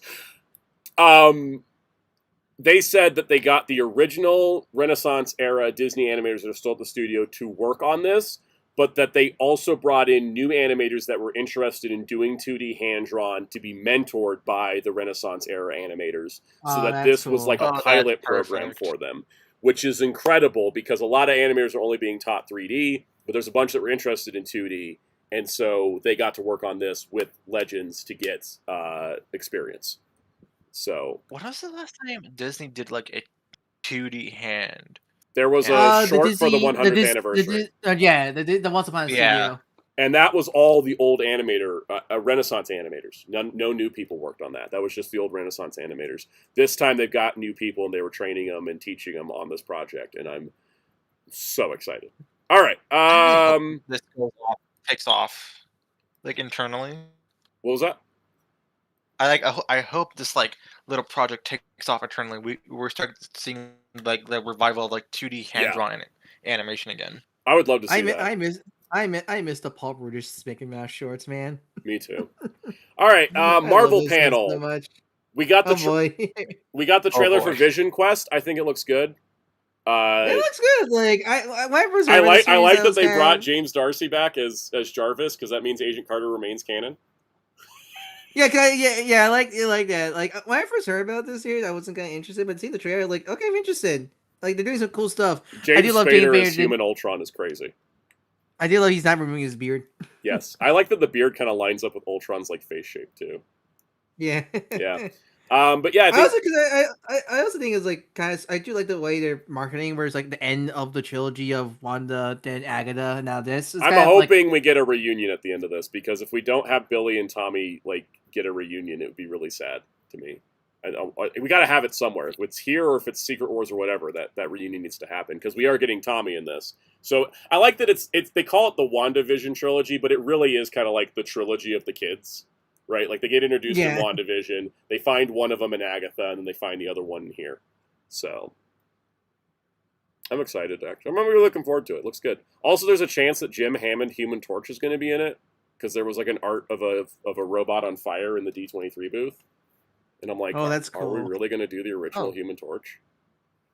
That'd be really cool. I'd love it. All right. Then we got there was a sizzle reel for Wolverine, and nobody talked about it because it was nothing. I saw it. Well, because it didn't help that we already got like the gameplay. I think the influencers got like to play a review copy. That game, I don't hate the game. I don't dislike the game, but like I don't think I'm gonna pick up until it gets on sale. Like I'm gonna complain about it on a stream.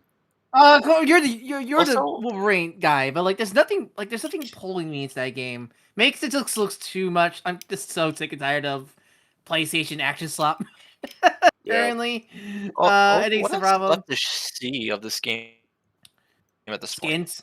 Skins. They've only shown us the skins we have to pay extra money for.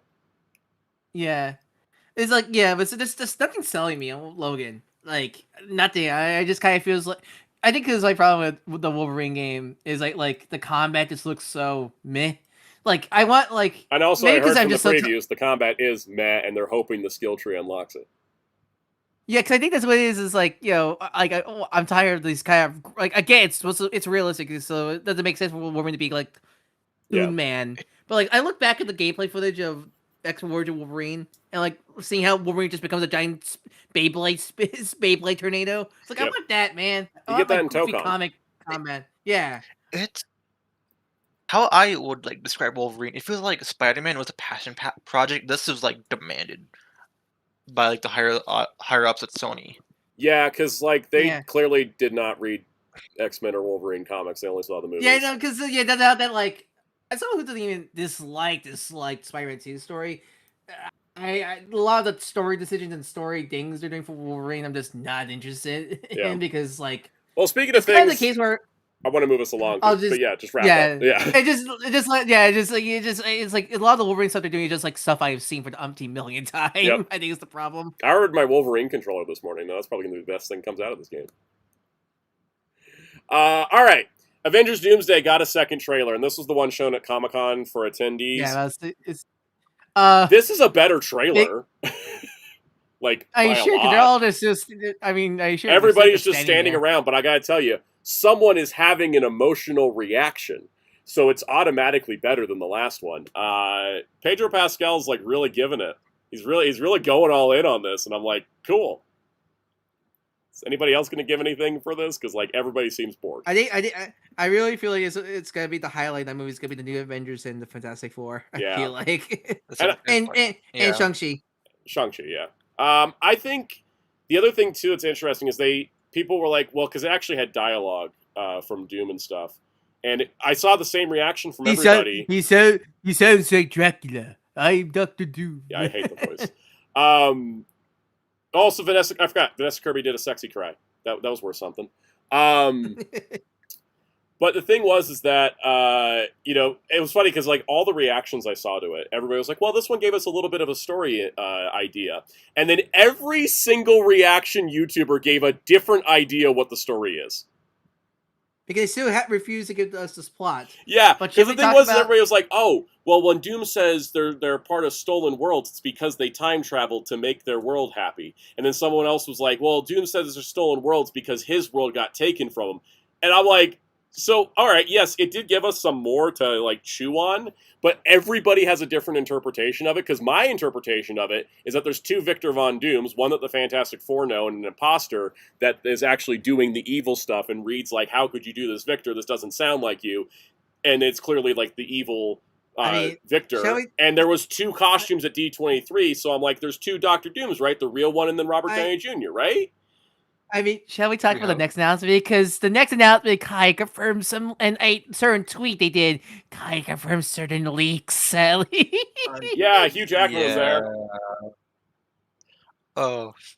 Hugh Jackman was there, and Ryan Reynolds was there. They didn't say they were in the movie, but how are they not? How are they not? Because if you're keeping up with the leaks, you kind of know where this is going. Because they did here's the movies you need to watch for Doomsday. Which one? No Marvels. Monica's dead, and I'm going to kill Marvel for it. Where is Monica? And to add that to the Marvel hates black people. Yes. And two, they added Spider-Man No Way Home. Yep. Which, despite being a multiverse movie, has nothing to do with the multiverse saga storyline. It's just a multiverse movie because that's the plot of the movie. And if you know certain leaks, I'm not going to say them, but if you know certain leaks, things are lining up with certain leaks. If you've been watching Twitter's reaction to realizing those leaks are real, it's been hilarious. Oh, yeah. To say the least. Because it's bad. They're gonna make the backlash. If the leaks are true and they follow through with what they're doing, the backlash to this movie is going to be so strong. You're going to think Star Wars is in a healthy spot. Yeah, because the things they're gonna do in the beginning, because from what I understand, it's the opening scene. It's the opening scene. Actually, did you see this? Supposedly, they leaked the secret ending, which might backpedal the intro. Supposedly, Yeah, maybe like maybe. they might do a crisis. They might do a crisis. I think they're going to do a crisis, and I think whatever does happen, Secret Wars is going to undo a lot of it.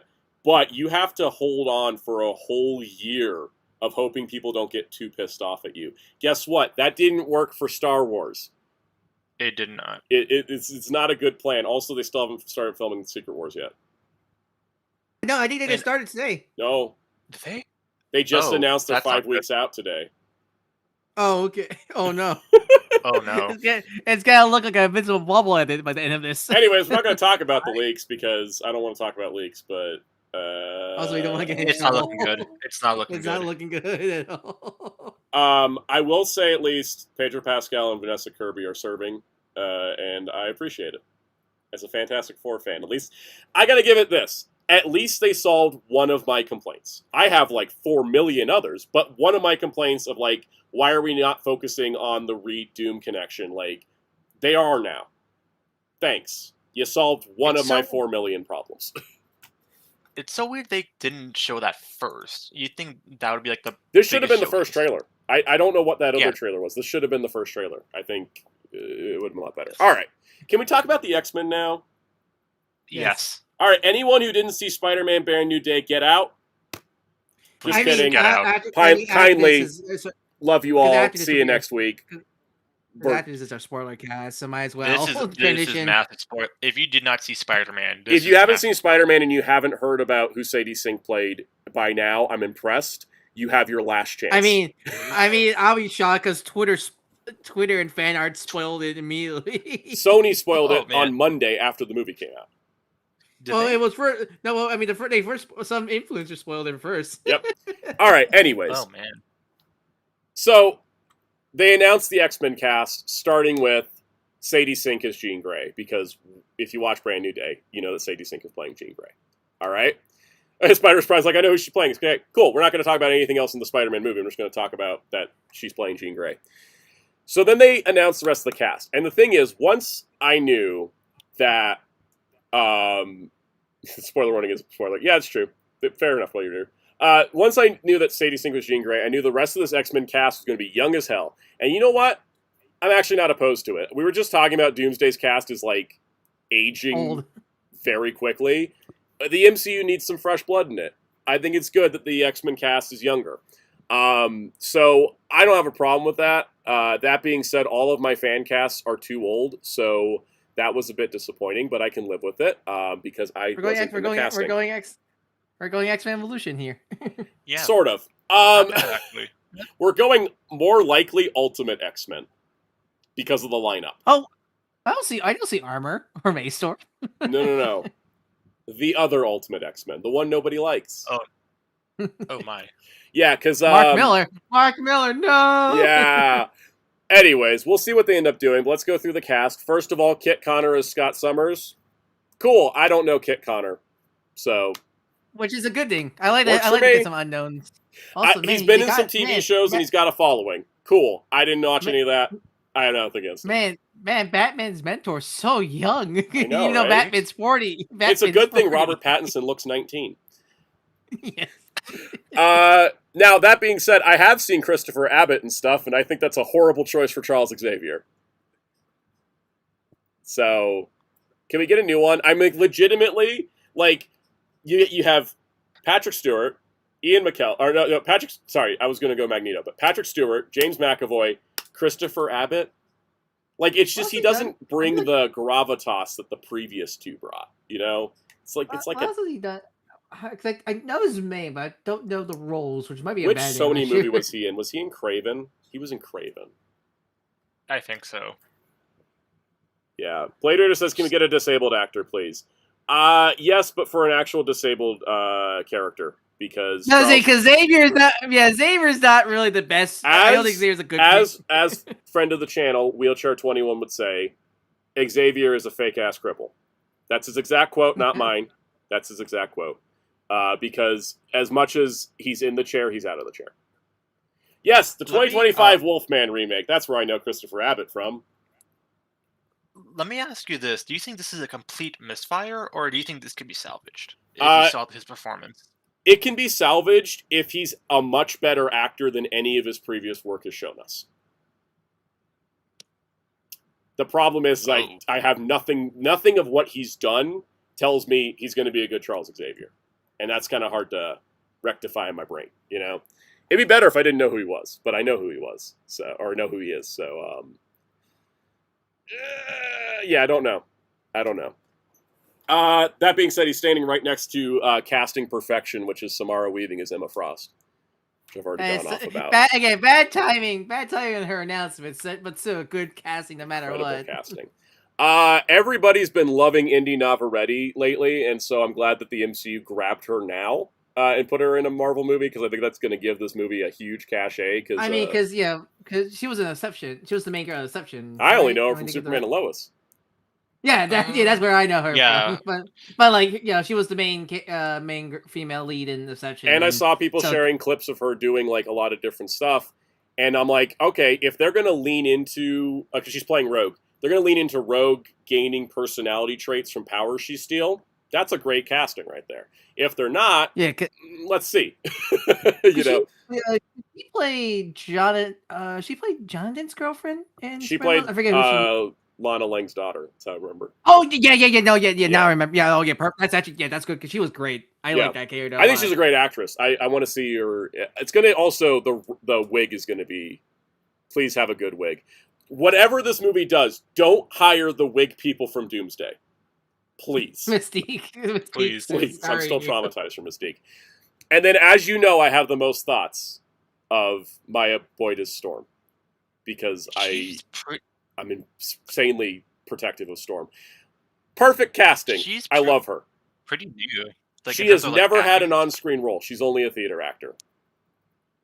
Do you know who else was only a theater actor and never had an on-screen role? Allison Seeley Smith.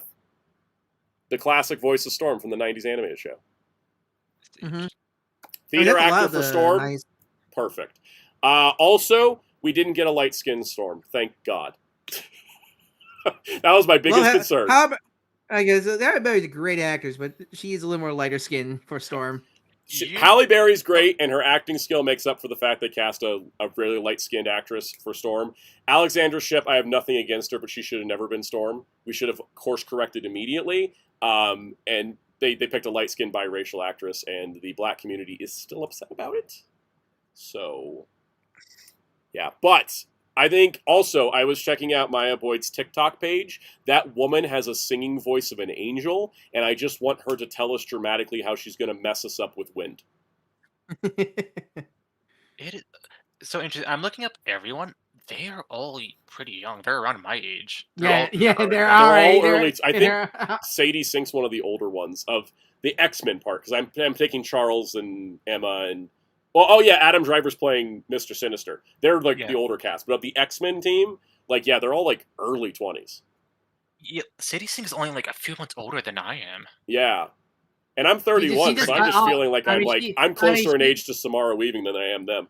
You're the same age as Florence Pugh. Yes, and Tom Holland is actually only like a few months younger than me. Yeah. Yeah, but he's a turtle baby face. Yep. Yeah. Sadie Sink's only like a few months older than remember, she just got off of Stranger Things. Has anyone seen the video of Stranger Things at the final table read, and everyone's crying, and she's just like, mm-hmm. She was recast as Jean Grey. She already had her Jean casting, yeah.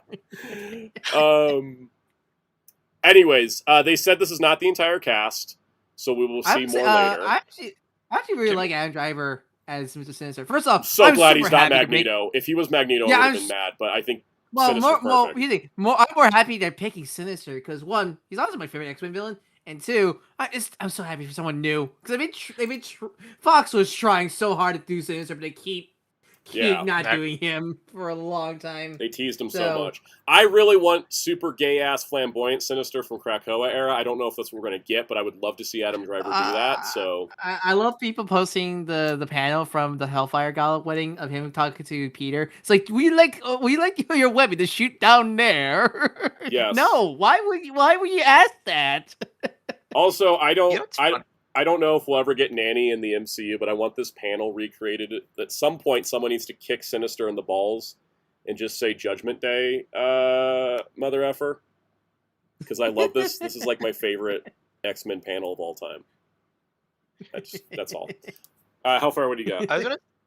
I was gonna say, like, I just realized Scott is the only guy on the X-Men Yes, team. That's it's the inverse of Doomsday, where they only have one woman, but this time it's all women and one guy. It's the Tokon roster. Yeah, it's Unbreakable X-Men. We complained about Doomsday so much we manifested this cast. We really did. That's what it feels like. I'm sure. Like, I think the other casts they haven't gotten are probably all guys to like balance it out. I wouldn't say, because I mean, we're gonna get to Brand New Day. But like, I'm actually really looking forward to this X-Men cast because I feel like the problem with a lot of X-Men adaptations, and this is even the problems with 97. I feel like we keep replaying stories over and over again. Yep. So like, I feel like having Jean, because I honestly don't think they're gonna do a Phoenix story with Jean in the MCU. And if they do, they ain't touching it for like 10 years. Yeah, because I don't know, just the way how Jean was in that Brand New Day. It's also how I feel like Tom Holland's never doing a symbiote arc, but that's later discussion. Yeah, yeah, that's discussion. I just don't think they need one because they already done that. Like, I feel like this is gonna be, I think it's gonna be. I feel like they're gonna go very found family. I also feel like Samara Weaving's Emma Frost is gonna start as the villain of this. I think she's gonna be a villain, but she's gonna flip, like, partway through the movie when she's like, "I need to help these kids," because like that would be great to see for Emma. I'm into this. I'm excited about this. And then they announced Chamber to be in the movie. If they announce Chamber to be in the movie, and they don't call me to cast, like to be part of the casting process, I'm going to hold it over Marvel. Yeah, but the monkey paw is they also have Quinn Quire in the movie also alongside Chamber. Yeah. Anyways, outside of Christopher Abbott, I'm on board with this cast. And if it's only one actor I'm not like vibing with, then we're doing good. We're good. I'm looking forward to it. All right. There was an Ahsoka trailer. I know basically nobody but me cares, but that was like a hyped trailer. I couldn't believe how great that trailer was. I also know they just jingled all of my keys at me. So like, that's fair. But like, you know what? I enjoyed those damn keys. All right. Seeing Ezra and Zeb reunite just made me happy. All right. I'm excited. That comes out in January. So does this take place after Book of Boba Fett with Zeb? Yes. And after Mandalorian as well. Okay. Yep. And then they showed a preview of Star Wars Starfighter. I saw the leaked footage of it. I felt nothing. I didn't feel anything positive. I didn't feel anything negative. I just felt nothing. I was like, yep, that's a Star Wars preview with Ryan Gosling and a kid sidekick. Because I got to tell you, if I'm started of anything in Star Wars, it's kid sidekicks. They need to. We need to stop that. I would say I do like that skull logo. I do too. Like the Rebel Alliance symbol flipped over to be a skull and crossbones. Brilliant. And what's more brilliant, the crossbones, they're rifles. Yeah. That's my favorite thing we saw was that logo, and I want that jacket. There is, I don't know, nothing in Star Wars has caught my eye in like so long. Same. Like the only thing that gets me is when they jingle my keys, Maul and Rebels. It's not like I dislike. I'm not one of those people that are like I hate to do Star Wars, blah blah blah. But my interest. Yeah, I have no interest. I have found that most people are completely apathetic towards Star Wars. Don't hate it, don't love it, just kind of Like that's where they're at right now. It's one of those. I'll get to it one day kind of thing. Yeah. If it was possible, I would rather them just kind of like halt everything, give it a couple years, and come back with fresh ideas. I would like that. I mean, with them stopping the live action shows, it's going to help. But like, I think if we just had like some Visions projects every once in a while, but we took a few years off after Starfighter, I think that'd be a net positive for Star Wars as a brand. Because like, again, the only time I get excited, like this is a brand new story, brand new characters, and I'm just like, But when they jingle, again, they jingle my Maul or my Rebels keys, and I'm like, yes, please get me. But like, that's all it takes is for me to do that. Like they got me on those, but in terms of new stuff, I'm like, So you could say we're lukewarm about Star Wars. Yeah, kind of, yeah. Yeah. Oh, I need to watch Ninth Jedi. I forgot because my channel got hacked and I was having a depressive state. I forgot to watch Ninth Jedi. All right, moving on. They then, to wrap up the panel, they confirmed Zootopia 3 is in early development, which we kind of knew. In other news, the sky is blue, water is wet. I love people say they're introducing new animal species like they are DLC expansions. Right. They're doing a new Walt Disney animated movie called Clay with Kieran Culkin in the lead role. That was all the news on that. In a significant casting update for Hexed, There is who was it they announced? They announced some big people. Hold on. Walton Goggins and somebody else is in this movie. Anyways, Hext. And then they ended it with Frozen 3, where it's coming out November 24th, 2027. Everybody's coming back. And ironically, the villain of the movie is going to be an Ice Queen, which is the villain of... The actual Ice Queen from the original story. Yeah. The Hunger Engine story. Yeah, the original story before they decided to just make Ice Wicked. So, yeah. Yeah. I find that funny. I admit, because I haven't watched Frozen 2 because I have no interest. I did like the first one. See the teaser for 3. I'm interested to have an actual villain for once. Yeah. Again, in a movie, a Disney movie. It's kind of nice funny because the villain in 2 wasn't a person. It was generational colonialism. Oh, trauma. Oh, general culture is not trauma for once. Not trauma, but colonialism was the villain in the second one. I actually like Frozen 2 more than Frozen 1. And it's not just like a when I watched it thing. It was like I went back and looked at it. I was like, no, I still like 2 more. I don't think 2 necessarily is as good because it had like a chaotic production. I just thought 2 was more interesting. Also, every time I watch it now that I've watched Wicked, I'm like, it's just Ice Wicked. It's Ice Wicked with a little X-Men in it. X-Men. Anyways, that's the entertainment section. We're going to go into the spoiler section now because... So Hellfire, how much have you seen of the things we're talking about? We're talking about X-Men? I know he's seen Spider-Man, right? Spider-Man, Batman. I was only stay for... If the order is correct, I was going to only stay on for Spider-Man, then just dip. Sounds good. I'm not caught up. Let's do Spider-Man. Let's do Spider-Man first. Yeah, I was thinking, because I figured... I was like, I know Hellfire saw Spider-Man. Because I think Hellfire saw Spider-Man before I saw Spider-Man. All right. Oh, real quick, before we start this, anybody that doesn't want to stick around for the spoiler cast, see y'all next week. We'll be back on Monday, same bat time, same bat channel as we used to be. Not today. This was a weird one to just catch up. And see you guys. Bye. All right, cool. I want to get these knocked out in like the exact time frame I have written down. So 20 minutes on the clock. Best Spider-Man movie ever? Live action, at the very least. It's my favorite live action one. Yeah, like so I have my heart's so like sewn to TASM 1 and Raimi 1, but like I think objectively, I think Brand New Day's like the best one of the live action one. Objectively, it's the best, but it's like kind of like fighting my heart for like Raimi 1 as well. It's fighting my heart for Raimi 2, because I really like Doc Ock, but I think I got the same experience watching this that I did watching Superman and the Batman, where I was like, oh my god, it's the comic book. This is a comic in a movie. Yeah, this is like comic book movie. Yeah. I've been in this like weird funk with Marvel where I have not been watching anything. Nothing interests me. For Brand New Day, I did not watch any of the trailers. That's how bad it was. Dang. I was like, okay, I was like, it's out. And you're the Spider-Man guy of us. Yeah, like that's how bad like I got hit with the Marvel funk. Then I was like, okay, it's out. Let me go see it. I came out a changed man. I'm like, oh, they can make movies. Yep. Go watch Thunderbolts. Go watch Fantastic Four. Those are on my list. It's a perfect trilogy of these. Actually, it is practically a perfect trilogy. Yeah. It is big potato. Those are my list. It's big potato. Look, Hellfire. These are big potato movies. You need to watch them.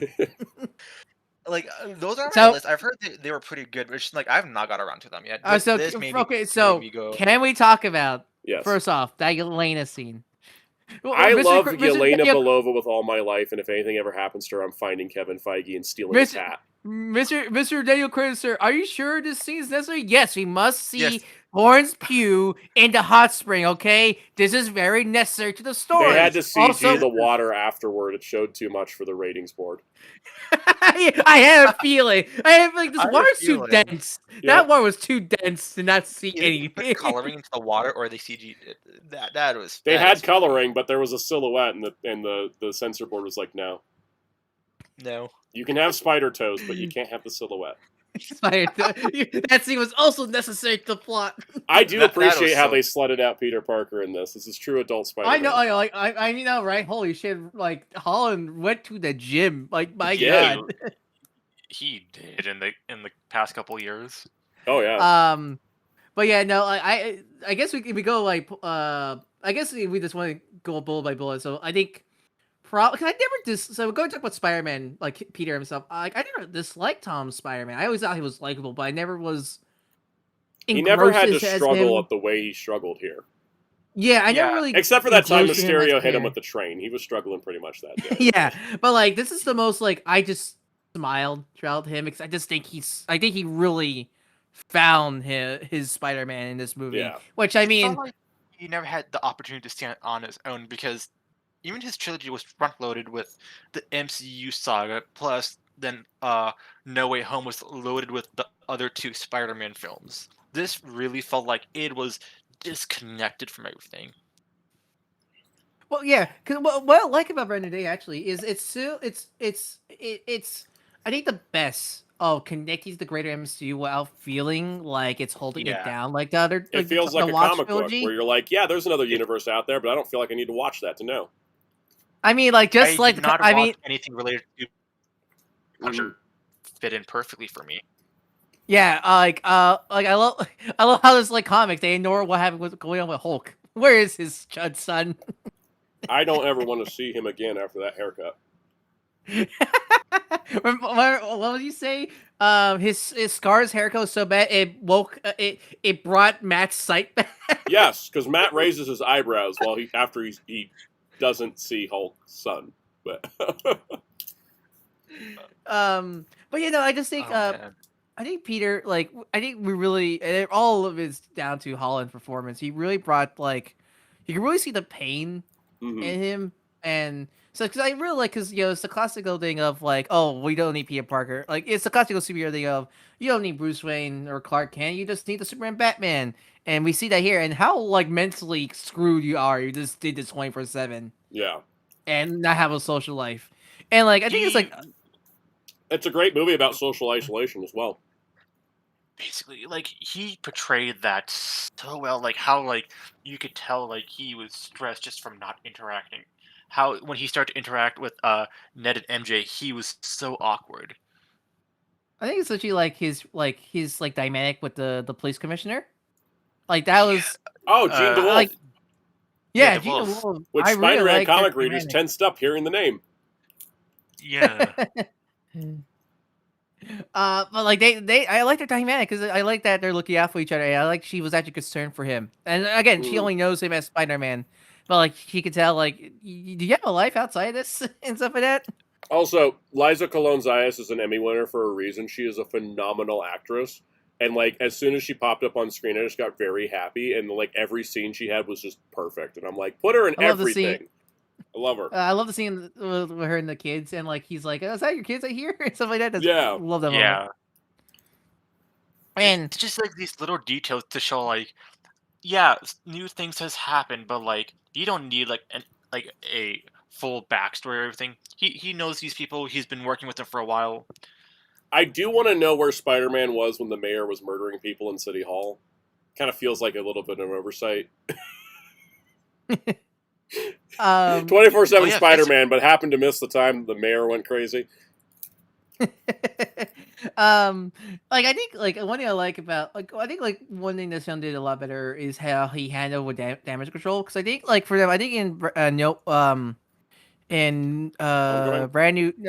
home, no, what was this, the Far From Home, I think it was a little too trusting Mysterio there. Yeah, where like I understand his trusting at damage control, because in his eyes, they're doing their job and stuff like that. Like of course, he wasn't expecting anything evil out of them and stuff like that. I feel like it makes sense here, where I feel like in Far From Home, he trusted Mysterio so much that he trusts Tony's glasses to him. I'm like, really? You just met him and stuff like that. It's a reoccurring thing with Tom's Peter that he is short-sighted. Yeah. What he thinks in the short term is better than what he thinks in the long term. He cannot think in the long term, which is an interesting flaw. Yeah, I think this film really brought that out the best here, in terms of like essentially him learning it and such.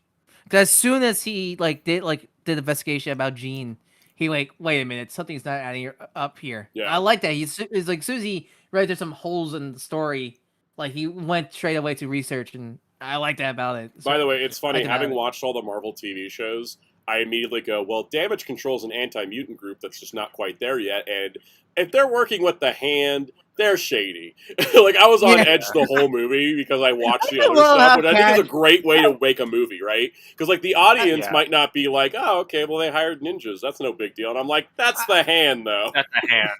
Yeah, I saw that. I'm like, oh, that's not good. Yeah. I love how casual. I love they're just in the ninja costumes at work. Right. It's such funny Like, seeing they that. want to normalize it, but you're like, no, that's not right. Yeah, it's funny, too, considering how, like, lame they were in the Daredevil show. Like, I like the essentially like the attention to detail where like, oh, they got the reason why they could tape that Spider-Man during the final battle is because they scanned him early in the film when he was going through the meta-human scanner practically. Yeah. Yeah. Also, yes, Veloquence, I did get your mic. Yeah. Yes, I see. Veloquence was complimenting your mic. Thank you. Trying to save my voice a little bit because my throat is going. That's why you have me in Hellfire. Mm-hmm. Right. But yeah, no, I think essentially the scene, I think fully just made me like fell in love how they did Peter in this film is the confession scene with MJ when he went back to Frank's boat. Mm-hmm. Man, that was, you knew it was coming, but like it was like, what's the term? Visceral. Yeah, it's just how powerful that scene was, and both Zendaya and Tom's acting really sold that scene so well. And I like that it's not backtracking the consequences of knowing. Yeah, I like they stay friends. I like they didn't start a new relationship. And I love that he apologized for the kiss. And I think what I like about that is I feel like other meat shows and such would make a big deal about that, but MJ realized that like that wasn't your fault because again like she realized what happened in that case scenario and she like I like that it's making the characters mature, which I really like. I also like how that scene was like that led into the revelation of like, wait, you were unconscious the whole time. That was like the perfect through line. Yeah. Yes.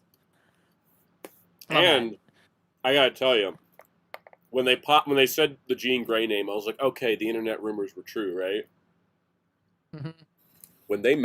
When she mentioned Sarah, I lost my freaking mind. Do you guys? Like, no, Sarah Grey has never been adapted before. Yes, I had to look after the movie. I had to look up. Sarah was. They completely changed her into a brand new character for this movie, but like they remembered that Jean had a sister, and it's like a traumatic experience for her that's formative. Mm-hmm. Crazy. I loved it. I was like, I can't believe we're getting Sarah Grey in a Spider-Man movie or in a movie in general or in anything. Like I was like, what do you mean? This character's like been completely ignored for so long, and here she is. Yeah. So. I think that's all we have to say about Spider-Man, unless you guys have any other notes you want to say about Peter. I'm very happy with it. I'm just really happy. So, Soundout, as Punisher's, I don't want to say number one, but as a Punisher, not a Punisher guy, how do you feel about Frank in this movie? This is exactly how I like having Frank. Contrast and consequence. As someone who doesn't watch Punisher, he is just like the perfect like, oh, he's here. You don't need to know much about him. Yeah, you don't even have to explain who he is. You get enough from the movie, and it works. Yeah, Tom and the stack gag. I hope they never tell that. I love that. That is like the kind of like the perfect like there's an incident we don't need to explain. It just feels like it's lived in. You don't have to explain everything. It's like every time Tom and who played Frank again? John Bernthal. John Bernthal just argue. Yeah. I just want to grab the popcorn and just hum because I just love hearing them argue. It's also amazing how New York Tom Holland sounds when he's arguing. I know, right? They sound like New Yorkers so much. I love they were that. both in the Odyssey, right? Like before this. I love the two of them and Zendaya were in the Odyssey like 2 weeks prior. Yep. That is funny. It's hilarious. It's also funny because this movie's only as good as it is because Tom Holland's a producer on it, and he went and did the Odyssey, and he came on the set of Spider-Man. He's like, no, we did do this, yeah, this. I'm not doing it. Because I heard stories. I heard stories about him rejecting scripts because they didn't like it. Yep. He went on the Odyssey. He saw how other films were made. He was like, "What are we doing at Marvel?" That's what basically happened. Yeah. Yeah. But like I really like Frank in this film a lot. Cause I don't dislike Frank, but I feel like he does work better as a side character more than a main character. Yep. And he even works Jerry perfectly. agrees, and Punisher's one of his top 3 characters, and even he says like, no, Punisher's better as a supporting character. And I think he works so well. I think especially they use like I like the parallels they do with him and Peter, especially. Yeah. And like I love how he just becomes like Peter's like a weird ass uncle by the end of the film. I think because John Bertle, I think really sells essentially the sadness in Frank. Because I think like I feel like like the classic old gag of Frank is always like on his revenge quest. But I like this film. You really, and I haven't seen the Punisher stuff, but like I really like this film really delves into how much he does not like this life at all. Yeah, but and essentially the sadness. Like I like he doesn't probably didn't know he shot Peter at the end of the film, but like he felt it. I like that sadness you can see in that face. I also like he is always fighting Peter, but he doesn't. What's the term? Like he doesn't ignore Peter. Like after all, he will listen to what he would say, or like do the thing he's asked. He didn't want to protect MJ. Gave him not even after 5 minutes. And I think also it comes into the fact that like he can tell that Peter's a good kid that really wants to do good, and it doesn't piss him off like the way that like Daredevil pisses off Punisher because he sees Matt Murdock as a massive hypocrite because he is. I love all the I do love all the memes of that comparing the two. Matt comparing the two because Peter's an honest like legit kid, and Matt Murdock's like violence isn't the answer, and then just goes and beats somebody half to death. So Frank's like at least pick a lane, be violent or not. Like yeah. Again, and also I just love that ending at the hospital warmed my heart so much. Like he like because I feel like a lot of Hunter stuff don't remember he was a dad, and I like you could see that in the end there in the hospital where I remember he just that when he took the mask and just like I love that moment. It's such a sweet moment.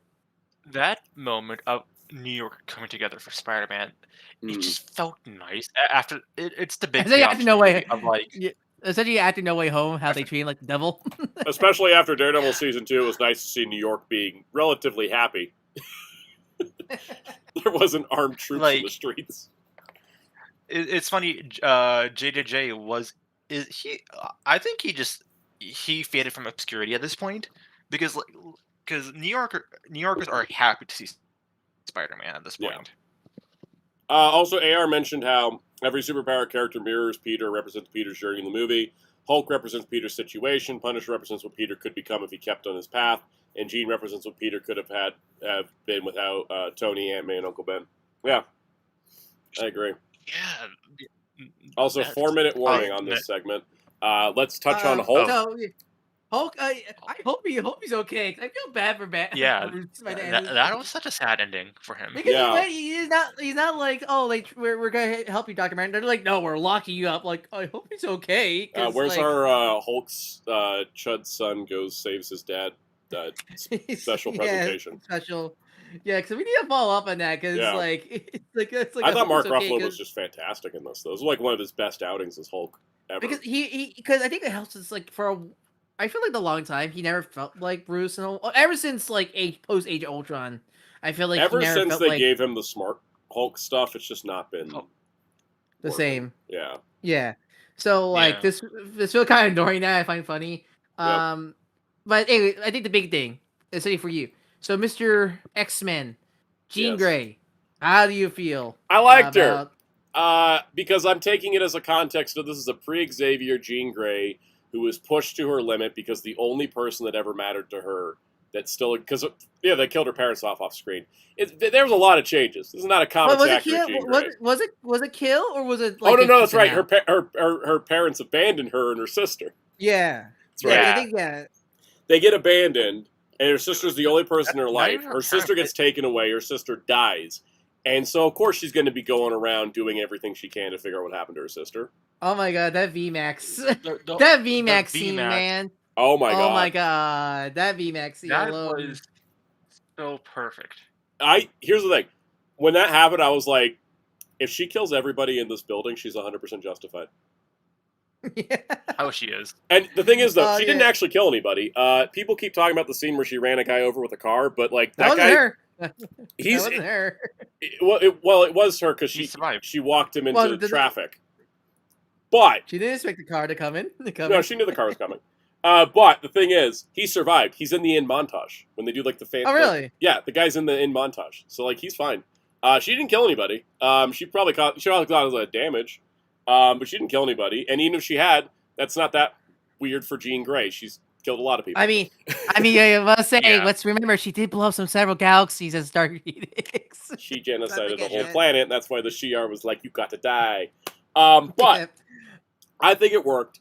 I think this is a Jean that needs mentorship badly, and she's gonna find it with a really terrible Charles Xavier casting. But I think I love just how like the scene with Tom and like or Peter going like I'm here for you was such a great scene because it's just that's all she needs. She needed someone.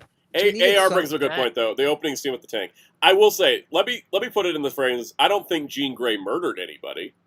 She might have killed some people accidentally. There have been collateral damage, but she didn't care. She said the only person in my life is missing. I'm going to find her, and I don't care what it does to do it. And that's a character flaw and a morality problem, and that needs to be addressed. And that's the whole point of Gifted School of Youngsters. Yeah, that's what. Also in the movie, that's the whole point of the movie. That's the whole point of the movie is that Peter's like showing her like life can be better, and Yeah, I think it's sequence with like Aunt May, that is like the pinnacle of Spider-Man. Yes. Not fighting her, but talking her down. Made me cry. Honestly, I don't think there's a better ending to that whole scenario than that. Yeah, no, it's such a perfect ending, and also just Sadie Sink. I think she's perfect casting for a young Jean Grey. So for the Jean Grey they're doing, she's perfect, right? Like if you were like, okay, if we were doing like Jean Grey from the 90s comics, no, but like we're not doing that. Somebody compared it to Jean Grey in that like Bendis era where they brought the young X-Men back into like the present day, and I'm like, that's the kind of Jean. Like this Jean, Sadie Sink's Jean, would totally tell Iceman he's gay without his permission. So, Taxi Guy's fine. He's in montage. The screenwriters were like, no, we didn't write it that he died. Props that one actor, that one actor who was smack talking Spider, smack talking Spider-Man after Jean Jean was in Peter's home. Like that actor, that guy was amazing. I hope that guy gets work off of this because he was really great. That was such a good scene for that actor. Yep. But yeah, no, I think this is Jean. I think the reason Damage Control was targeting Jean and her sister was because they wanted her powers. They looked for anybody with powers.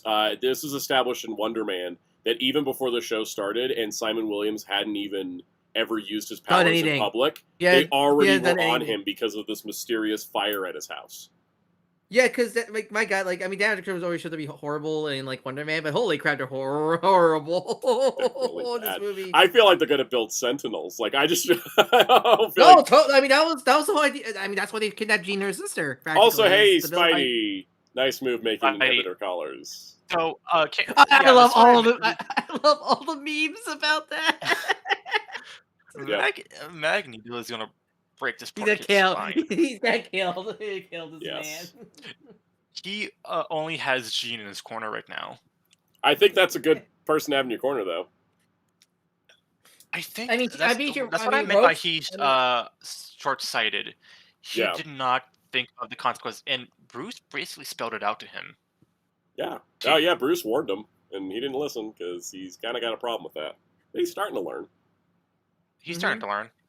I do love that scene where he's looking at how spider evolution works. He just gross out about it. He's like, "Oh, that's going to be me." Also, yeah, this is the same reason I don't think he's going to have a symbiote arc. I feel like we did it.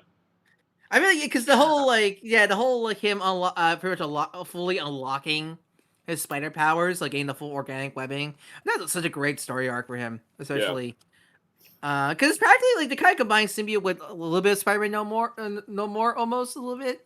I feel like with the story, I think they did a great job with the story.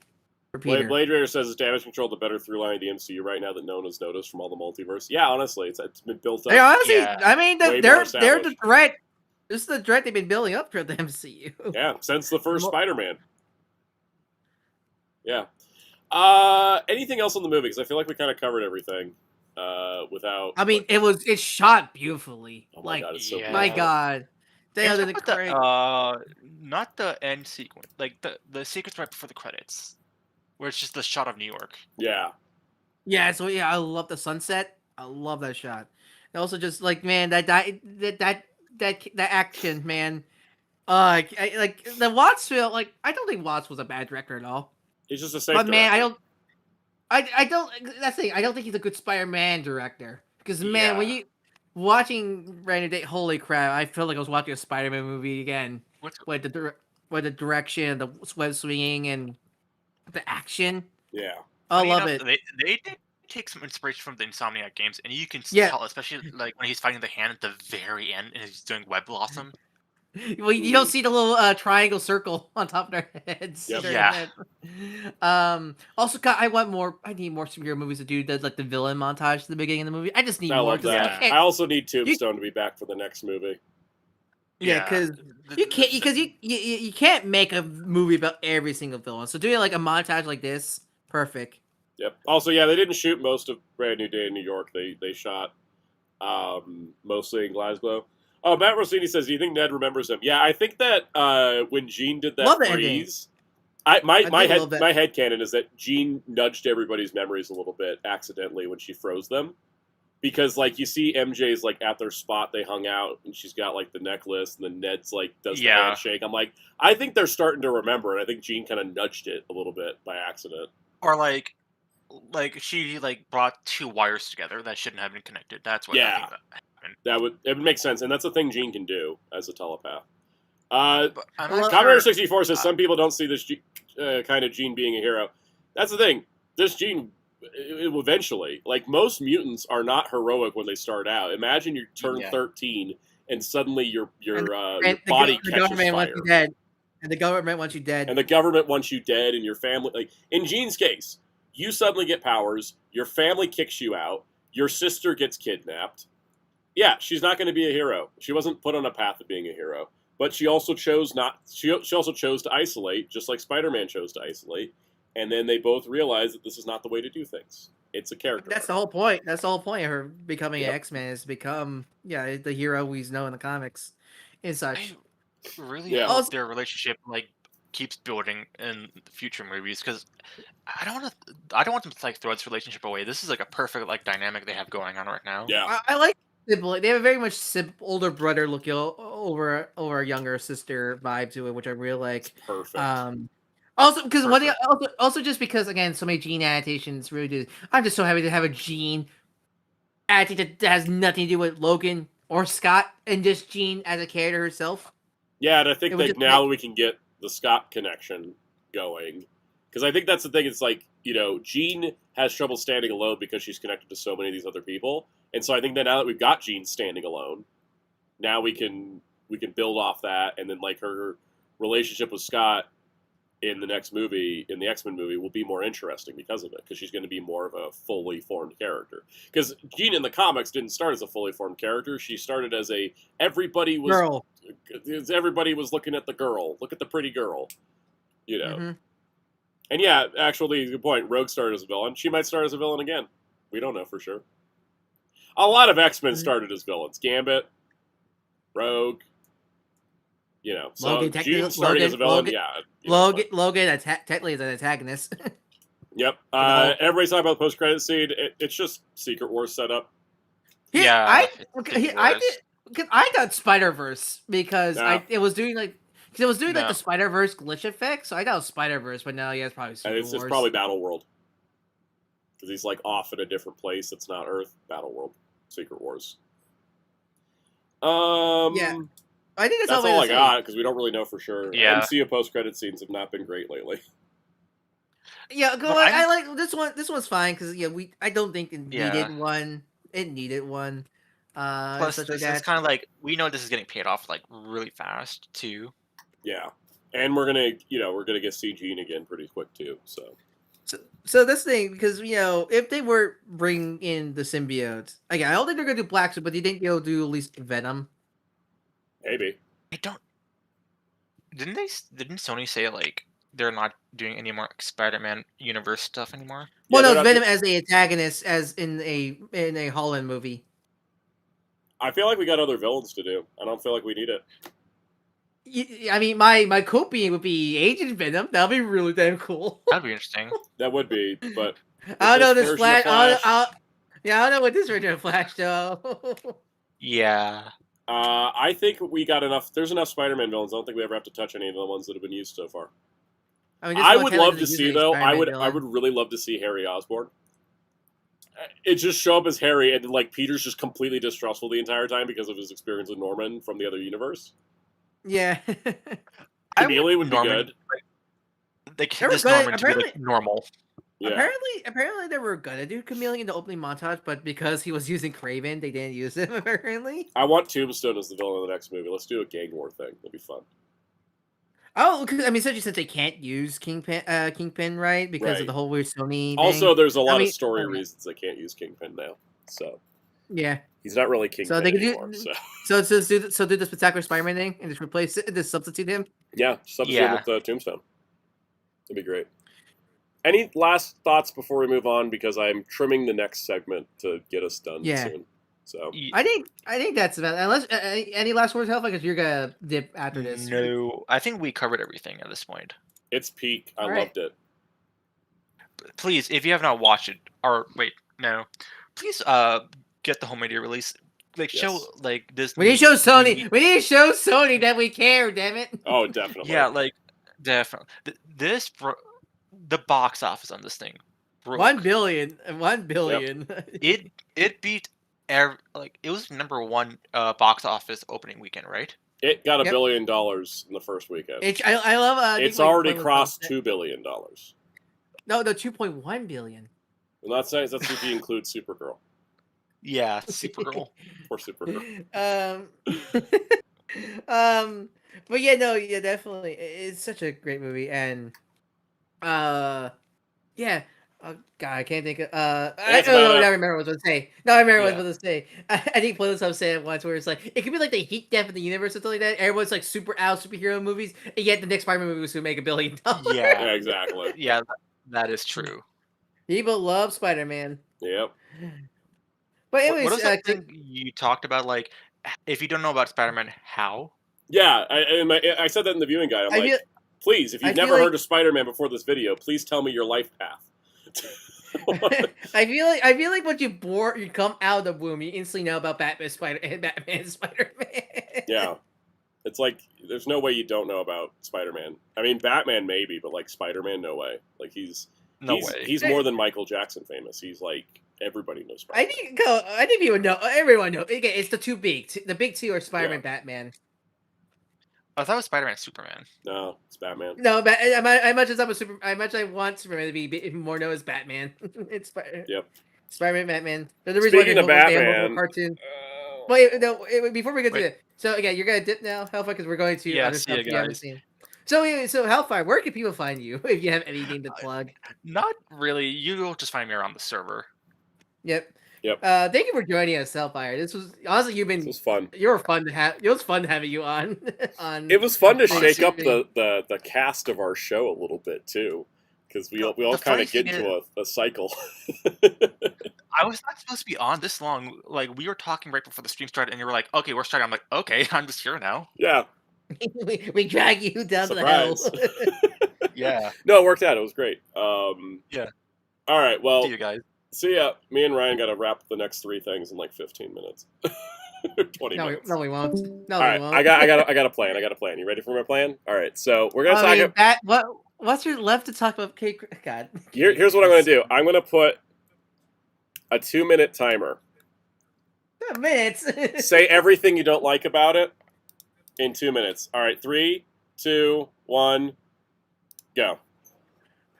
Cake Crusader. What to say about Cake Crusader? So I know it has fans. I don't want to insult any of the fans that like this show, but God, I hate this show so much. And like, you probably read more Batman than me. I'm more of a Superman guy. Not saying I don't like Batman. I love Batman, but like I'm more Superman.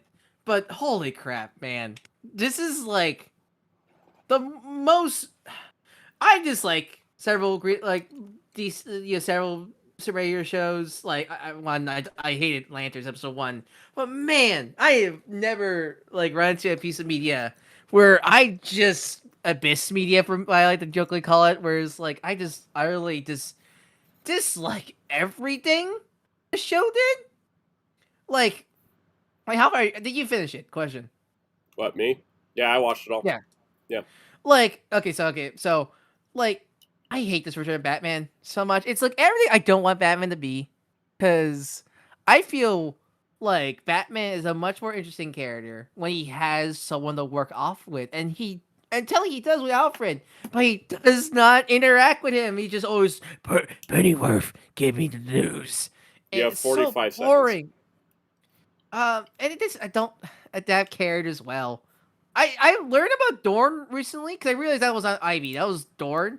And I read her issue in the Death and Return of Superman like story. I think it was like one of the annuals. And I find that character way more interesting because there's some coolness there. And they took everything away from that character. For a character I just got introduced to with this series. And bleh. And also got Joker. God, it's everything I hate about. I hate you, Jeff Johns. This is your fault. Hey, you finished before the time limit. My 2 minutes. I was so bored I almost didn't finish this, and the only reason I did finish it was because I was depressed on Monday with my channel gone, and I had nothing better to do, and I thought, well, I'm not going to watch a good show. I'm going to watch a show I'm not really feeling it. What the hell was literally every decision they made? Every single thing that they made to change the characters was not to make something interesting. It was to be edgier, darker, and try hard. I just didn't like it. I didn't like anything. It's trying so hard to be it's the 1950s noir. Spider Noir shows you can still have that comic camp and be noir. Their Riddler was so horrendous. Like, he's the Riddler because he shoots people? Okay, every other villain does that. What is... He's such an... I joke he's the incel. Oh, there's something about this Riddler. If he was an incel, he'd be a little bit interesting. He's just nothing. He's nothing. It's nothing. Like, that's the problem I have with all of it, is it's boring because it's nothing. Everybody is flat and monotone in vocal performance. 90% of the show is flat, monotone vocal performance. The animation is stiff. It's flat. It's boring. There's no shadow. There's no shading. There's so much rigging animation. I don't know if you noticed that. I noticed it. It was horrendous. And then, like, any time they had a concept of an interesting idea, they just never... they're like, eh. This is like the worst Bruce Wayne attitude. I don't know. He's like... I feel like so many writers or annotators think he's always Batman. No, he needs that Bruce Wayne in there also. It's nothing. Like, the fact he didn't notice what his company was doing. It's like, oh my god, how stupid are you? Yeah, he doesn't know anything. That's the problem. Like, every single achievement that Batman makes in the show is because Alfred spoon-fed it to him. How do you feel about the Spectre? Because I don't want to talk about it. Because I thought the episode was okay. I don't know much about the Spectre. I mean, that's a character I've been meaning to read. But I thought that was okay. Let me say this about the Spectre, because I could spend the next 7 hours talking about how much I hated it. It is the worst adaptation I've ever seen since they decided to make Warlord a coward and Demos a Yellow Claw villain. Oh yeah, I remember Hellfire's Avatar the Core. I just realized that. It's just floating Hellfire. I feel like I did not like that episode, because I felt like it was off, and I have not read much Spectre. If they wanted to do a guy gets killed and then comes back as a zombie, Solomon Grundy's right there. I thought that was Solomon Grundy too. I realized they're doing stuff what the Spectre would do. Also, can we mention how much Batman sucks? Like, he does not save anybody. Everyone dies. Everybody dies. He murders the Joker. He's just ineffective completely. The Joker, man. This Joker, man. It's pretentious man. I love Golden Age Batman, specifically like the first couple of years, and if this show was doing that, it'd be great, but it decided not to do any of it, and so it sucks. I don't want to talk about the Spectre because I'm going to go on a tirade because of how much it pissed me off. This series... I think this is the last thing we have to say. The series is not what Batman needs. This is not the Batman show we needed. Like, it's also such a long time. Like, how do you make a Batman show boring? I know, right? Like, I can't believe this is our first new Batman cartoon after so many years. And it's this B-Taz reheated nachos. It's more like if you reheated B-Taz's nachos from 1993. Because it's spoiled, it's stale, and it's not worth anything. It really just shows that, like, Bruce Timm really needs other people. Not, and I can't believe they made me not care for our Grey Rucka reneging. He wrote like the second to last episode. Yeah, I forget. And like I love Greg Rucka's writing. I just started reading his work now. I love all his writing. And, man, like it really shows that you when you have a great writer, when you have bad foundation, it can't be 6. Yeah, it really can't. So yeah, God, it's just that's all I want to say on it. So I want to talk about X-Men because at least at least X-Men's interesting. Okay, so I was wondering you're gonna do which one you're gonna do first, My Adventures or I'm gonna do X-Men first because all right, let me put a little. Because I feel like we have a lot more to say about these last two things. I mean, I have a lot to say about My Adventures. 15 minutes on the clock for X-Men. Let's go. Let's just go with. We're gonna just talk about 6 to 9 as a batch. Yeah. So yeah. I think overall, I enjoy season 2.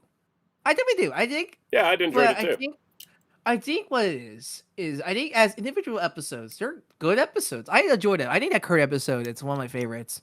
Yeah. But I think the biggest flaws in 97 season 2 is it really did not have an ongoing story. Where season 1, there's definitely some flaws, definitely, as you mentioned during Friday's stream, but I feel like it was a much stronger ongoing story. I was invested with the Bastion. And it was a smaller scope. Yeah. Season 2 goes so big, it can't resolve all of what it's doing, and so halfway in, they're like, yeah, we need some focus on some characters. We're losing things, and because I think in a bubble, like all like the X Lives and DVDs, the Kurt episode, the Danger episode, and the Gambit, great episodes. I think they were all good episodes, but I think the overall picture of 97 season 2, it's not a mess, but like I feel like we literally. The first 4 episodes, great. I think they were great ongoing story. After banger. But after that, the second half really did lose something, and I think because I think while some episodes did connect to the greater story, it was not the Apocalypse is the biggest problem. I know we're gonna get to when we get to My Adventures with Superman, when Eradicator and everything like that, but I feel like Eradicator had better presence in terms of the overall grand story than Apocalypse did, because he literally disappeared in the second half. And essentially, you kind of forget this was a time travel season. Yeah, I thought, I think that's the thing that, that's frustrating is that Apocalypse does just kind of vanish out of the show. But the other problem they have is that this is a downside of bringing in the old show. Upside is that you can just build on characters and you don't have to, reestablish everybody. The downside is present-day Apocalypse is trapped in the body of Fabian Cortez. So then they have to, figure out, well, how do we get Apocalypse back into present day? And so it has to be future Apocalypse coming back to the present. But then it's, that's not really a compelling enough story to be a lead antagonist, which means that then we have to do other things to get us to where we need to be. And despite what people say, this is all inherited problems from Bo DeMeo being showrunner, because he came up with the... Yeah, no, guys, I will say, I did not like the finale. I didn't hate it, but I did not like it. People were asking Blade to come back. Like, you guys... That's not going to solve the problem. All the problems... Because all the problems of Season 2 exist in Season 1. It's just a scope problem in Season 2. Because... Also, guys, he was fired for a reason. Let's not bring back the sex pest. Regardless of that, he's not as brilliant of a writer as he has made himself out to be. There are other people writing on this show, and the stronger episodes of Season 1 were not written by him, and the stronger episodes of Season 2 were not written by him. He has a hand in it, but, it's not like he was the reason the show was good. It's a collaborative effort. Yeah, no, definitely. And, there's a discussion of if Onslaught was originally the villain at the end, and it's it doesn't matter, because either way, you're throwing in a Deus Ex Machina villain, regardless of what the villain is. People it would have been better if it was Onslaught. No, you would have had the same exact complaint. No, the same problem. Because I think one of the biggest problems Season 2 I have, especially after, as a whole set, is we really need a focus character. Because Season 1, was Jean and Scott. Yep. Jean Scott. You have focus with Storm, and you have focus with Jubilee, but it was end of the day, it was a Scott and Jean story for season 1. Season 2, essentially with how they ended it, really should have focused on Rogue. I think not having her be a main character made everything in the finale fell out of nowhere, or just kind of not deserve or not earned. Because in a way, like I think it either needed to be Rogue, same with Kurt. It should be Rogue Kurt, the siblings, or Charles and Magnus. Like because they were doing a lot of the stuff with Apocalypse, but then it's like, well, then Charles. So it should have been Rogue and Kurt in more episodes. And I don't think an extra episode would have helped. I think an extra 4 episodes would have helped. Yeah. So talk about like in each and every episode as a quick review. Last episode we reviewed was X-Line DVD. So Danger. Danger episode. Loved it. I liked the episode. I think that was a great adaptation of the character. It's so funny how back-to-back the Tokon, how everyone, it's the Tokon is such a pro opposite, but like opposite. No, I like the way they adapted Danger, and I love what they were doing with Polaris. Because I like how because I still need to read the Sanji run, but I like how a lot of Danger was Charles trauma dumping into the Danger room. It's a great. Also, I think Chamber talk, or at least Chamber was a big focus in that episode. Chamber was there. He didn't have any lines though. Okay. But he was there. You were like, were you pointing at the screen constantly? Yep. I will say that I think the way they brought Polaris in to be kind of like the new Magneto on the team was really cool. Yeah, Polaris, no problems. I love her character. So after that was the Kurt episode, right? Yep. Which a lot of people on Twitter did not understand the point of. Yeah, I did not. That's my favorite episode. Media literacy test episode. Yes. How much that my problems with season 2. I think that episode is like the best episode. The series, honestly. I don't know, because Kurt's my favorite X-Men, so I have a lot of bias, but I just felt like his writing was very strong. They made the discussion and topic was such a good. Yeah, because it's such a gray area. Because yes, you want to have the racist killed, but also.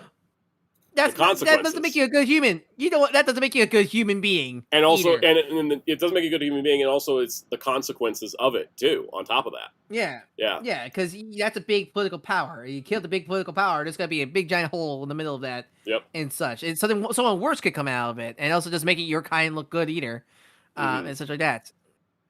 I think that's great. A great one. Episode 8, I like. It should have been a 2-parter because I feel like that's where the runtime got hurt was 8 because I wish we're gonna get to it when we talk episode 9, but I feel like Gambit should have stayed as deaf, none of the Apocalypse stuff. I feel like because I think they did some really fascinating stuff with Remy's character. Because it's the big question: was that Remy or was that like Apocalypse influences? Like what? But is then the we middle learned ground? that it's just Apocalypse. Yeah, which is takes away. That's interesting. And I like you see Rogue very conflicted about it, and I feel like this episode did a much better job at the conflict between X-Force and X-Men, because you understand where X-Force is coming from, but you also X-Men understand that's their friend, and this could be a chance to bring them back alive and stuff like great stuff. And I thought the inner mind battle at the very end with Xavier, Rogue, and Gambit, great stuff there, animation and everything like that, great. I just wish it got extended to the next episode. Anything else? Anything else you had to add? Not really. I think you pretty much covered it for 8. But so episode 9, it's episode 9. That's the big point. So I feel like a lot of the problem with episode 9 was rush. It's everything just rush. It's just no time to really. I felt the same way with the finale of season 1. I was just like, wow, we're going through things quick. Like, but I think there was more to take care of in this finale than there was last season's finale. Yeah, because with season 1 finale, that was also rush. I didn't feel as rushed in that one. Maybe because just a lot of things were happening that was very story important, and then they had the cliffhanger. Yeah. Here, it was mostly just fights, which is fine. But I feel like there was no. The season 1 finale also had a lot of fights because it was like. But I think a lot of season 1 was character focused, like Rogue's character, Sunspot's character, Magneto ripping out, doing Phoenix shit out of nowhere. Yeah, and stuff like that. Even a little Cable story. Where here it was like there's no connection. There really wasn't really any connection besides one was on one side and one was the other. Like I feel like Cable. One of my problems with the finale was a lack of consequences. Yeah. Because I think the fights themselves are fine. I did like that X Factor was holding back in their fights. Yeah, I think Havoc is the Havoc scene with Jubilee. Like that scene. Yeah, I think that was a good scene. Also, lack of Storm this season. Jesus Christ. Oh my God, and that's also a Bo DeMeo problem because he doesn't like Storm. Ugh. Yeah. But it really does fall apart when we get to the final battle because I honestly think Gambit Apocalypse kind of looks stupid. To be honest. He does. I feel like there's a better way to combine. I don't think the concept's horrible, but I feel like there's a much better way to combine the two designs. Also, but then again, you also like how come Apocalypse didn't just turn back into Apocalypse because technically that's not what he looks like. That's it was like I don't know why we were doing a hybrid. Yeah, that was weird. But so Apocalypse, Gambit, and then Rogue early episode, may deal with the Celestial to get Celestial powers, which. Again, I have no problem with idea at all. But at the end of the day, it was so rushed. That final battle was so pathetic. Like, it happened so fast. I mean, she just kind of flies in, touches them, and that's it. Like, there's not even a fight. Because I don't want to pull. I don't want to pull like Mary Sue cards or anything like dumb like that. But it's such an instant win that like it just kind of feels like. The Deus Ex Machina has came to save us. Mm-hmm. Yeah, but for me, I think what killed me with this episode was Kurt's unnecessary sacrifice for me. And yes, Kurt's my favorite X-Men, so I feel like killing him off does make me a little pissed. Yeah. But also, it was not earned. I feel like with comic book deaths, we've seen it multiple times in comics itself that there's so many pointless deaths in comics. And I feel like when it comes to something like this, you need to have a character arc. Real quick, Corey Robinson, the What If writer was not actually writing on any of the show. That was just a rumor. So I just wanted to clear that up. That's something people have been saying, but it's like, nope, they actually did not. That was confirmed. So, anyways. Yeah. But I feel like if you were going to build a Kurt's sacrifice this season, it really, really should have been like build up from the start. Yeah. It really felt out of nowhere. Now, is it in character for Kurt to do that? Yes, I think Kurt would definitely do this for the love of his family and all that stuff. But it just did not feel earned. I just feel like I think what we should have had instead, because my mom came up with this and she's a big Rogue fan. She was like, Rogue should have just lost her powers. That should have been the sacrifice. I thought that would that was the sacrifice at first. But no, I think she still had her powers because she's still wearing the gloves and everything like that. I think either Rogue should have lost her or Gambit should stay dead. I think they should have fully killed out Gambit because I feel like they should have done where like the sacrifice is Gambit's permanent death. Like you try to bring me back, you couldn't. You had to deal with my. You had to move on. Did they get scared because of what happened with Young Justice? Maybe, who knows? Because there was a huge contingent of the Young Justice fandom that got really pissed they never brought Wally back. Yeah, maybe. Or because you said you have, like, I came because of Gambit's popularity, because this was both written before Season 1 came out. But I think Gambit should have dead. I love Gambit, but I just think narratively, it fits much more with the story they're trying to tell. That Rogue should move on. You know what also would have been a good one, too? Charles died. Yeah. Because, like, Charles has got, like, a lot of stuff that's hanging over him. And, somebody had to die, though. The intro, the opening credits for that final episode, they barely squeezed in everybody before, like, in the sequence for the roll call. Oh, God, Scrubbo didn't even mention magic. Okay, yeah, because that's, I think, one of the most missed opportunity. Why did we not have a 4 horsemen? Like, I think we were talking about this when 2017 trailer stuff. I was like, our 4 horsemen are going to be like Magic, Iceman, Banshee, and Gambit. Nope. Nope. I guess Magic died for no reason at all. I also have a weird feeling they're going to go Krakoa in season 4 and bring everybody back, but that's me. Yeah. I don't know if I can predict anymore. They kind of swerved a lot this season. Yeah, and also and I think especially the aftermath. I feel like it's the case of no moral city because Gambit, Cable got scot-free. Yeah. There was no consequence. He did kill Gambit. Like, he did kill him. Because I honestly do believe that Gambit was fine. He didn't need, he was holding back Apocalypse for Cable shot him. But no, Rogue was just gave also the pocket apocalypse to him. Fine. There was no bad blood with X Factor at all. No question about they had Sentinels. Yeah. Not question why they have Sentinels. I want some more follow up on X Factor next season.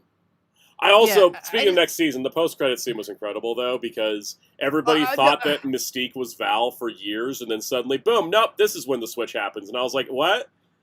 So, okay, that's the... Okay, I want... Because, yeah, we all covered it, but I have my problems with that, because when did they switch? Like, just so then. Was that was the switch point. Then. She never switched before, even though there was all these hints. Okay, I think that's the problem. They poorly described that. Because me and my partner were having discussions about this. Like, because I looked at the scene a couple times. She's holding, like, Mystique is holding her file of everything they know about her, and then she kills Val when Val shows up, and Val's like, "What are you doing here?" Like, there's no gap in time or anything. Or Val's like, "Wait, you have been replacing me. That's why I missed this point in time." Yada yada. No, like, it was just what Mystique. Okay. So, like, that says to me that, like, there was never any... I think they really poorly implied that. Because, again, because they didn't really make that clear. Because, again, the way how Val was acting throughout especially this season. Yeah. Like, you kind of felt like Mystique. Because, like, Val was, like, trusting Xavier. And, of course, made some relationships with Wayne. But I feel like, this guy feel like she went too much to the extreme, especially with the whole Sentinel thing. So I thought, oh, yeah, that has to be Mystique, right, as Val? But no, it wasn't. I just kind of felt like... because again, I didn't realize that was when they switched. I didn't, because again, the way how they built things up throughout the season, I felt like that was always Mystique. But no, yeah, sometimes the viewers are ahead of the writers. That was definitely one of those cases of like we all thought that Mystique swapped with Val like a long time ago, and it's like nope, it just happened. Yeah, I think overall, like 9/17 I think Juggly is a fine season. I think it's still a good piece of television, but I just think. I look at it and I go, I don't know what else to get through it. I'm not sure what kind of message I'm supposed to get from it, or like a feeling. I don't even know what message I'm supposed to get from season 1 because, like, I still have a problem with the finale of season 1 of like Storm trying to appeal to Bastion's humanity was such a weird ass thing for me. She was like, but human. I'm like, what do you, girl, just go into murder mode. Come on. Like, we know he's not going to come back from this. Why are you stopping to appeal to his humanity? Other people, yeah, Scott, sure. All right. Why is Storm doing that? Like, it's just, everybody gets weird in finales in this show, at least so far. Like, characters just do things because trope says so, not because that's what their character's set up to be. So, yeah. Yeah, and I don't know. I feel this way because I'm not the big X-Men guy, but like I still enjoy my X-Men. But like I think looking back, I still think I enjoy 90s Evolution much more, even with its flaws there. Because I just feel like there's such a enjoy Wolverine and the X-Men the tight. most. Yeah, no, those two are just back to back. I just something about Evolution that Evolution just really like clicked with me the most, and such. But yeah, again, I think I don't think like CNG was a disaster like everyone keeps saying. No, it's not. Like the thing is, like if you thought this season was a disaster, you need to watch more bad TV. Yeah, no, I recommend Titans. I do hope. I'm still looking for the CNG, and all I want for CNG is to be tighter. Yeah, that's all I want. Is a more tighter storyline, more tighter season. I feel like because I do like the X-Men. Like I think like stuff like the X. The What If writers did not come on. The new showrunner worked on What If. They did not write episodes with the What If writing team. I want to make this clear because it's Bo DeMeo that started that narrative. We do not trust the sex pest. Yep. So like my only thing. Yeah, with season 3, I think all I want is just a little more stronger, tighter, like writing and cast. And I'm hoping the focus. I want a smaller focus. Also because I think also I personally think like as much as I do like the X-Lives and DVD episode, I think they should have saved it for season 3. I feel like Wolverine got his bone. Yeah, there was like zero consequence for his bone. They just kind of they brushed over it too much. Essentially, there was no like drama relationship with Morph and him after that. They were kind of back to normal in the finale. I think that episode should have been saved for season 3, honestly. Yeah. Because essentially none of the important characters were in that episode, that could have been saved easily. The only thing it was like the Graydon Creed connection with Sabretooth. Like that's a But even then, like that's We already already had been that from the original established. show, yeah. Yeah. Yeah, see, the thing is that everybody says that the last episode was written by a What If writer. Let me go double check all the information, because I always say, if you're going to slander accurately. Accurately. So Brian Ford Sullivan was the writer of the last episode. He also wrote the first episode. He is known for his work on Arrow, and he never wrote for What If. It's the end of that. They have a What If producer working on the show, because that's who took over after Bo DeMeo, but they didn't actually write the episode. There is a clear difference there. Also, like, if you contribute anything to a script, you get credit, because if you look at episode 8's credits, there's like 9 writers listed. I hate that I had to say this, but I'll take all the What If writers over a Sex Fest any day. I will also take all the What If writers over whoever the hell was writing Caped Crusader. Yeah. Well, yeah, episode 8 had 4 writers, including Bo DeMeo, because it's anytime you contribute, Writers Guild says you get credit. So, well, again, I think we were saying we know there's good. I mean, again, Greg Rucka, wrote episode, so I think it's definitely the foundation of Kate Crusader than more than the writers. All right, thank you, Corey Robinson. Corey Robinson says you could really tell when the Arrow writer was writing. There, accurate slander. Thank you. I have not seen Arrow. I have not seen Arrow yet, but I can feel that's accurate. Yeah. Also, I don't mind an Arrow writer working for X-Men, because I like X-Men being a soap opera. So, do more. That's what it is. Also, Blade Runner said too soon to recommend Lanterns. We're not going to discuss it much because we have one more thing to talk about. But Ryan hated it. I was meh on it. That's our Lanterns review. The only thing I say about Lanterns, like maybe because I feel like I'm more of a minority than you are. Yes, absolutely. But like, so the writing felt very uncomfortably racist. Yes. But that's what you get when you read Tom King or watch Tom King. I tell you, man, I was watching this and I'm like, this dialogue is bad. I'll give the show one credit. I thought the interrogation scene was good. Yeah, that's not bad. That was probably the scene of the show that I actually enjoyed, was the interrogation. I was like, that was fun. So, all right, so I think that's all we have to say about 97, right? Yeah, Jay Pocket says my buddy got on Twitter got slammed for thinking it was just okay. Yeah. Beware the gun gang, okay? They are relentless. I can't wait for our spoiler review of Lanterns. Yeah, I don't know if I'm going to make it to the entire season, though. The episode 1 hook made me go, all right, I'll keep watching. All right. Oh, Blade Runner said that was for when you recommended Titans as bad TV. That's fair, actually, because I think that Lanterns and Titans are spiritually connected. They just feel the same. I can't wait to watch Titans one day, because I touched nothing of that show. All right, I gotta go to dinner soon. So let's talk My Adventures of Superman and put a timer on. Season 3. Oh my god. Does it have flaws? Definitely. Oh, a ton. I think ton.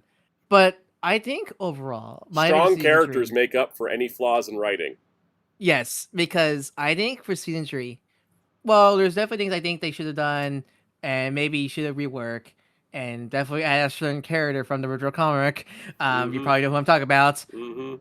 I think overall the story and themes they told this season was wonderful. It is fantastic, because the overall theme of season 3 of My Adventures is don't worry about the future.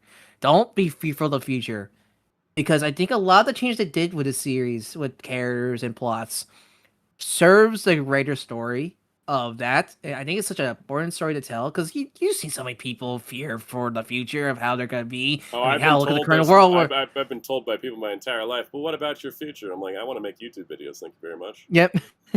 Yeah, because I think everything about the story they told about that is so wonderful. I think, talk about some of the big changes. Jonathan Kent is totally not the same Jonathan Kent, Connor Kent, or just Superboy in general from the comics. Yes, but he serves the purpose of what they changed. What's funny is I felt like he was more closer to the comics in the second time around. Yeah, when he's got a second version, yeah. Yeah, when we get the second one, I was like, oh, hey, there's John. Yeah. Depressed and mad at his dad. Hey, John, welcome to the show. Yeah, a little bit of Connor still. Yeah.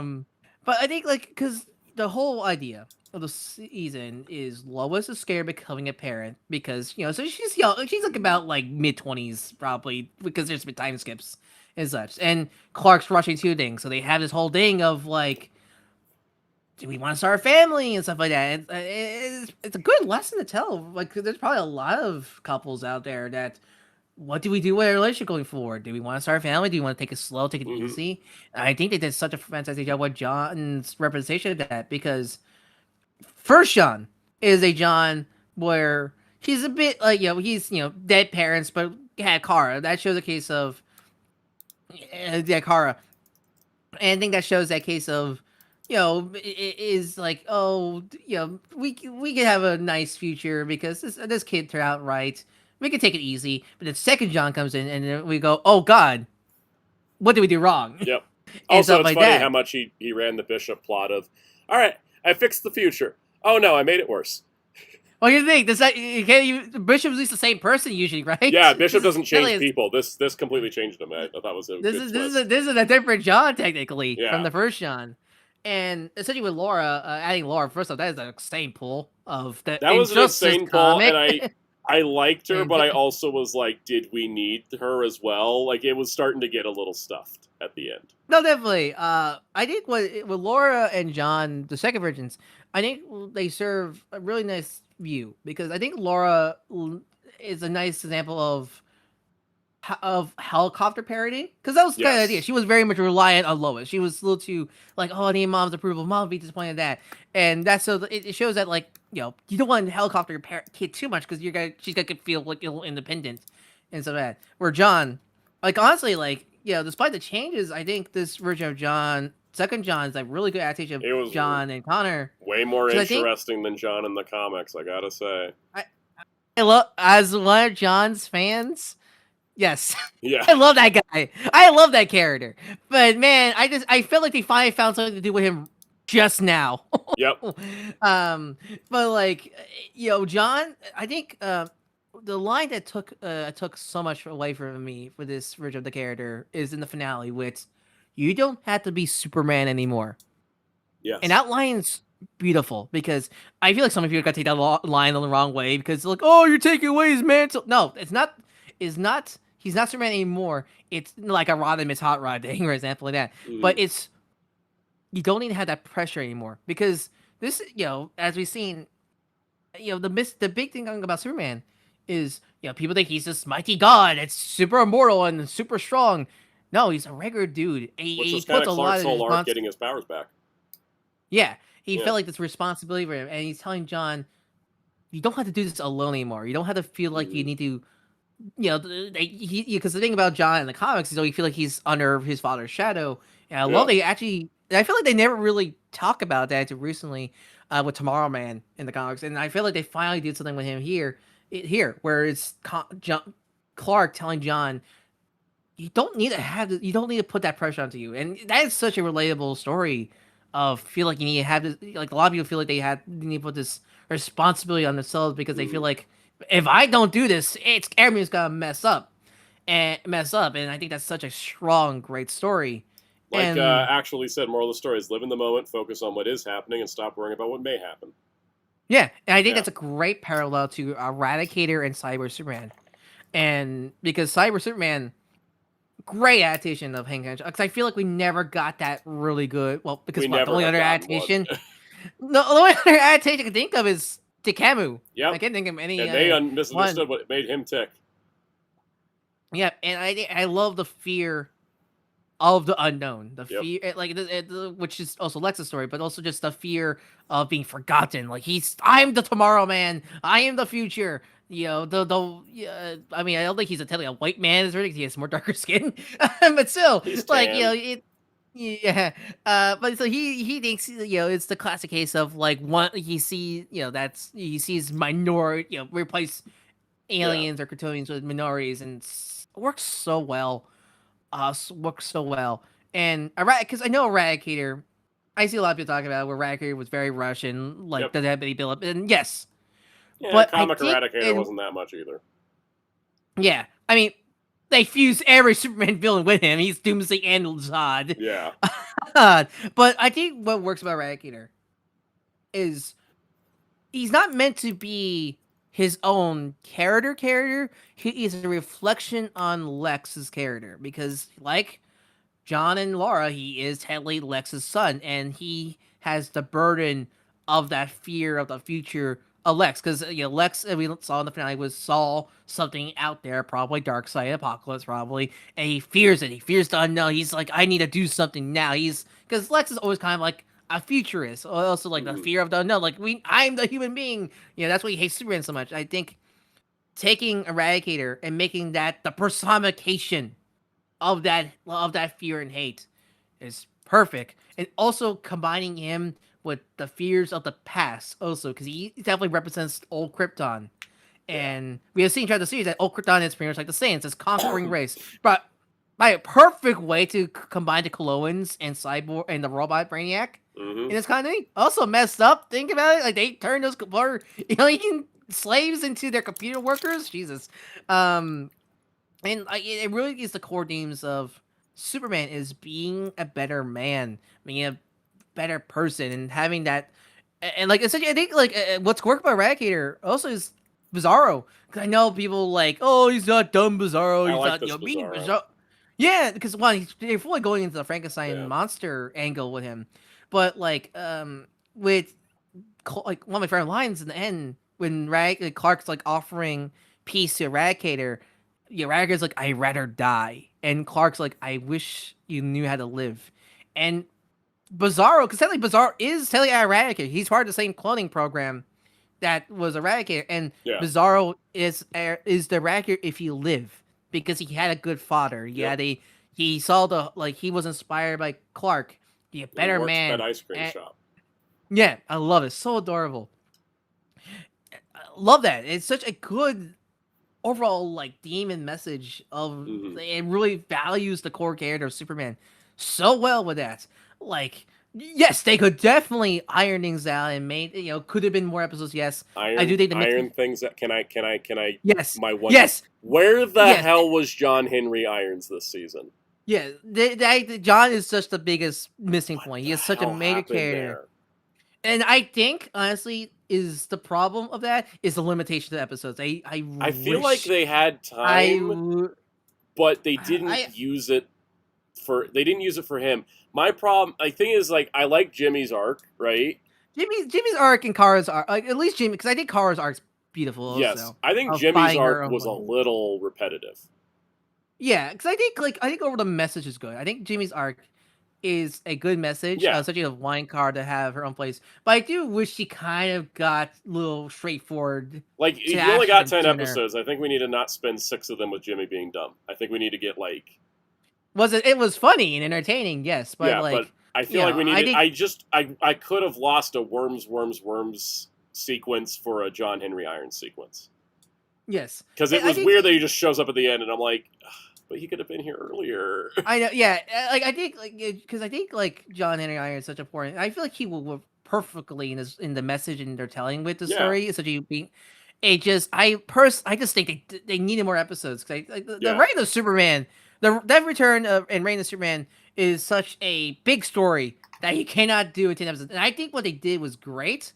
And I like that the Death of Superman part was Clark losing his powers, not killing off Clark. Yeah, I think that was smart. I think that was really smart. But you know what I could have needed was an episode. I love the Mixie episode, but maybe we needed to. Yeah, I do. Mixie episode. I think they could have. Because here's what I wanted, and here's what I thought they were doing, and this was my biggest disappointment in the season, is I thought when Clark lost his powers, he was going to learn that he could still do things and learn it from John Henry Irons, so that way, like, the inspiration cycle would come back around. Like, John Henry would be like, hey, man, you don't need powers. Let me show you how it's done, right? Like, I feel like because the Mixie game story is that I feel like as much as I think that episode is really fun, and I think like a lot, especially the importance of Clark Kent and like the Clark Kent stuff. I feel like that could have been as a Steel episode. I feel like it should have been because he just shows up at the finale. My parents were like, "Wait, who was that again? Because it's been so long since he's been in the show, and it's been so long between seasons. And I was like, yep, that's Steel. And I'm like, that's the guy I hoped we would get more. I didn't need him to be in every episode, but like I think one episode where he kind of helps out Clark with the lasting powers would have been great. I would love to see John, like, because we saw like a prototype Steel suit in season 2. So I love we got like a full-on Steel suit in season 3. And I just think, again, I feel like the mixing episodes. I know the mixing episode. I was talking with my partner also, where the mixing episode. Again, I like the episode, and I think some of the stuff they said in that episode was great. But I feel like you could definitely easily rework that, either having Steel and also introducing the super twins like sooner and Raghair sooner. Because and stuff like that. Now, because I love slice of life stuff, but if you're doing a huge story arc and you only got 10 episodes, I need the slice of life stuff cut down. Like, not eliminated, but they need to cut it down. Because I think, you compare the Cyborg arc versus the Raghair arc. Yeah. Episode 1 of the Cyborg arc, that was... Cyborg. The episode 1 of the Cyborg arc was, nice breeder, get back into things. Then gets the Cyborg arc. Then the Raghair arc, Party Animals. I think Party Animals was a really fun episode. I think that's should have been, like, a nice ease in. Like, you need a break after the Cyborg. Episode, yeah. But then after that should have been the full start of the Raghair arc. But I feel like the mixing game, which I do like the episode, does not need to be there. But I mean, overall, that's my only real complaints. Yeah, I mean, no, I'm mostly yapping because I'm the Superman guy. But like, you've been I've been agreeing to everything. That's the thing, is I don't really have any counterpoints because you're speaking truth. And again, my only complaint is that because John Henry Irons is like top 5 DC characters for me. So like, he's such a important character, more, and I didn't get any of him this season. He was in cameo land, and that made me sad. So that was all. But otherwise, I loved it. I mean, it's still like, if that's my only complaint, then if the only complaint is I wanted more, then you did good as a show. Again,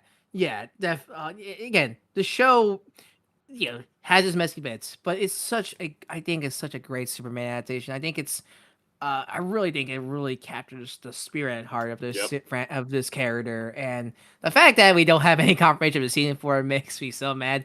I think at least season 3 did end on a good note. I think they did that with season 2 as well. I think they're smart. Yeah, because they're smart. Thank God. They're like, is that the end of our episode order? Okay, cool. We're making a finale. Thank you.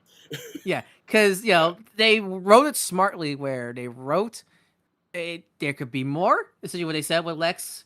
But it has, Lois proposing to Clark and them getting crypto and all that stuff is all great stuff. I love that so much. So I want more, but if that's the end of it, then we got a good finale.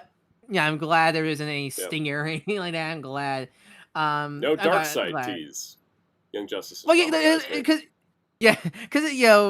it was, that's why, because Lex could have been talking about Darkseid, but they didn't mention Darkseid. That could have been Mongol. Well, no, that could have been Mongol that he was talking about. Also, I liked Waller this season much better than before. Oh yeah, I know, right? I was makes me so glad to have a smart Waller again after Absolute Power. Like, oh my God, Waller, that's smart. Thank God. Yeah, it was nice to see. Also, nice to hear Deborah Wilson again as her. All right, our clock's about to run out, so I think that's a perfect place to stop it because I need to pee and eat dinner.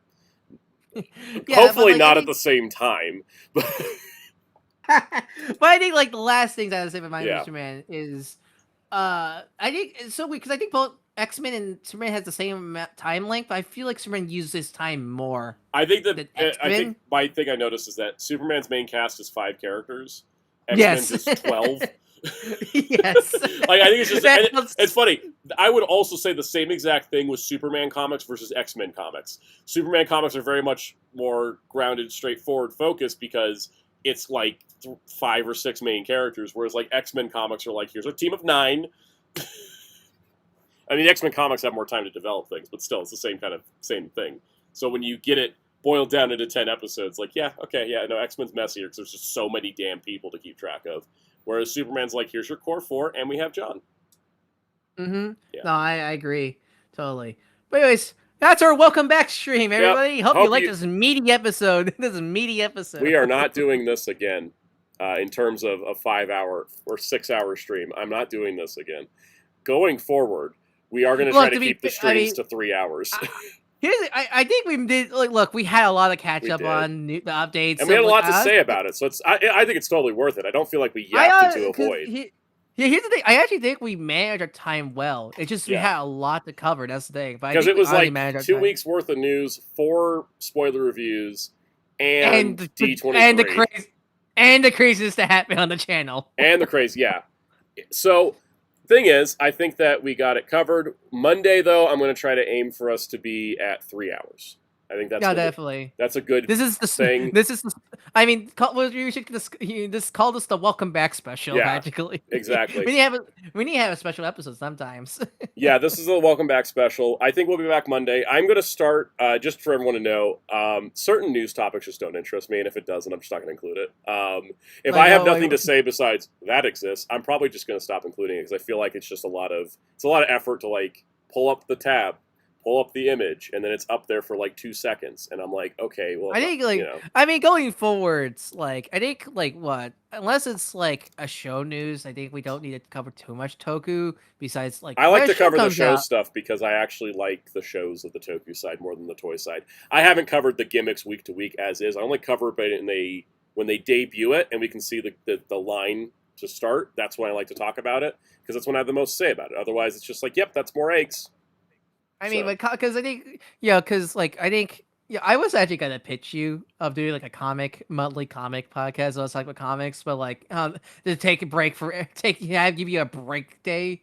I mean, that's actually kind of why I bought this new mic. Actually, we might do something. We'll have to discuss it because I gotta get back on normal schedule first, and then we can work out. I'll talk about more of it. But I am going to start using the timer on streams so that way we can kind of stick to our nice. I think 3 hours is good. I think, especially when you go back to watch an archive, it's 4.5 hours, 5.5 hours, and then you have to skim through for what you're interested in. Yeah, I use these at work when I work on some of the background. Yeah. So I do think 3 hours is good for a weekly show. If I was doing multiple streams a week, it'd be like an hour. But I only, so I think we're gonna. I'll pitch you the idea I was thinking after post stream. Anyways, that's all for us though. We'll be back. Anyways, you can follow me at DarkoC43 on YouTube and Blue Sky through Archimedes, like the one you see the very channel and Hellfire's avatar. Thank you, Hellfire, for joining for us for this fun. Craziness. I enjoyed it. It was so fun to have him on. Thank you so much for joining them for us. But anyways, you want Archimedes like the one you saw? Feel free to DM me in the Blue Sky or to Discord to Sound Discord Protocol. Link in the description below.